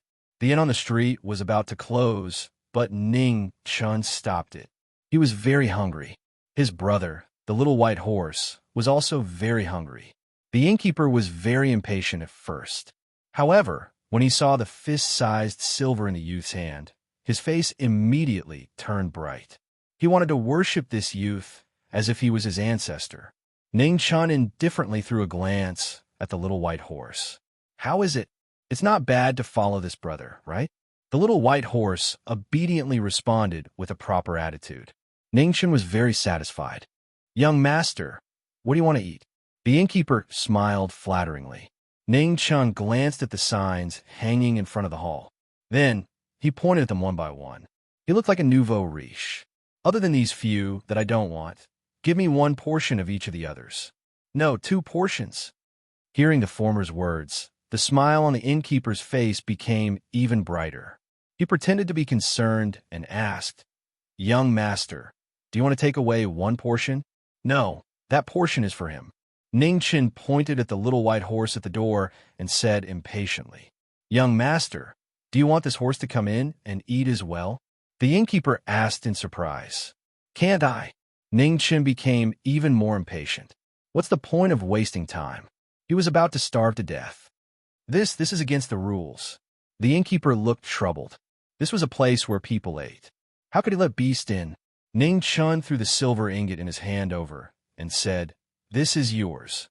"Hee, your words are the rules." The innkeeper's face bloomed with joy. Without another word, he turned around and walked toward the kitchen. Before the food was served, the 2 hungry ghosts grabbed the tea in the hall and drank pot after pot. Ning Chun waited until he was about to go crazy. Finally, the food was served. The chef was pulled out from his bed by the innkeeper. In his daze, he was a little off. However, this did not stop the 2 fellows from eating crazily. Due to the lack of manpower, the innkeeper was also helping out in the kitchen. It was not easy for him to free up his hands. He was about to come to the front hall to take a look. As soon as he stepped into the hall, he was immediately stunned by the scene of the man and horse eating. The hall was a mess. Empty plates were thrown everywhere. There was almost no place for the man and horse to stand. At the side, the young waiter who was serving the dishes turned pale. It was the first time in his life that he had seen such a terrifying scene. Ning Chun and the little white horse naturally did not know that their table manners had caused such a huge psychological shadow. The 2 fellows' mental quality and skin were beyond this era. They did not care about what others thought. Thus, more and more people in the hall were scared silly. They stood there in a daze, looking at the strange man and horse in front of them. Chapter 45. In the hall, Ning Chun was eating when he suddenly stopped. He turned around and looked at the shopkeeper with a terrifying green light in his eyes. "Shopkeeper, the dishes haven't been served yet, right?" I'll go and serve them now." Being stared at by this terrifying gaze, the shopkeeper was sweating profusely. He stuttered as he replied. After the shopkeeper left, Ning Chun looked at the few people at the side. His killing intent was overflowing, scaring them so much that they immediately scattered and went back to serve the dishes. The rest of the dishes were quickly served. The shopkeeper, the waiter, the chef, the washers, and the others began to gather around. More and more people gathered around. The few helpers who were sleeping in the back hall were also frightened by this scene. Out of curiosity, they came over to take a look. Then, they were so shocked that their jaws dropped. How could one describe the scene of a man and a horse eating together? It was simply a scene that could swallow mountains and rivers. There would always be unforgettable scenes in a person's life. However, the pitiful memories of the people present were destined to be imprinted by this pair of hungry ghosts. This scene was even more terrifying than today's snow. It was a rare occurrence in 100 years. After an hour, the man and the horse finally stopped. They looked at each other and grinned. They were both satisfied and happy. The battle stopped. The chef and the others also went back to sleep in a daze. They were unable to regain their senses along the way. The little white horse was brought to the stable to rest by the waiter. Ningchen got a room and prepared to have a good night's sleep. These days, he had experienced too much. His head was forcefully stuffed with many unimaginable things. He was already overloaded. After all, he was still an ordinary person. He had his own thoughts and emotions. He was unable to accept so many unimaginable concepts at once. This night, it was unprecedentedly quiet. The little white horse in the stable and Ningchen in the guest room slept soundly. Even if lightning struck, they would not wake up. The next day, when the sun was high up in the sky, Ningchen pushed open the door of the room. He woke up the little white horse that was still sleeping and wanted to continue on his journey. The little white horse was not awake and was in a bad mood. Thus, it threw a tantrum and refused to leave. Ningchen sat at the side and sneered as he watched the former throw a tantrum. After a moment, he pulled out his inked sword and stabbed it into the stone floor. He said indifferently, "Are you going or not?" Seeing the black sword stab into the ground, the little white horse suddenly quivered, and its mind suddenly became clear. It neighed and immediately got into position. "At least you know what's good for you." Ningchen put away his black sword and put on a fake smile. There were some horses that you couldn't treat well. If you gave them a little bit of kindness, they would take advantage of you and get ready to start dying. Ningchen made up his mind to return to the palace to see his eldest grandson. This decision was very difficult to make. He didn't know how to go back, but he had to go back. The letter in his hand was of great importance. More importantly, the Western Palace's repeated attempts to kill him had greatly infuriated him. In the Imperial Palace, the only person he trusted was Zhang's son. If he wanted the Western Palace to be wary, this letter would be best placed in Zhang Suin's hands. However, despite his determination, Ningchen's heart trembled at the thought of meeting Zhang's son. Trust and fear were two completely different things. Unless he had no other choice, he really didn't dare to go back. He didn't know if Zhang Suin's anger had subsided after so many years. Ningchen was afraid. As he walked, he muttered to the little white horse beside him, "Little White, in 2 days, I'll take you to see someone." "Huchi." The little white horse was surprised. It turned its head and blinked its eyes, asking again, "Who?" Ningchen's body trembled slightly. He laughed dryly. "You'll know when you see him." In the morning, Ningchen rotated his wheelchair around the city. Along the way, he bought many things and then threw them all on the little white horse. In the past, they had each memorized their own things because they weren't familiar with each other. Now that they were so familiar with each other, there was no need to distinguish between them. Moreover, this fellow ate and drank his food.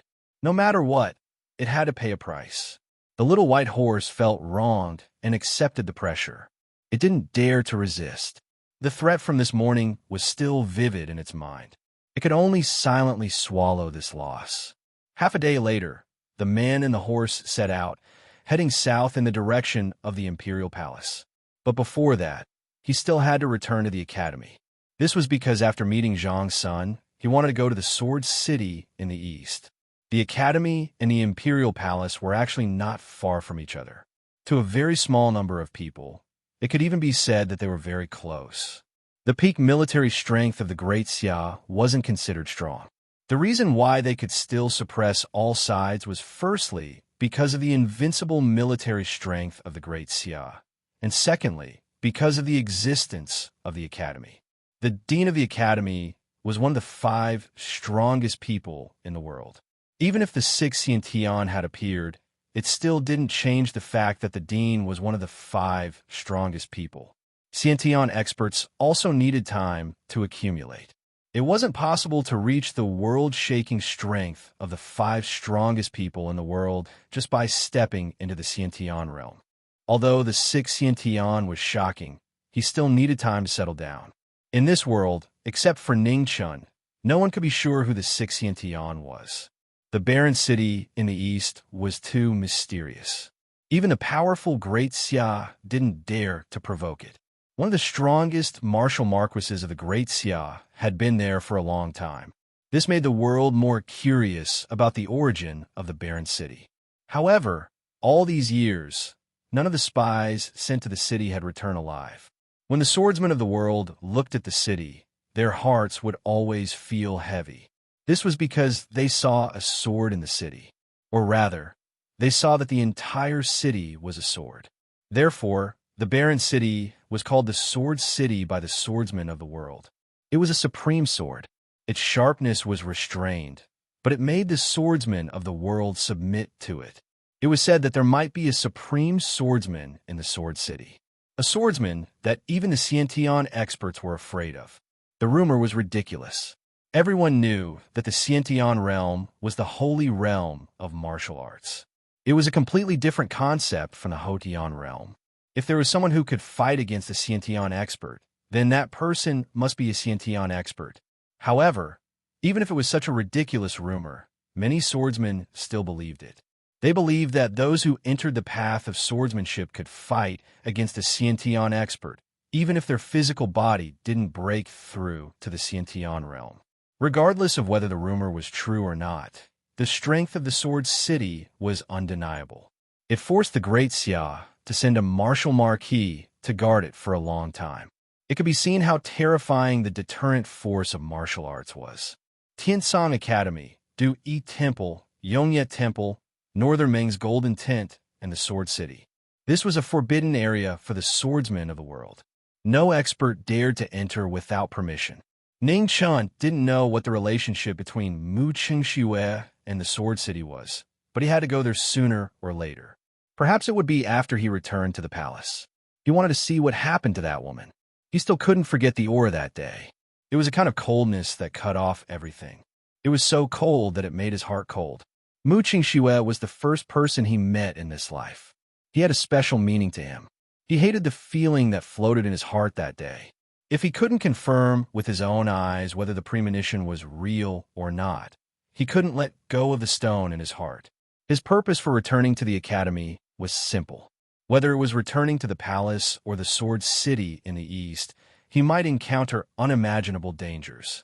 He needed to be faster, and the wheelchair he was in was indeed too slow. There was a Mr. Liu in the academy who was best at crafting.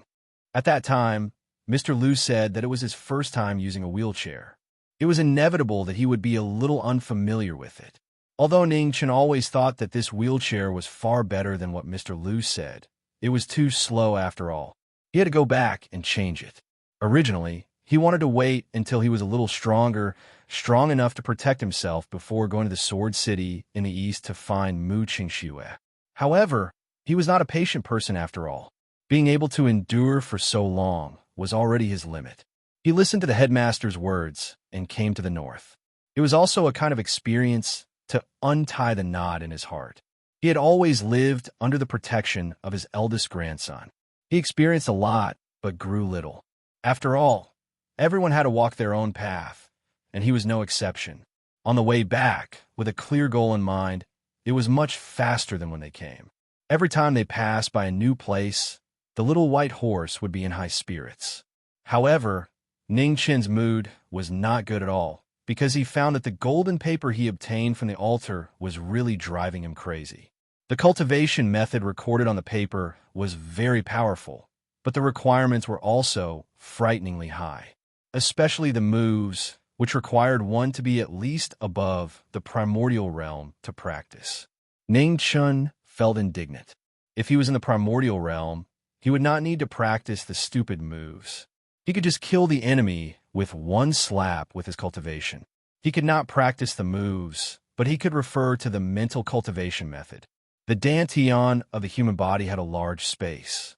As long as one was not afraid of death, it could accommodate all kinds of genuine qi. Unfortunately, the essence of this page was in the moves recorded at the end. Although the mental cultivation method was not ordinary, without the coordination of the moves, it could not exert much of its power. The only good news was that the methods on the 2 pages of the golden paper did not conflict with each other. It meant that even if he practiced it, he would not die. Then he would practice it. Of course, he still focused on the cultivation technique on the first page of the golden paper. This cultivation technique was only used as a precaution. 10 days later, The travel-worn man and horse finally returned to the academy. At the same time, the students of the academy had started school. After returning, Ning Chun first paid a visit to the headmaster. It had only been more than a month, and the headmaster was even older. However, he still looked energetic. The headmaster liked the little white horse very much. Ning Chun simply left it here and went to find Mr. Liu himself. Mr. Liu's residence was not in the academy, but in an orphanage about 3 miles away from the academy.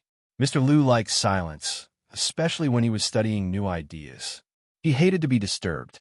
However, Ning Chun felt that this strange old man's temperament was very compatible. When Ning Chun arrived at Mr. Liu's residence, the door of the orphanage was closed. It was obvious that no one was welcome in. He knew that the strange old man should still be studying his framework at this time, so he was not in a hurry. Instead, he sat outside the door and waited quietly. Not long after, an irritable voice came from the courtyard. "Come in." Ning Chun smiled and pushed the door open. He saw a messy old man fiddling with a pile of wood. "Mr. Liu, you're not dead yet?" Mr. Liu did not even raise his head. He already knew who the person was. He was in a wheelchair, so he could tell from the voice. Ning Chun laughed and replied, "Mr. Liu, you worry too much. I don't want to die yet." However, before he finished speaking, Ning Chun's eyes suddenly shrank. His right hand instantly pulled out the ink sword and placed it in front of him. With a bang, his body and the wheelchair slid more than 3 feet away. "Not bad. You've improved a lot." Mr. Liu clapped his hands. He roughly understood why Ning Chun came over. This wheelchair was indeed slow. Cough, cough. Ning Chun's chest tightened, and he vomited a mouthful of blood. He immediately glared at the old man in front of him and said angrily, "Old man Liu, your menopause is not over yet." "Menopause?" Mr. Liu did not understand and asked doubtfully. Ning Chun wiped the blood from the corner of his mouth and said, "It means to praise your intelligence." Mr. Liu nodded. "Oh, then your whole family is menopause." Ning Chun shut up. He knew that this old man was much more difficult to deal with than he looked. He was shrewd and did not lie at all. Chapter 46. Old Man Liu's courtyard was very messy, and there wasn't much space to step on. However, this old man didn't seem to care and seemed to have the intention to let it develop. Ning Chun had no choice but to help the old man clean up the courtyard. If this continued, this courtyard wouldn't be suitable for living. The first time he came to this courtyard, he was brought here by the old man. It was very violent, but also very warm. In Old Man Liu's eyes, there was no difference whether he was disabled or not. His disability might be slightly better than the trash that some old men called him. Old Man Liu didn't hit him hard just now. The main reason was that he hadn't recovered after being injured by the old eunuch. Coupled with the endless torture in the netherworld, his internal injuries worsened again and again. Once he fought, it was easy to trigger his old injuries. Since he came to this world, the most he had been injured was time and time again. It seemed that he had never fully recovered. Fortunately, he was still alive. Old Man Liu stood in front of the door and looked at the wheelchair under the busy young man. He frowned slightly. Back then, it was his first time making a wheelchair. Other than adding a few small mechanisms on it, he didn't do anything else. Now, it was really difficult to make the wheelchair more agile. After all, a wheelchair wasn't a very fast thing. Ning Chun wasn't in a hurry and waited for Old Man Liu to think. He had been cleaning up the courtyard. He didn't know how many days he would be gone. If he didn't clean up this old man, he probably wouldn't even have a way to come back. If Old Man Liu was in his world, he would probably be a Frankenstein monster. "Come here for a moment." After a long time, Old Man Liu's frown deepened as he called out. Ning Chun threw the last piece of wood against the mountain of trash in the corner and immediately turned the wheelchair to walk over. Old Man Liu went forward and pressed his hand on the wheelchair. In the next moment, a huge force pressed down. With a bang, the wheelchair suddenly broke into pieces and scattered everywhere. Old Man Liu, Ning Chun was shocked. At this moment, he pulled out his ink sword and stabbed it into the ground with a clang. He barely didn't fall on his face. "Good reaction," Old Man Liu said indifferently. He bent down and picked up the 2 wheels on the ground and walked back into the house. Clang! The door closed, and an indifferent voice came from inside. "Wait outside. You're not allowed to enter the house. Only a fool would be willing to go in," Ning Chun muttered. He then sat down and waited in boredom.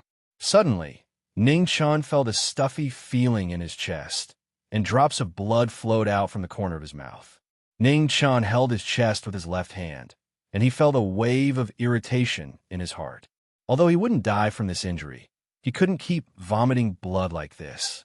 Closing his eyes, Zhang Xian circulated his Jinqi, and a silver glow circulated through his meridians, suppressing his injuries once more. In his Dantian Qi Si, under the first golden page, the silver Qi whirlpool was growing bigger by the day, slowly rotating like a galaxy. On the side, strands of dark yellow Zhen Qi gathered, vaguely forming an independent small whirlpool. Another golden page floated in the air, continuously receiving the nourishment of Zhen Yuan. Over the past few days, the growth of his cultivation had been slowing down. He knew that he had reached a bottleneck. The 5th grade of martial arts was the first hurdle in the Hotian realm. Many people were stuck at this point. Geniuses like Qing Ning, the son of God, and Xiao Miaoyu, who had broken through to the peak of level 9 at such a young age, were still rare. Suppressing his injuries, Ning Chun continued to cultivate in the same place. Master Lu wouldn't come out for a while. Before he went back to the palace, Ning Chun had to seize every opportunity to improve his strength. He didn't know why he could break through to level 5, and the expansion of the Silver Qi whirlpool was slowing down. Now, the fastest way to improve his strength was to cultivate the 2nd Qi whirlpool as soon as possible, which might come in handy in a fight. In the past 2 days, the dark yellow Qi whirlpool had grown much faster than the silver Qi whirlpool, which had reached its limit. Under the condition that he couldn't break through to level 5, the dark yellow Qi whirlpool would be the best choice for cultivation. The sun set and the moon rose, and the world was constantly changing. The door of the room hadn't been opened yet. Ning Chun sat still in the yard, letting the frost soak his clothes. Under the moonlight, a huge dark yellow whirlpool formed in the yard, with Ning Chun as the center, crazily swallowing the spiritual qi between heaven and earth. Without the restriction of the bottleneck between states, the dark yellow Qi whirlpool kept expanding, and in a short time, it seemed to be on par with the silver Qi whirlpool. However, this kind of growth still had its flaws. Without the baptism of the state, the dark yellow Qi whirlpool seemed to be inferior in both quality and quantity. It was still unable to reach the boundless oppressive feeling of the silver Qi whirlpool. At this moment, the door of the room opened, and Master Lu walked out. His face was full of fatigue, but his old eyes were as bright as the stars. Ning Chun opened his eyes, restrained his aura, and quietly looked at the old man in front of him. "Kid, what's the use of martial arts?" Master Lu asked. "Fighting," Ning Chun said honestly. "Where's the sword in your hand?" "Killing." "What if the person you want to kill or the person who wants to kill you has difficulties?" "It's none of my business." Master Lu laughed heartily and praised. "I like your character, shameless without hiding it." "Thank you for the compliment," Ning Chun accepted calmly. "The wheelchair is ready. No need to thank me." "You think too much." Ning Chun looked at the new black wheelchair beside Master Lu, and a dazzling light burst out from his eyes. Immediately, his right hand slapped the ground, and his body suddenly flew up and landed on the wheelchair. In the next moment, the wheelchair spun 1,000 times, drawing a ray of light in the courtyard. Ning Chun suddenly stopped, looked at Master Lu in front of him, and said, "Master Lu, let's exchange blows." Master Lu laughed and replied straightforwardly, "You're asking for it." Bang! Master Lu's figure flashed, and his right palm broke through the air. Even if he suppressed the 70% success body, it was still unstoppable and extremely powerful. Ning Chun quickly retreated, dodging the attack. After 7 steps, his left hand condensed into a finger, and he leaned forward and pointed at the Master Lu's right shoulder. Master Lu leaned to the side and dodged, but Ning Chun was faster. His right hand pulled out the black sword, and with a clang, he took half a step forward again. "Treacherous!" Master Lu exclaimed, and he no longer dared to suppress his aura. With a loud bang, a terrifying pressure spread out, and in an instant, Ning Chun was sent flying. Swish! The black sword in Ning Chen's hand stabbed into the ground, and he only stopped after sliding 2 zhong away. Master Lu, do you have any shame? Ning Chen's face was filled with anger as he questioned. Huh. It was a slip of the hand, a slip of the hand. Elder Lu's face flushed red. It was indeed disgraceful to use one's cultivation to suppress a junior. However, this kid's moves were indeed a little strange. Although they weren't extremely fast, the angle and timing were really tricky to deal with. He still remembered when Ning Chun first came to the academy. Both his legs were crippled, and his martial arts were just a rookie who had just reached the 2nd grade of the natal realm. Other than his character, there was nothing good about him. It had only been a few months, and the rookie from back then had actually improved so much. It seemed that a person's potential was forced out. Although talent and disability were obstacles, they were not absolute factors. Master Lu, I'm leaving goodbye. Now that he had achieved his goal, Ningchen really did not want to see Master Lu's infuriating face again. He waved his hand, turned his wheelchair, and left. I'm not seeing you, Master Lu said impatiently. Next time, I'll bring you some of the palace's imperial wine. In the night, Ning Chen's figure slowly moved away, and he was about to disappear. Master Lu's expression changed, and he changed his tone. He raised his hand and shouted loudly, Kid, you're welcome to come again next time. Ning Chun waved his hand without looking back, and gradually disappeared into the night. Master Lu sighed in disappointment, and immediately turned to go back to his room. He would not do anything tonight, and would sleep. When Ning Chun returned to the academy, the little white horse had already returned from the headmaster's place. When the man and the horse met, they immediately felt a sense of closeness. The little white horse's face came closer, and it was about to express its happiness, but it was pushed away by Ning Chun. Go away, I'm going to sleep, do whatever you want. With a bang, Ning Chun closed the door, leaving the little white horse alone in the courtyard. It did not understand how it had provoked this strange master. The night was silent. The next day, Ning Chun went out early in the morning, and he did not even wake up the little white horse, who was still sleeping soundly. He wanted to see the headmaster for no other reason than to thank him. The residence in the academy was not a secret, and everyone knew about it. Outside a small forest in the academy, there was an ordinary house sitting there peacefully. It was snowing heavily outside, but this small house had a radius of 100 feet, and it was completely quiet. There was no snow at all. Ning Chun arrived outside the house and respectfully said, Headmaster, Ning Chun requests an audience. With a creak, the door opened, and an old man wearing coarse clothes appeared in front of him. His appearance was ordinary, and he looked no different from any other old man on the street. However, this was one of the 5 strongest people in the world, the headmaster of Tiansong Academy. And the headmaster nodded. He was no stranger to this youth. The current empress had never begged anyone before, but in the end, she had made an exception because of this youth. I came to thank you, and also to say goodbye, said Ning Chun. Why do you want to leave? Asked the headmaster calmly. Return to the palace. What is it? Ning Chun was silent and did not answer. The headmaster frowned and aggressively asked, You don't trust me? Ning Chun was silent once more.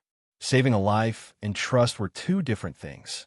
There were very few people he could trust in this world, and that would not change just because the headmaster had saved him.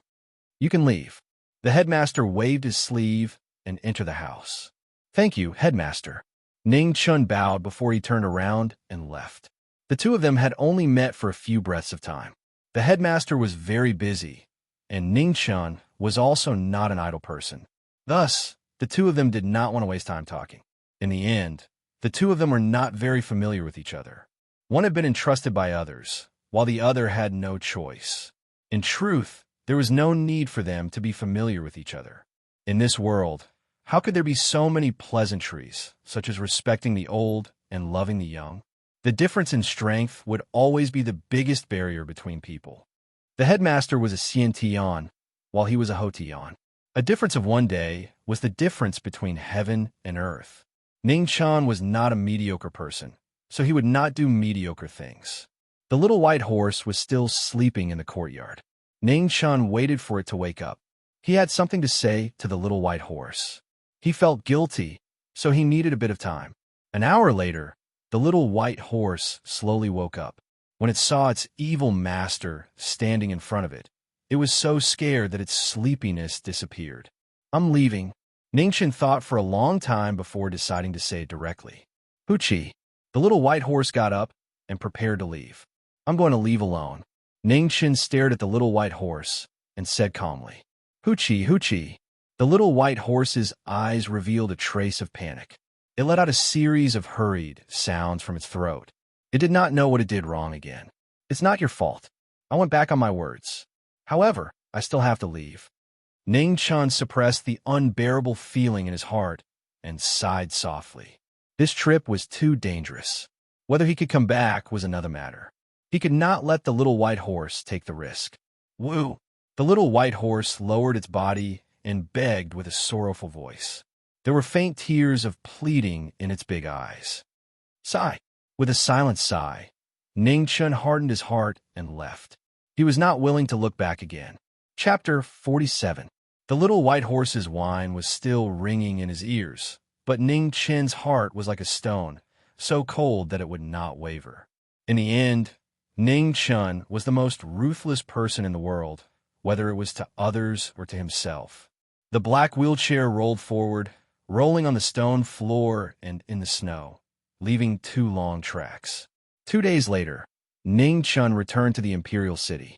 He had been away for more than 3 months, and now he was back. There were people he trusted, people he was afraid of, people he didn't like, and people he wanted to kill. There were still legends about him in the imperial city. They had been told hundreds of times in the streets and alleys. The marriage between the Xia kingdom and the Jinji kingdom was very successful. Ning Chun thought of the girl named Xia Miaoyu. She was clever and intelligent, and she hid her talent well. He still remembered how stunning she was when she caught the arrow with her slender hands. Such a girl could not stay silent forever. The Jinji kingdom was too small to keep a phoenix who had spread her wings for too long. The emperor of the Xia kingdom was not a simple person. Ning Chun had always thought so. Otherwise, how could he suppress the outstanding princes of the Xia kingdom in the past? In the imperial palace, the one who really made him afraid was the emperor. He had thought more than once that the emperor had wanted to kill him for a long time. The reason was simple. He had mastered something that was beyond this era, and he had shown it to the emperor twice. The first time, perhaps no one cared too much. But the second time, in front of so many people, the entire hall of Jingxi was almost destroyed. It was impossible that the emperor did not notice. Back then, in order to get out of the imperial palace, he did not care so much. He had planted the seed of disaster, and it became the reason he was most afraid of returning to the imperial palace. Returning to the imperial palace was not easy for him. If he dared to enter the imperial palace openly, he would not be able to see his eldest grandson for the rest of his life. With no other choice, Ning Chun decided to go to the Lingyan Pavilion and wait for 2 days. There were many people in the imperial city who were qualified to enter the imperial palace. He had to find a way to bring the news in. If Qing Ning could leave the imperial palace, then it did not matter whether he entered the imperial palace or not. When Ning Chun arrived at the Lingyan Pavilion, it was still noon. Lur was sitting on a stool in the middle of the hall, dozing off. Her little head nodded, looking very cute. It had been a long time since he last saw her, but the little lass hadn't changed at all. Her delicate little face still carried a trace of the naivety of a young girl, and a little silly. There was another woman in the pavilion. When she saw the young man in the wheelchair, she was shocked and swallowed her yawn. Ning Chun grinned. He recognized that this was the woman who gave him the brush and ink when he beat up Zhang San Yinxian. She was a very beautiful woman, but she was a little timid. The woman was shocked and didn't know whether to laugh or cry. Her face turned red as she turned around and walked upstairs. Ning Chun was helpless. Was he that scary? After a while, Lear also woke up in a daze. She glanced at the scene in front of her and stood up without any reaction. After taking 2 steps, her body suddenly froze and she cried out in surprise. "Leo!" Ning Chun chuckled and called out softly. Li Er's small mouth flattened as tears streamed down her cheeks. Her delicate and pitiful look made one's heart ache. Li Er, be good, don't cry. Ning Chun moved his wheelchair forward and gently rubbed the little lass's head, wiping away the tears on her face. Li Er sniffled as she stopped crying. Only then did she notice that Ning Chun was sitting in a wheelchair. Her tears involuntarily flowed down again as she anxiously asked, "What happened to your leg?" "It's nothing, I just fell down." Ning Chun smiled and softly said. Li Er relaxed a little and wiped away her tears. She asked, "Have you seen a doctor?" "I have," Ning Chun patiently replied. Not only had he seen a doctor, but he had also seen a Xiantian. "When did the doctor say it would be ready?" Li Er asked with concern. "Soon," Ning Chun casually replied. If the Xia Emperor was willing to give him a Xiantian pill, it should be soon. However, this was the same as him going up north to kill that Xiantian from the northern Ming imperial court. It was purely a daydream. "Young Master Ning, how have you been?" It was at this moment that a young woman in white clothes walked over. Her face was like cream and her eyes were like bright moons. Between her brows there was a trace of charm that was well concealed. The person who had come was the owner of the Ascending Mist Pavilion, Yuhani. After so many days, Ning Chun did not want to dwell on the past. He politely praised, "How have you been?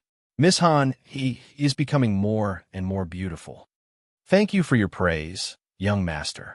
Yuhan, he walked forward and smiled sweetly. "Is young Master Ning doing well in the academy?" "HM?" Ning Chen's eyes narrowed. The meaning of these words was extraordinary. There were not many people in the world who knew that he was in the academy. How did Yuhani know? Of course, he did not expect to be able to hide it from everyone. However, it should not be known by everyone. That day, when consecrated Jian had brought him back to the palace, it must have alarmed some people in the palace. Each palace would have their own spies, but there were not many who had the ability to bury spies in Weiyang Palace. Could it be that Ling Yin Pavilion was related to one of the palaces in the Imperial Palace? This Yuhan, he had given him another surprise. "Miss Han, this one has underestimated you before," Ning Chun indifferently replied. Yuhan Yi's words had undoubtedly revealed her identity. This Ling Yin Pavilion, which occupied the most prosperous area of the imperial city, was not just a simple brothel. "Young master is too kind." Yuhan Yi smiled. "Miss Han, this one is a little tired. I wonder if you could arrange a room for me?" Ning Chun stopped this topic. He did not want to continue talking about it. He did not want to participate in the struggle between the palaces. He had no interest and no time. Yuhan, he was startled.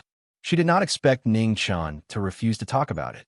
She felt a little uncomfortable, but did not show it on her face. She smiled and said, "There is a room in the backyard prepared for young master. Han, you will take young master there." "No need, Lear will take me there."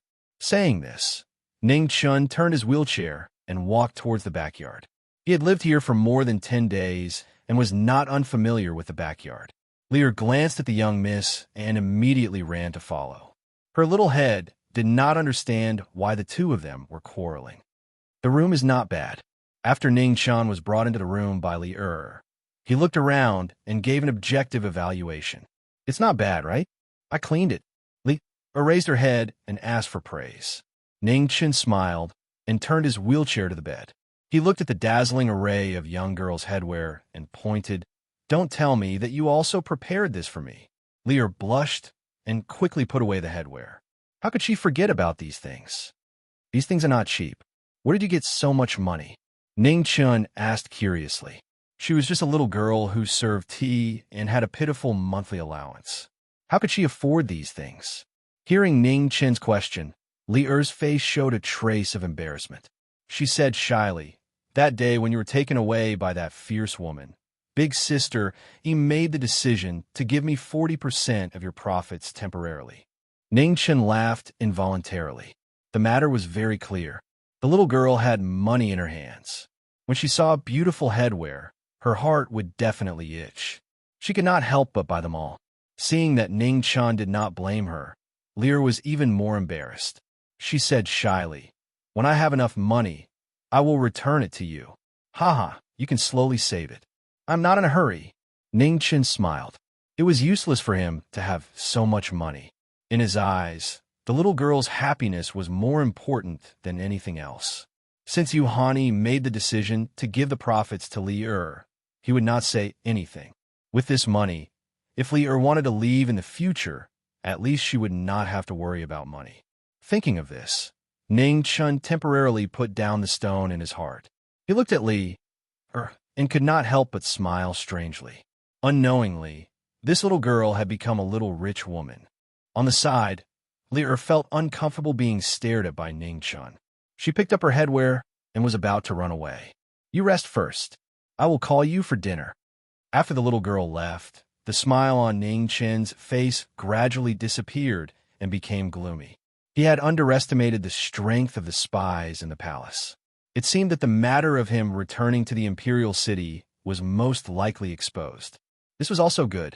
Weiyang Palace would probably know about his return soon. He only needed to convey the words he wanted to convey to the palace through these spies. Zhang Sun was smart and would definitely be able to guess what he meant. Ning Chen had a kind of blind trust in Zhang Sun.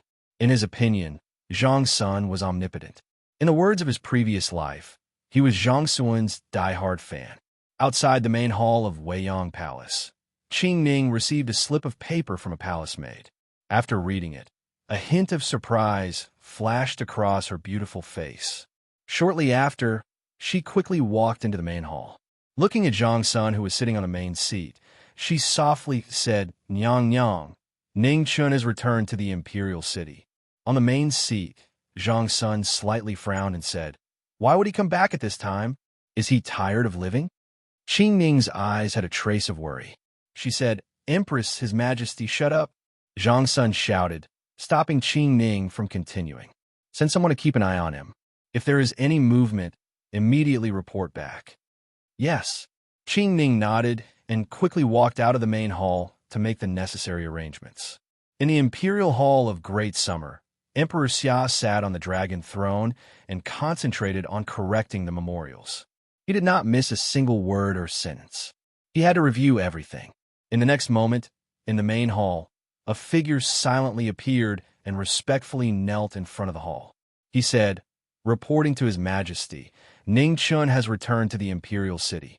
Emperor Xia raised his head with a calm expression. He said lightly, "Send someone to keep an eye on him. Don't allow him to take half a step out of the city. If he resists, kill him." "Yes." The shadow guard received the order and immediately disappeared. In the Western Palace, the world's most beautiful woman sat behind a curtain. In front of her, a palace maid respectfully knelt on the ground with a trace of undetectable fear on her face. "Are you sure that Ning Chen, who has returned to the imperial city, is the one who took the letter?" A questioning voice came from behind the curtain. That day, where the bandits were killed, there were wheelchair and horse hoof prints.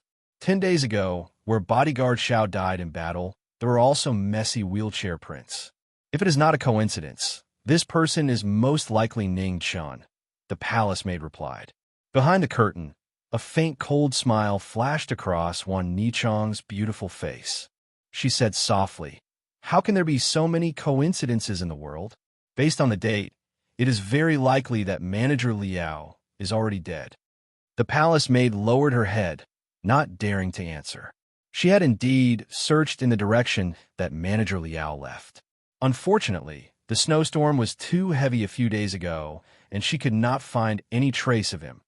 In less than a quarter of an hour, the three most powerful palaces in the imperial palace of the Xia Kingdom all reacted to Ning Chen's return.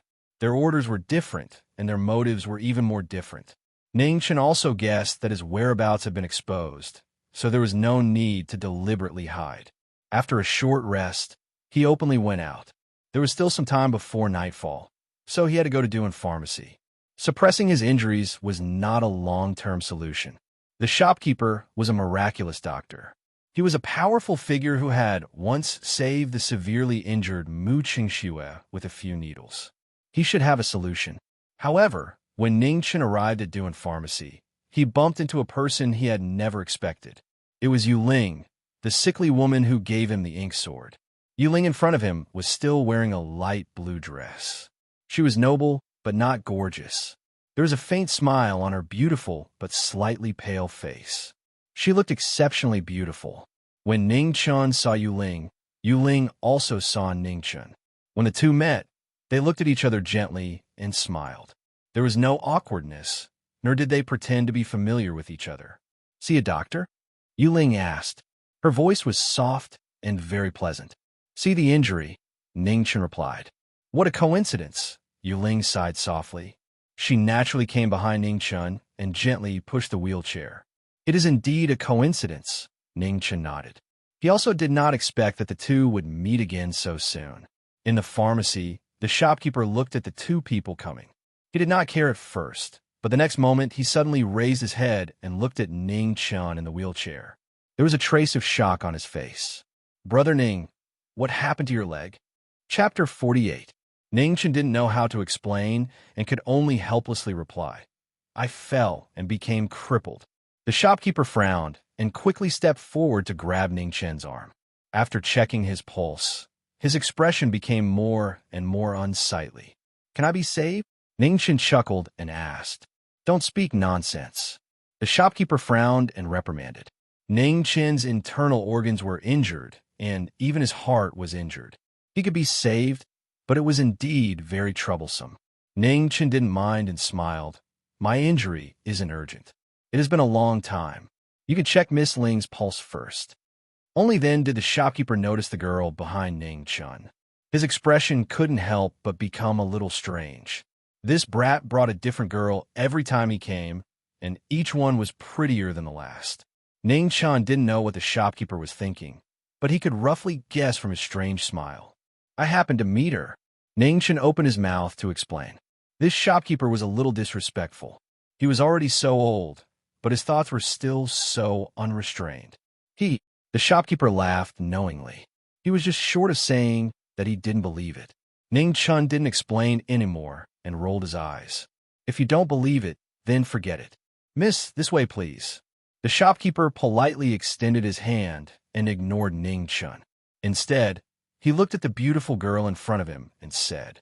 Moon Spirit followed the shopkeeper's arrangement and sat down in front of the consultation table.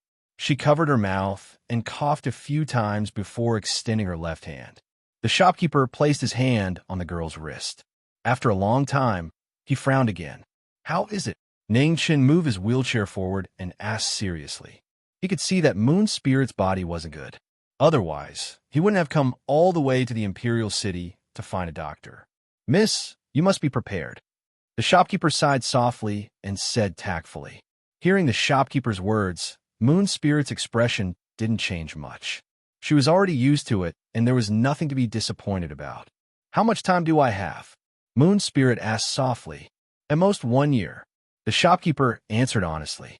Moon Spirit frowned but didn't say anything. She was very clear about her body. The shopkeeper's 1 year was already the longest she could live. Over the years, she had seen too many doctors and taken too many elixirs. Unfortunately, the results were few and far between. Recently, the pharmacy received 1,000-year-old king blood ginseng, but, speaking up to this point, the shopkeeper glanced at Ning Chun and felt a little awkward. Just now, he had planned to give the ginseng to this kid. "Give it to her. I don't have any money." Ning Chun poured himself a cup of tea. The 1,000-year-old blood ginseng king was very expensive. It would be a waste to let him eat it. "How much money?" Moon Spirit didn't refuse and asked. 100,000 taels. Ning Chun spat out the tea in his mouth and asked in disbelief, "How much?" 100,000 taels, the shopkeeper said seriously. Cough, cough. Ning Chun choked on his tea and coughed incessantly. It was no wonder that old man had been so generous and had given him a small ingot worth 5 taels. He had been so happy. So it turned out that this old man's first move was a business worth 10 or 20,000 taels. The shopkeeper looked at the woman in front of him and did not continue to speak. The price he asked for was not expensive. When he bought this ginseng king, he had already sold it at the original price because of Ning Chun. Of course, if Ning Chun wanted to buy it, the amount of money didn't matter. The pharmacy belonged to the Zhongsun family, so the medicinal ingredients naturally belonged to the Zhongsun family. He believed that between Ning Chun and 100,000 taels of silver, The Empress would definitely not choose the latter. After hearing the price, Moon Spirit didn't have any obvious reaction. She nodded and said, "Tomorrow, I will order someone to send the money. I hope you can keep this ginseng king for a day." Rich people. Ning Chan sighed in his heart. Comparisons were odious. The total amount of money he had didn't exceed 100 taels. Moreover, he had robbed many people. The shopkeeper thought for a moment, then got up and walked into the back hall. Soon after, he came out with an exquisite wooden box in his hand. "Since you and Brother Ning are old friends, you can take this ginseng king first. The money can be sent tomorrow." While speaking, the shopkeeper handed over the wooden box in his hand. Ning Chen's eyelids twitched. 100,000 taels. If Moon Spirit ran away with it, would the shopkeeper chop him to death? Moon Spirit looked at Ning Chan in surprise. She didn't expect the latter to have such a big face. 100,000 taels was not a small amount. Even she had to send someone to prepare it for a day. Ning Chan smiled shyly. Good character. The shopkeeper wrote a prescription for Moon Spirit to take with the Blood Ginseng King. As for the medicinal herbs, they weren't worth much, so they were all given away. Ning Chan waited at the side. He wasn't in a hurry, drinking cup after cup of free tea. In his eyes, Moon Spirit was a wonderful person. She didn't force life or death, but she didn't give up either. He really admired her.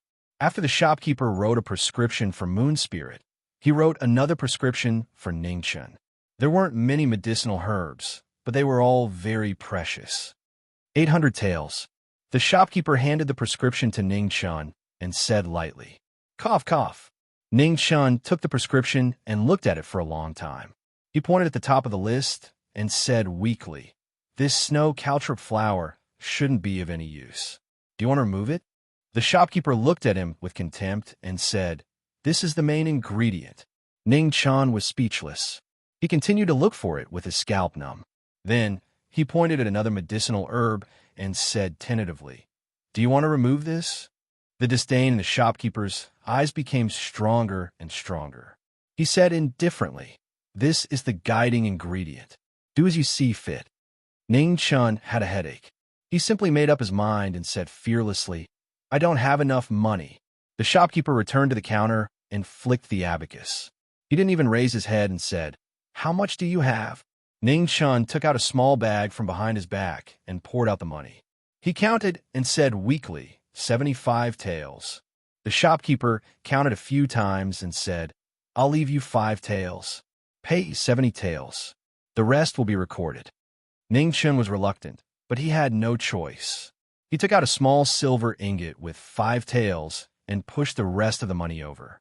Ning Chan owes 730 taels. The shopkeeper took the account book from the top right corner of the counter and wrote down 8 words neatly on a single page. It was so eye-catching.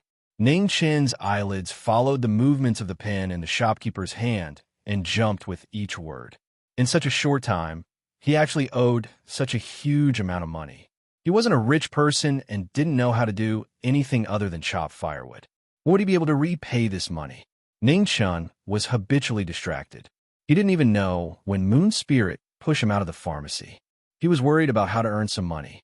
As for the bonus in Lier's hands, he didn't even think about getting it back. He really couldn't afford to lose face. "Are you short of money?" Behind the wheelchair, Moon Spirit asked softly with a trace of curiosity. She couldn't understand the youth in front of her more and more. The latter's thoughts were never on the same line as most people. Ning Chan scratched his head in embarrassment. He was afraid of being short of money.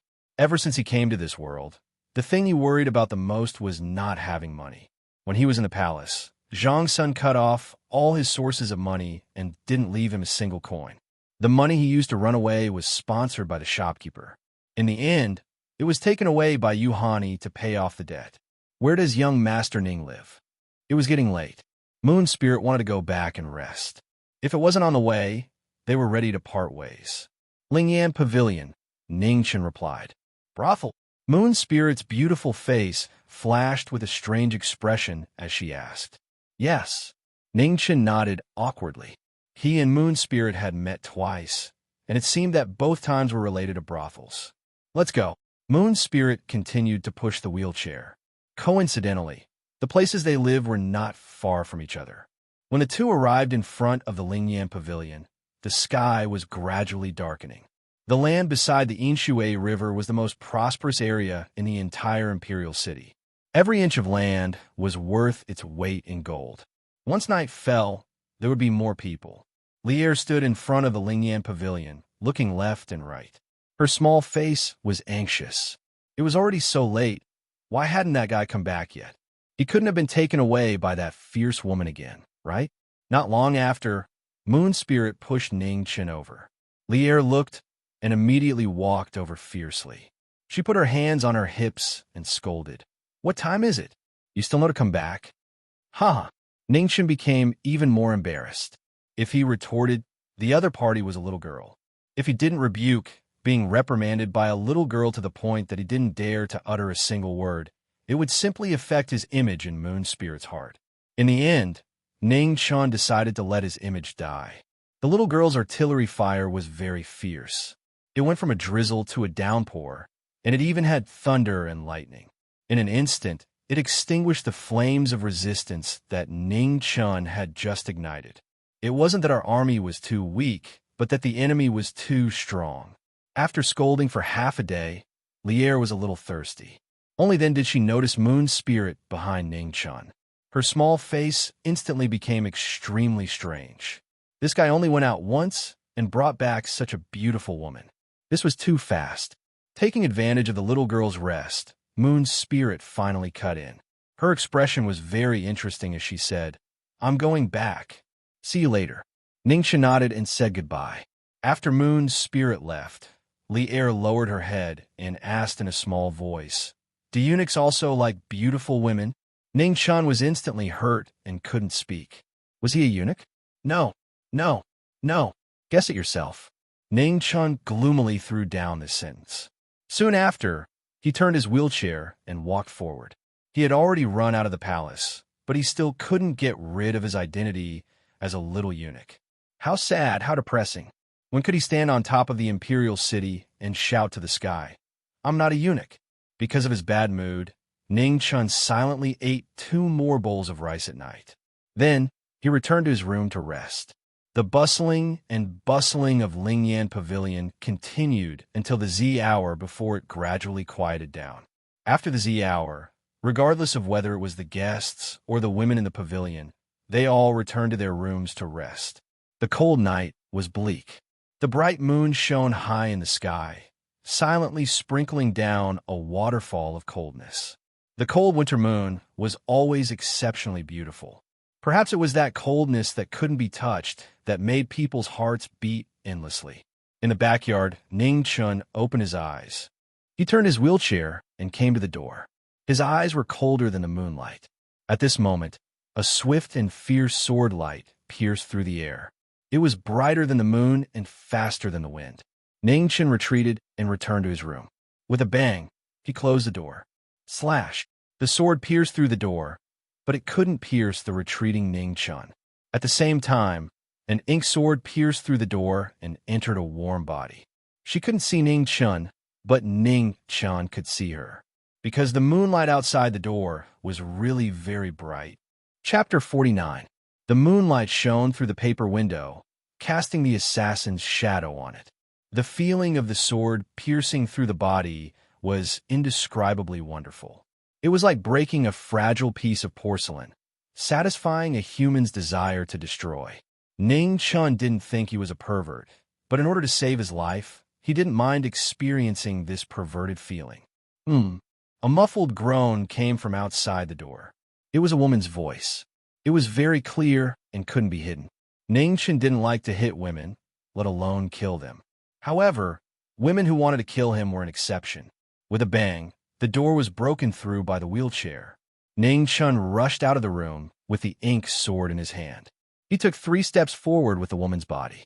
Suddenly, a horrifying arrow light came from afar. It was so wonderful that no one could avoid it. You again! Ning Chen's pupil shrank. He was furious.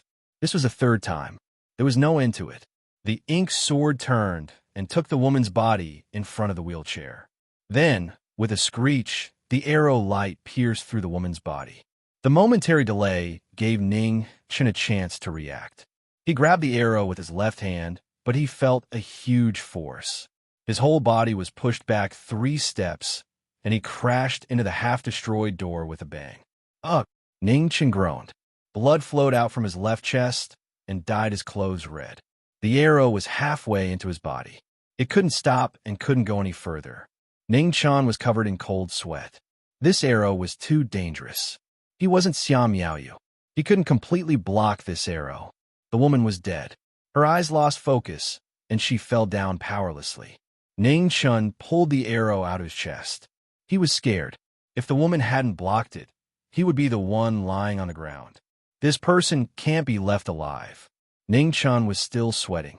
Only after facing the arrow did he know how terrifying this person's archery was.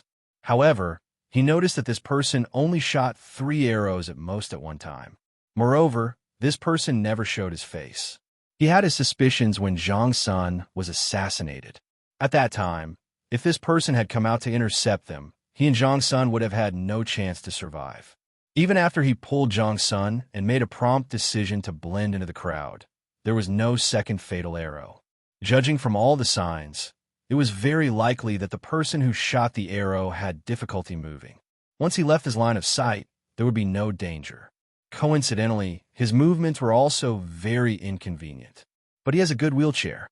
In the next moment, the wheelchair spun 9 times, and Ning Chen's figure quickly moved forward.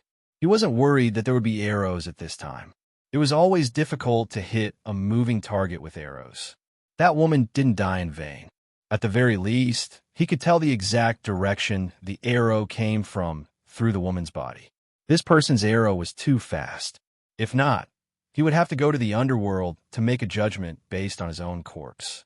There weren't many places in the imperial city that could overlook the Lingyan Pavilion. Based on the direction the arrow came from, it wasn't difficult to determine the location. The only thing he had some misgivings about was just how strong was this person's Tao protector. Under the cold moonlight, a black light flashed in the night. Mr. Liu of the Academy was a genius in craftsmanship. After the black wheelchair was driven by his genuine qi, it moved much faster than expected. Ning Chen looked at the pagoda in front of him with a cold glint in his eyes. There were very few people who believed in Buddhism in Great Xia, and he didn't believe in it either. Buddha talked about the afterlife, but he cared more about this life. If there was an afterlife, he hoped that the world would be peaceful. The pagoda was very tall, and there was light. It wasn't candlelight, but the moonlight reflected by the Saraira. It was said that a long time ago, Buddhism was once popular on this land. After the eminent monks of that time passed away, they might leave behind Saraira. The existence of this pagoda was even older than the history of the Great Xia dynasty. Although the Great Xia dynasty didn't believe in Buddhism, they would still renovate this ancient pagoda over the years. Soon, Ning Chen arrived at the bottom of the pagoda. He looked up, wondering if he should go up or wait. In the end, he decided to go up. If this dead person stayed up there for the whole night, wouldn't he have to wait for the whole night like a fool? Was he a fool? He obviously wasn't. Ning Chen hated stairs the most. Things like wheels weren't suitable for climbing up and down. The pagoda was very tall, so there were naturally many stairs. It took him a lot of effort. The wind at the top of the pagoda was very strong. Ning Chen squinted his eyes slightly. He didn't know when he had developed this habit. There were 2 people waiting in front of him. One was a man, and the other was disabled. The man was holding a flute in his hand. When he saw the young man, he frowned. The disabled man turned around with difficulty and grinned. His ugly face made people feel disgusted. He looked strange, and his combination was also strange. Ning Chen thought to himself, how could he catch up with him and Zhang Sun when he was disabled like this? He couldn't move his legs, but the person in front of him seemed to only be able to move his hands. It was really terrifying for such a person to be able to practice such archery. As for the man holding the flute, Ning Chen didn't pay much attention to him at first. Here, the biggest threat to him was the bow in the disabled man's hand. The man holding the flute didn't give off any oppressive aura. Unless a powerful warrior reached the Xiantian realm, it was very difficult for them to completely conceal their aura. The more powerful a person was, the more oppressive they would be. The green bow in the disabled man's hand was too dangerous. He didn't know if his guess was true. If the disabled man could shoot that kind of terrifying arrow endlessly, there was no need to fight today. Ning Chen slowly pulled out his ink sword from behind the wheelchair. Today, he had to get rid of this terrifying enemy. He didn't want to be shot to death by a silent arrow on the street. The man's face was also very serious. He could feel danger from the young man's sword. This was not the wasteland, and his strength was greatly reduced. At the scene, only the disabled man kept smiling. His smile was twisted and perverted. Suddenly, he drew the bow and nocked an arrow. The arrow was like a shooting star, instantly arriving in front of Ning Chen. Ning Chen blocked with his sword. With a clang, the arrowhead drew a spark and was blown away by the ink sword. The disabled man's smile became even brighter. His ugly face was twisted, and he looked a bit scary. Ning Chen's expression didn't change. This kind of arrow was no threat to him. The north wind on the top of the tower was getting colder and colder. The cold moon hanging high in the sky shone on the three people, making this life and death battle even colder. The man held the flute in his hand and put it near his mouth. Ning Chen was shocked. He subconsciously felt that something was wrong. He moved his ink sword and rushed forward. Whoosh! Another arrow came and blocked his path. He had no choice but to turn his sword back to block it. Woo! The next moment, a low and gloomy sound of the flute was heard above the pagoda. The decadent sound made people's minds sink in an instant. The devilish sound was soul-sucking and went straight to the heart. Ning Chen turned his right hand, and the ink sword mercilessly pierced into his leg. He felt a sharp pain and forcibly dispelled the dizziness in his head. However, at this moment, an arrow more dazzling than the moon arrived in an instant. The cold wind at the end of the arrow was hissing, piercing people's minds. "I've been waiting for you." Ning Chen's eyes were cold. He didn't dodge. In front of him, a big black umbrella opened and instantly covered the dazzling arrow. Boom! With a terrible bang, the arrow hit the big black umbrella and created the most horrible sound wave. The three people present only felt a sharp pain in their ears, and their blood kept surging in their bodies. The wheelchair was shaken by the huge force and only stopped when it was 10 meters away. The big black umbrella was completely destroyed, and a big hole was blown out. However, the terrible arrow also lost its power and fell down powerlessly. Ning Chen didn't feel sorry at all. He pulled the mechanism that fixed the big black umbrella from the sides of the wheelchair with his left hand and then threw it aside casually. He could ask Elder Lu to install another one when he returned to the academy. There was nothing to feel sorry about. He was lucky to be able to block the arrow.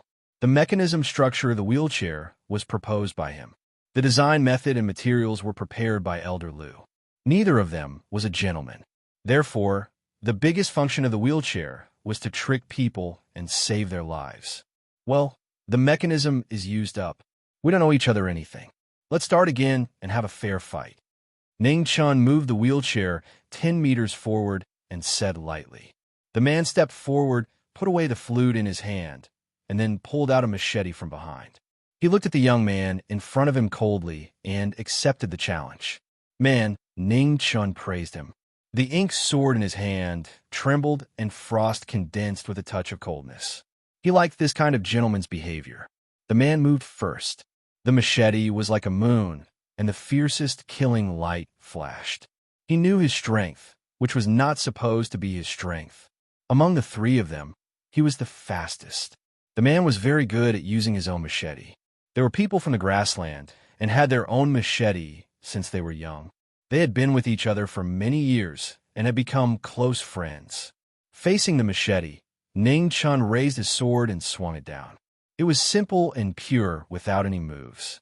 However, it was this simple sword or machete that made the man's expression change drastically. He realized that he could not avoid it no matter what he did. He did not know that this was the young man's best move. A line in front of the chest was a forbidden area. Ning Chen had chopped firewood in the academy for more than 2 months. He had swung this move thousands of times. It was so familiar that it was almost engraved in his bones. The man could not avoid it, and could only block it with his machete.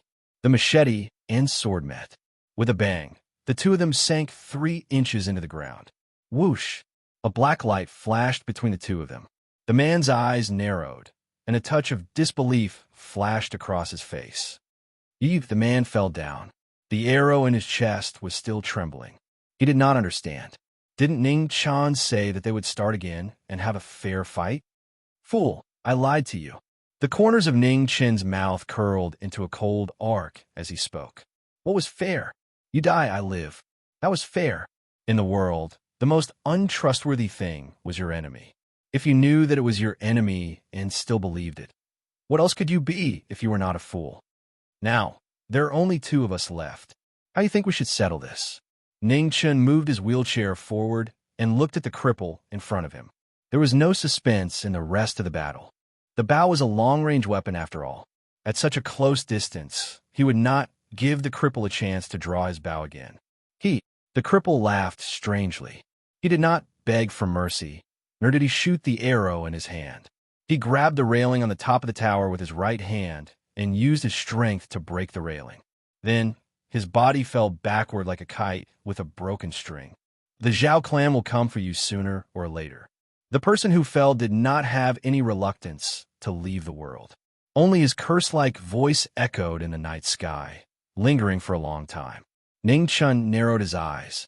He did not know who the Zhao clan was, but he knew that he would survive today. The Saraira on the pagoda was still emitting a gentle light. Buddha said that if you put down the butcher's knife, you would become a Buddha. But who would have thought that if you put down the butcher's knife, you would only become a ghost? It was still the same sentence. If there was another life, he hoped that the world would be peaceful. Chapter 50. It was already halfway through the night, and the cold wind was even more bone-chilling. Ning Chun faintly felt that his legs were starting to hurt again. He couldn't help but feel irritated and went down the pagoda with a gloomy face. The pagoda was 10 zhang tall, and it couldn't be more dead. The green bow and arrow box were scattered not far away, emitting a cold light. This is a good bow, Ning Chun commented. Actually, he didn't know what kind of bow was good and what kind of bow wasn't. He only judged based on his feelings. This bow almost shot him through the heart last time, and this time, it almost shot him through the heart again. It could be said that there was a deep hatred between them. The material of the bow wasn't like wood, but a kind of metal that he couldn't understand. There were too many strange things in this world, and he couldn't distinguish them. The inside of the green bow was engraved with the 2 words broken death. It was simple and grand, and seemed to be quite old. It should be worth a lot of money. From today onwards, this green bow was his, and the arrow box was also his. The way back was a bit far, and Ning Chun didn't want to waste his energy, so he walked slowly. The wheelchair squeaked on the stone road, and it was a bit harsh, but it was better than the emptiness and loneliness. Dark clouds gradually covered the moon, and this damned sky seemed to be about to snow again. It was endless, and it made people unhappy. Occasionally, there would be extremely soft sounds behind him, and Ning Chun knew that there were people following him, and it wasn't just 1 or 2 people. He was too lazy to pay attention to these. As long as no one killed him, it was fine. Among the people following him, there must be Zhang Sun spies. If he accidentally hurt the wrong person, it would be a big joke. In this world, there weren't many people he was afraid of, but unfortunately, Zhang Sun was one of them. The cold wind was especially cold. Ning Chun walked on the road and unconsciously trembled, and the hand holding the wheelchair was slightly stiff. Don't tell me I'm going to vomit blood again. The stuffiness in his chest made his bad mood even worse. He had already drunk the medicine last night, and the effect seemed to be very normal. 800 taels of silver was lost. Ling Yin Pavilion was already very quiet, and the women of the brothel also needed to rest. Everyone said that prostitutes were heartless, and actors were unloyal, but the truly heartless ones were these self-proclaimed romantic brothel patrons. What Ning Chun hated the most in his life were these so-called romantic scholars. Scholars were romantic, but behind them were the tears and blood of women. Du Shenyang jumped into the river. Chen Yunyuan became a monk. Lu Ru hung herself, and Li Shishir would rather die than submit. He wasn't a nationalistic youth, But if anyone dared to call themselves a romantic scholar in front of him, he would definitely kick them in the face. Young Master Ning. At this moment, a beautiful figure slowly walked out from under the moonlight. It was Moon Spirit, who he had just parted with. "It's already so late, and you're still awake?" Ning Chen's face revealed a trace of surprise as he asked. Moon Spirit looked thoughtfully in the direction of the pagoda and replied softly, "I heard some noises just now, so I came out to take a look." Ning Chen understood that it must have been caused by the collision between the arrow and the big black umbrella. He didn't expect that Moon Spirit, who was so far away, would notice it. It seemed that what happened tonight would soon spread throughout the Imperial City. Inhi's night was very beautiful, but the weather was not on his side, and it gradually started to snow. "Let me send you back," Ning Chen said, worried about Moon Spirit's health. And Moon Spirit didn't refuse. She lived not far from here, less than a quarter of an hour's walk. Ning Chen turned the wheelchair himself. He didn't let Moon Spirit help him push it. The night was too cold, and the wheelchair would be very cold. Cough, cough. The falling snow was very beautiful and cold. Moon Spirit was wearing a lot of clothes, but she still kept coughing softly. It seemed that they were a little similar. They both didn't like snow. After knowing each other for a few days, Ning Chen found that he knew almost nothing about this strange woman. He couldn't help but ask curiously, "Miss Ling, where is your hometown?" "North." Moon Spirit pointed to the north and said softly. Ning Chen smiled. He knew it was the north that day. When they met, it was in the north of Great Xia. However, since Moon Spirit didn't want to tell him, he didn't ask anymore. "Young Master Ning, what's your lifelong dream?" Moon Spirit looked at the distant north, and a flash of color flashed in her eyes. It was so bright that people didn't dare to look directly at it. Ning Chen fell silent. This question was too difficult for him to answer. He used to want to leave the palace, and then he left. Now he was trying his best to go back. If he really had to say something, it would be to be able to stand up one day. It was a very simple wish, but it seemed unattainable. "What about you?" Ning Chen didn't answer, but asked back. "The world is peaceful, and the people are rich." When Moon Spirit said this, there was no pretense on her beautiful face. She was pure and noble, untainted by a speck of dust. Ning Chen became even more silent. He wasn't as good as her. He always pushed the world's peace to the next life because he knew he couldn't do it.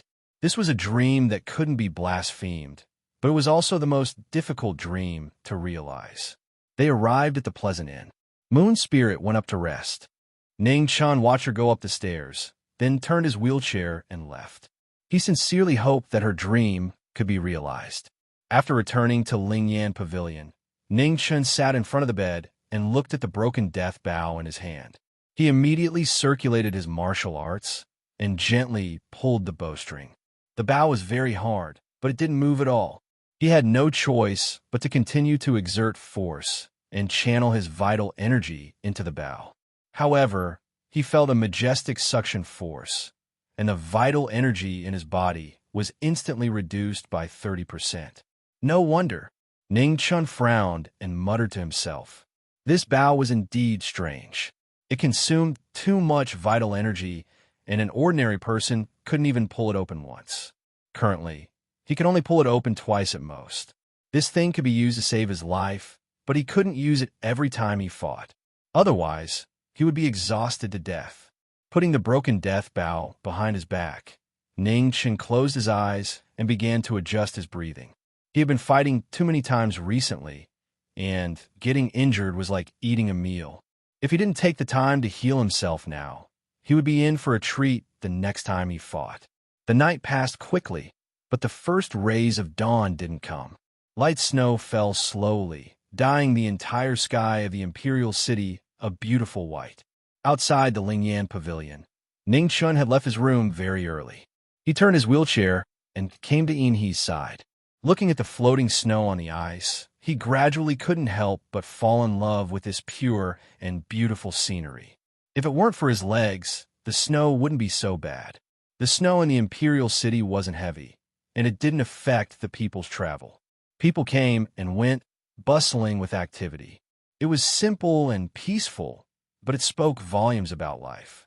After a night of thinking, Ning Chen finally knew how to contact Zhang Sun and make Emperor Xia and the Western Palace apprehensive so that they wouldn't dare to act brazenly.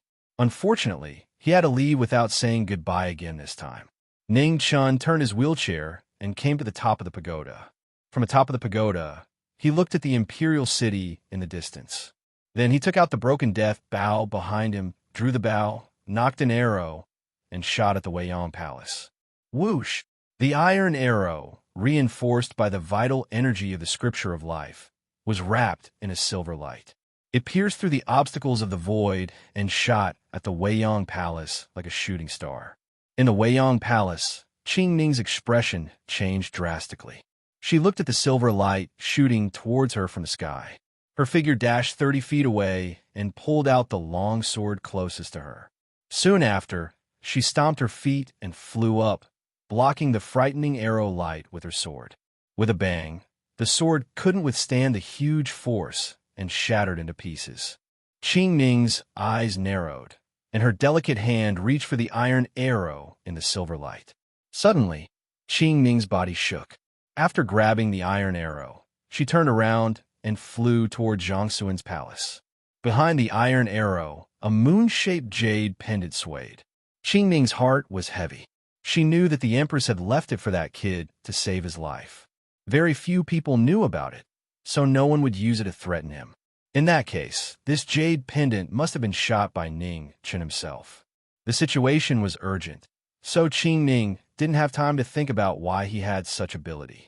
She was worried that he was in danger and urgently needed her and the Empress to save him. Zhang Sun had just woken up not long ago, so the first prince wasn't in the palace. The ninth princess was also confined because of Ning Chen, so no one would come to greet her early in the morning. As for the concubines in the palace, they would only come after breakfast. Qing Ning didn't knock on the door and directly pushed it open. This caused Zhang Sun, who was still dressing up, to frown. She wasn't blaming her, but she knew Qing Ning's personality. If there wasn't something important, she wouldn't be so rude. "What's wrong?" Zhang Sun continued to dress up and asked calmly. Qing Ning quickly walked forward and handed over the arrow in her hand. Her expression was full of worry. Seeing the jade pendant on the arrow, Zhang Sun's hand paused. After thinking for a moment, she stood up and said with a serious expression, "Come, follow me out of the palace." "Empress, could something have happened to Ning Chen?" Qing Ning asked worriedly. "No, he wants to tell me that he has something urgent to see me about." Zhang Sun shook her head and said. At the same time, the Western Palace and the Heavenly Mandate Palace both reacted.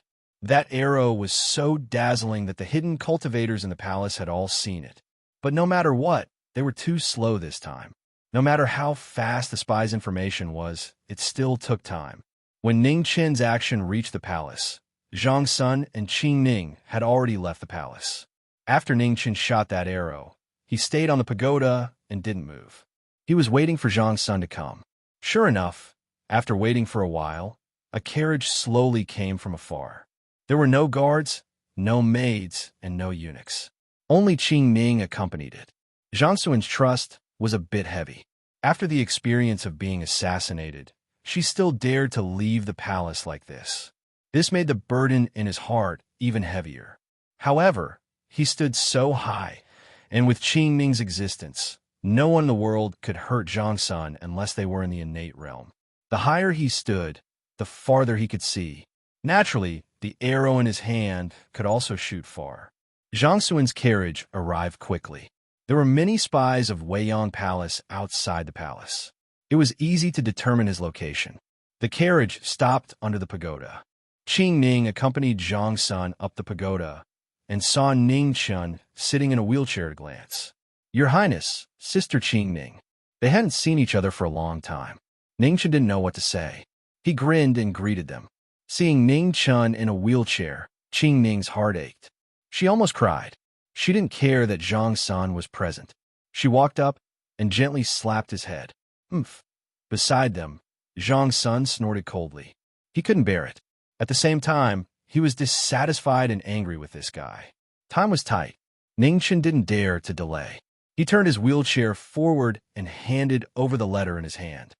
"Your Highness, This letter has too many implications. I had no choice but to ask you to come out. Zhang Sun took the letter and glanced at the torn wax on it. She said lightly, "Have you read it?" This was the special wax of a general in the barracks. It wouldn't be used unless it was extremely important. Tearing open a military letter without permission was also a capital offense.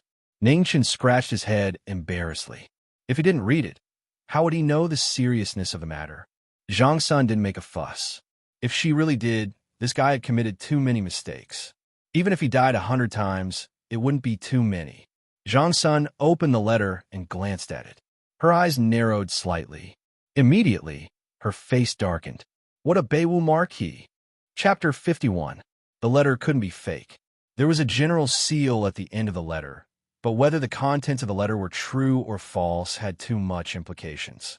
Zhang Suin's hand, which was holding the letter, turned pale. His expression was extremely ugly, and he could not believe the contents of the letter.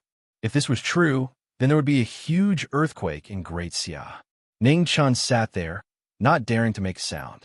His mission of delivering the letter had been completed, and the remaining matters were not something he could do. Ning Chun, you can't stay in the imperial city. Were you prepared to go? Zhang Sun put away the letter and made a prompt decision.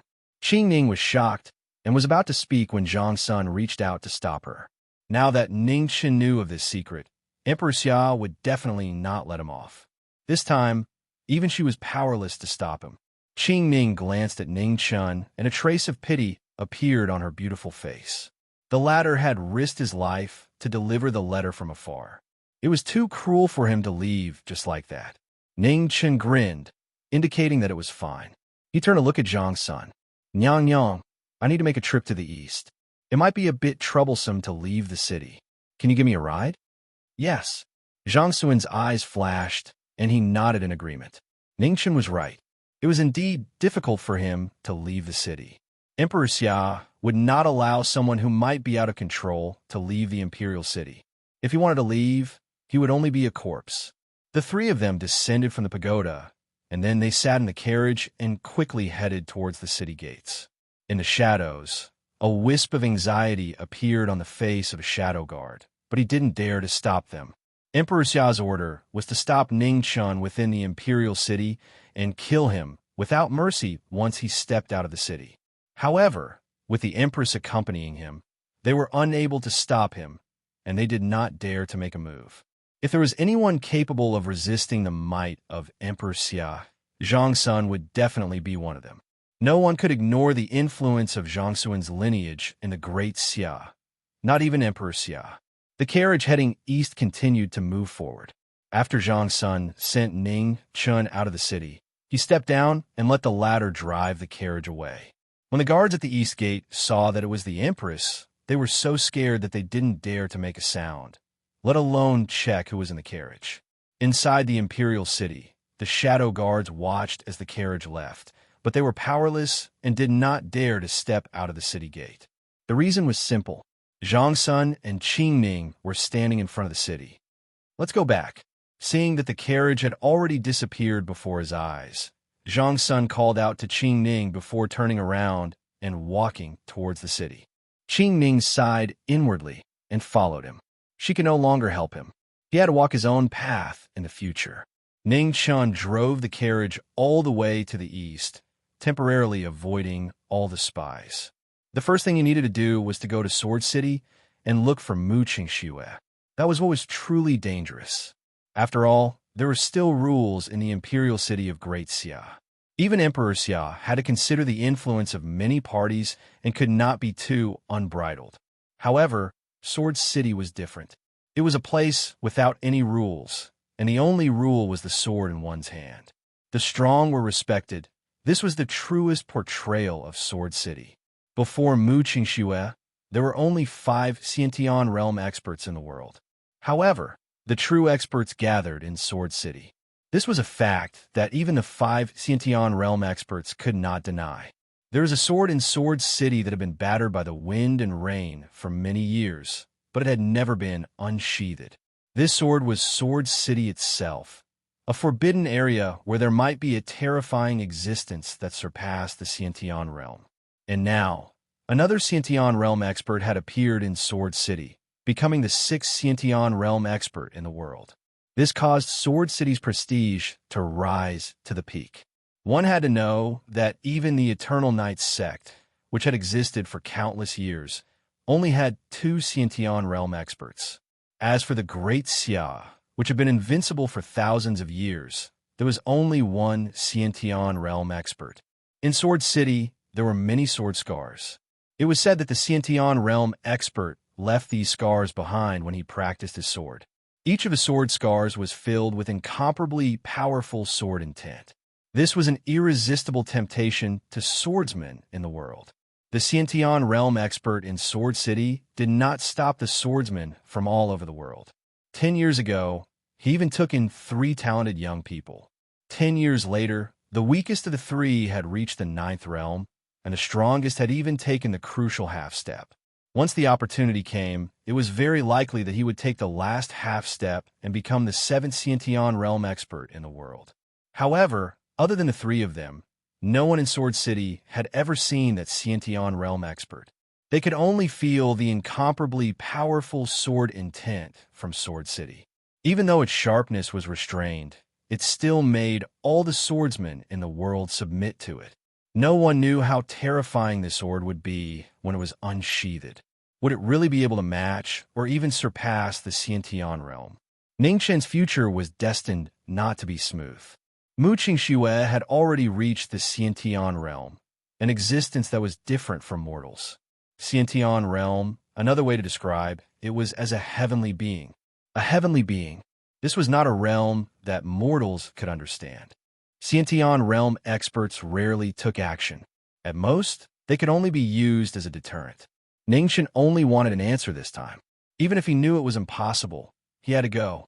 The carriage ran wildly in the wilderness without stopping. Snowflakes drifted in the air, and the carriage's tracks quickly disappeared. This trip to Sword City would take at least 10 days. In these 10 days, he had to do everything he could to increase his strength and protect himself. He did not want to be killed by those lunatics in Sword City before he could even see Mu Qingxue. Swordsmen were powerful existences, and they were the most difficult to get along with in the world. Just like the sword consecrator, he had the strangest temper in the palace. In the palace of Great Xia, Zhang Sun, who had already returned to the palace, went directly to the Heavenly Mandate Palace to meet Emperor Xia. On the dragon throne, Emperor Xia had already received the news from the Shadow Guards and knew what had happened in the Imperial City. "Empress, what's the matter?" Emperor Xia did not intend to expose the matter and asked seriously. Although Ning Qin's life and death were important, it was not enough to change his relationship with the Empress.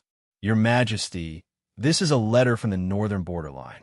Zhang Sun stepped forward and handed over the letter in his hand. Emperor Xia frowned and took the letter. After opening it, he quietly read it. Bang! The next moment, Emperor Xia was so angry that he slammed the table and stood up. At this moment, an extremely hurried voice came from outside the main hall, announcing the arrival of a disciple. "Your Majesty, bad news. The 8th prince was assassinated on his way back to the palace. He is seriously injured and unconscious. His life is in danger." "What?" The successive bad news caused Emperor Xia's body to sway, and he spat out a mouthful of blood.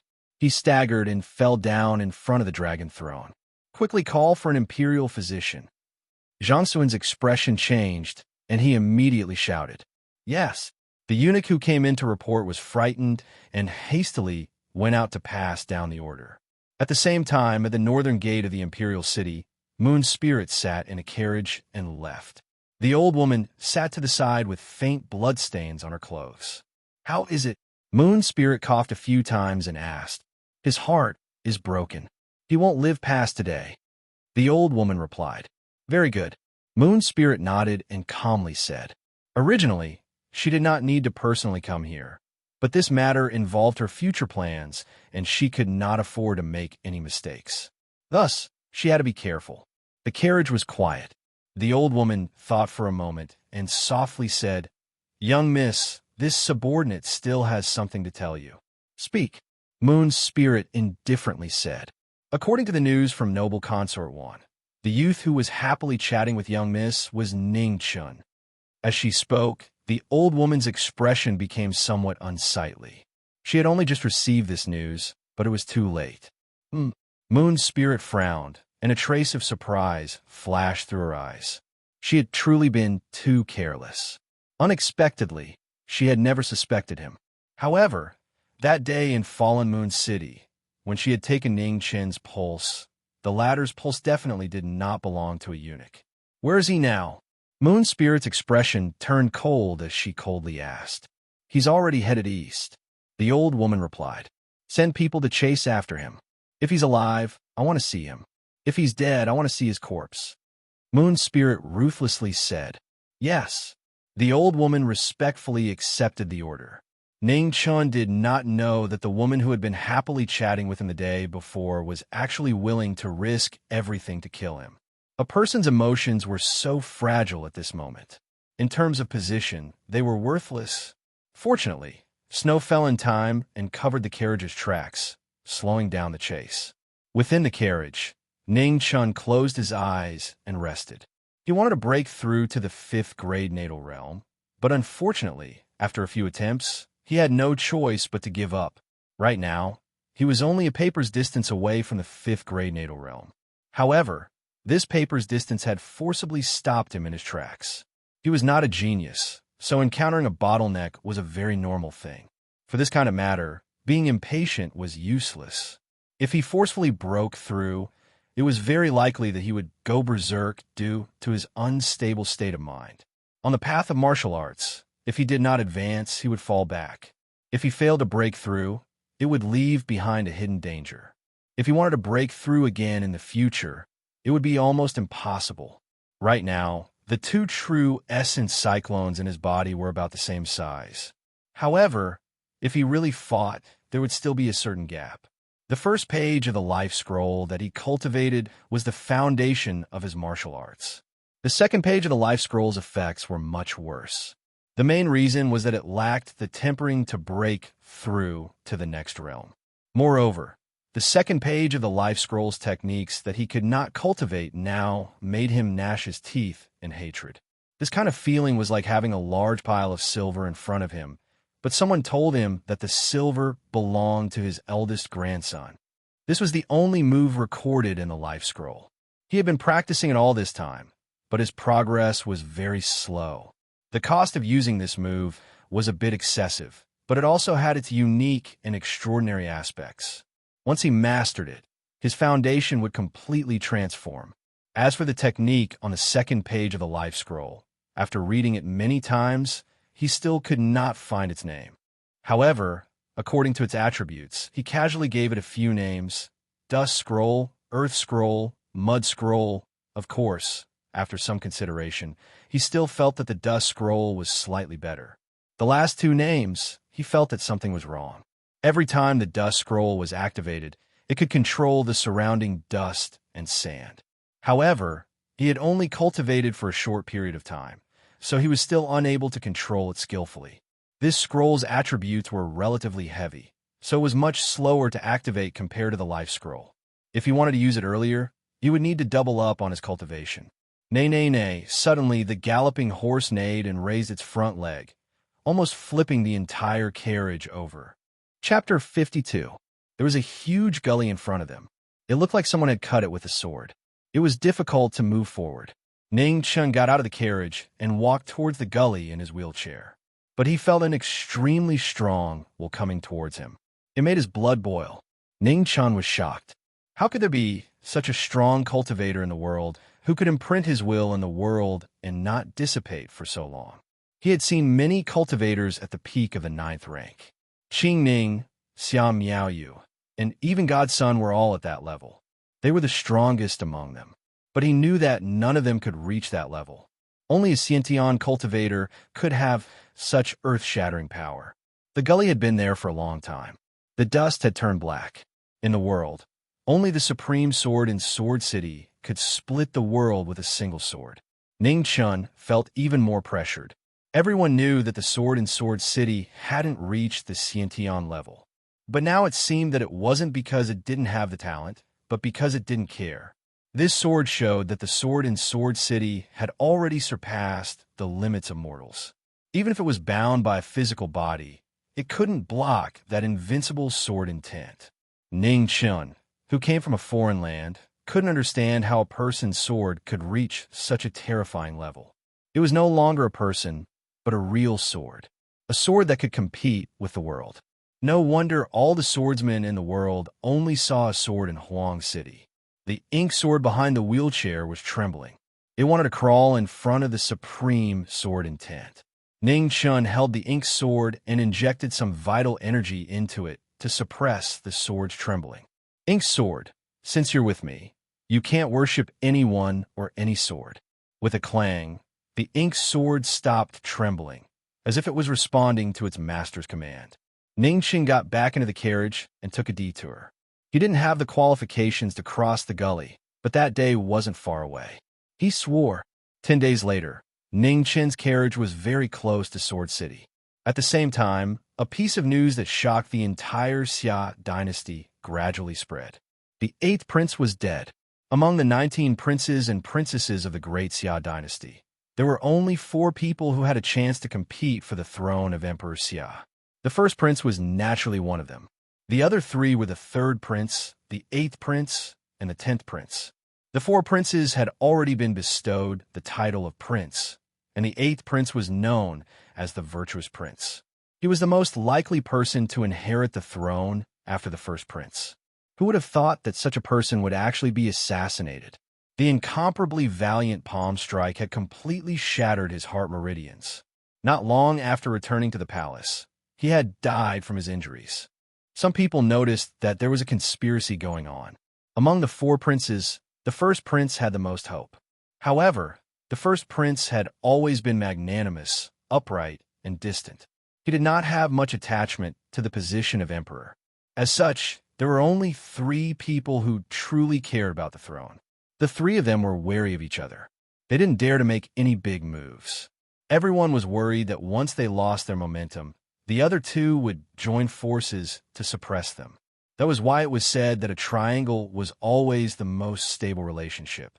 But now, with the 8th prince's death, the triangle that was wary of each other instantly collapsed. The competition for the throne would definitely heat up very quickly. The remaining 2 no longer cared about who would join forces with who. It was just the east wind suppressing the west wind, or the west wind suppressing the east wind. Whoever was stronger would be able to suppress the other. As for the battle between the victor and the first prince, that was a matter for the future. While the great Xia dynasty was shaking in the distant west, the Son of God had passed through the #1 shrine of Evernight and arrived at a vast and boundless sea of nothingness. Silver light reverberated between heaven and earth, forming a world of its own. Evernight's scripture. The Son of God stretched out his hand, and an ancient scripture flickering with a black brilliance slowly descended from the void. It was as black as ink, and it was like a black hole that devoured the surrounding light. What are you looking for? At this time, a mighty figure walked over. His domineering aura caused the entire void to distort. Martial Lord, the Son of God bowed respectfully and said, "I'm looking for information about the heavenly scripture." "Oh, it seems you've gained something from this trip." The Martial Lord's eyes flashed with a strange light. The Evernight sect had many young champions, but he was most satisfied with Jun Shaoqing. He was neither arrogant nor rash, and he was persistent in doing things, just like his father in the past. "I sense the aura of the life scripture," the Son of God said. "Oh, it's actually that." Hearing this news, the Martial Lord couldn't remain calm. Although the life scripture wasn't the strongest, it was the most special one. Of the 10 heavenly scriptures, life was the beginning, God was the venerable, chaos was the change, and nothingness was the end. The other 6 scriptures each had their own abilities, and they were the essence of the heavens and earth. The Son of God opened the Evernight scripture. This ancient scripture that recorded the countless years since the creation of Evernight erupted with a dazzling black light that devoured the heavens and earth. It was extremely shocking. The Evernight scripture was the light scripture of the 10 heavenly scriptures. Everything including everything, was recorded within it. In the dazzling light, 10 large characters lined up in order. Life, light, moon, travel, earth, and chaos were already lit up.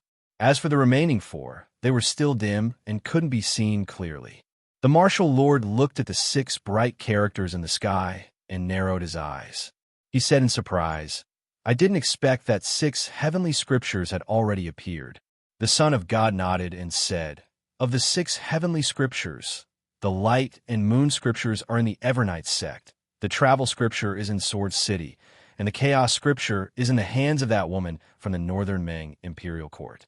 The whereabouts of the remaining 2 scriptures are unknown. However, I sense the aura of the life scripture in the wedding procession of the Grand Xia. Although it was very brief, it can't be wrong. Is there any news of the earth scripture?"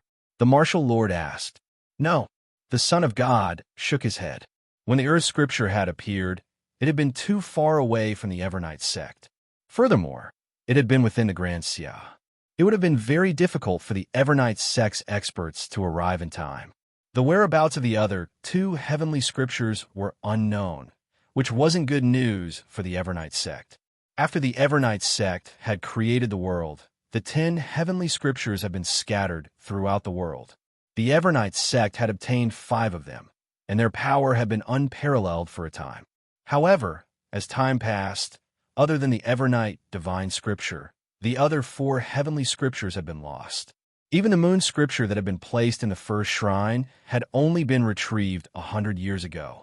The Evernight sect's decline 1,000 years ago wasn't unrelated to the loss of the heavenly scriptures.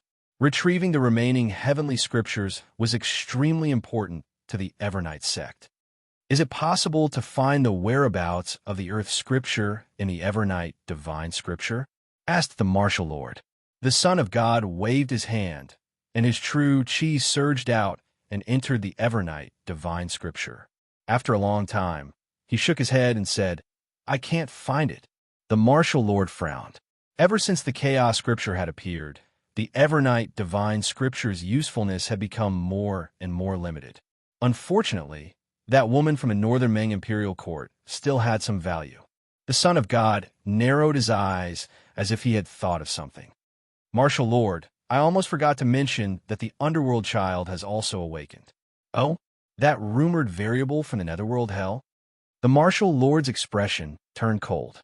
It seemed like this really was a sign of chaos. Even that madman had awakened. The Underworld child and the ghost woman were a pair of variables from the Netherworld hell. They were extremely powerful, and when they joined hands, they could contend against a Xiantian expert. However, this generation's Underworld child was a madman. Whether it was the degree of absurdity or his talent, he far surpassed any of the previous Underworld children. In this world, the only person who could contend against the Underworld child was the ghost woman. Apart from her, even a Xiantian expert would find it difficult to kill the Underworld child who had come out of the Netherworld hell. In this world, there would always be some special people. Their life and death wouldn't be decided simply by strength. The Underworld child and the ghost woman came from the Netherworld hell. They balanced each other out, but they also complemented each other. Apart from their strength, the most difficult thing to deal with was their nearly unkillable Netherworld ghost body. Tomorrow, make a trip to the Sword City in the east. I have already accepted that person's sword-proving battle. However, before that, you should go and fight with the new Xiantian expert in the Sword City. This will help you comprehend the Xiantian realm." As he spoke, the martial lord didn't hide his eagerness for the battle. Warriors were born for battle. The Eternal Night cult had been silent for too long. If they continued to hide their edge, they would be completely forgotten by the world. The God's Son nodded. He had been stuck at the peak of the post-luminary realm for a long time. He had vaguely taken a step forward, but he couldn't really take it. He really needed a battle to stimulate himself. On the wasteland, the galloping carriage gradually slowed down. After half a day, an ancient city could be vaguely seen. However, this wasn't the Sword City. Instead, it was the last city in the east of the Great Xia Empire, Matchless City. Matchless City was located on the only road that connected the east and the west. It was extremely prosperous. The walls of the entire ancient city were made of strange ancient wood and metal. Sabers, forks, swords, and halberds had left marks on them. One could vaguely see the fierce battles of the past. Since ancient times, it had been one of the impregnable passes of the Central Plains. No one knew how long it had been there, but it still stood firm and upright in the divine continent. Ning Chun entered the city and casually found an inn to stay in. He had almost run out of money, so he had no choice but to deal with it. Chopping firewood was too slow, so robbing people wasn't too suitable. He could only go out and try his luck. He knew a bit of martial arts, so fighting in a ring wasn't a problem.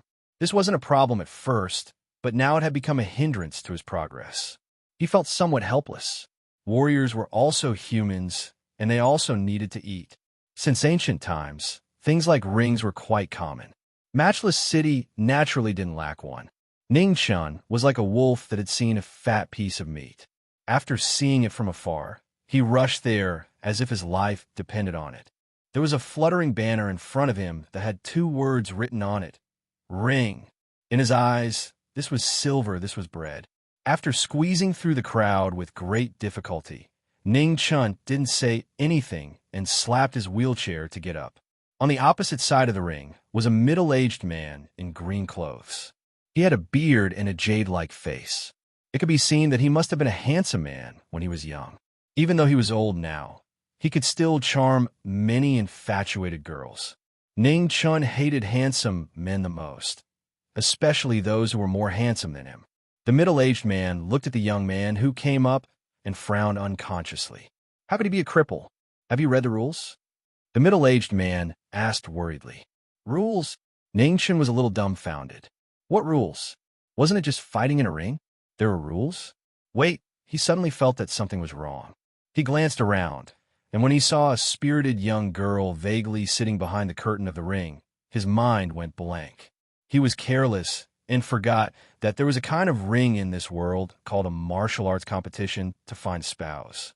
Ning Chun grinned and laughed foolishly. He apologized. Hee, I came to the wrong place. I'm sorry. No matter if it was true or not, he couldn't stay any longer. It was better to be safe than sorry. As soon as he finished speaking, he turned his wheelchair and was about to go down. There was no way he could earn this money. Otherwise, he would have to pay for it. Wait. At this moment, the young girl behind the gauze curtain stood up. She had a pretty face, but there was a rudeness that made people dislike her. Ning Chun pretended that he didn't hear her. He turned his wheelchair and was about to go down the stairs. I'm calling you. Didn't you hear me? The young girl was furious. She waved the long whip in her hand and slapped it towards Ning Chun. The sudden disaster made Ning Chun a little unhappy. He just came to the wrong place and apologized. Why did he have to be whipped? Even Zhang's son didn't let him be whipped. Why did this woman,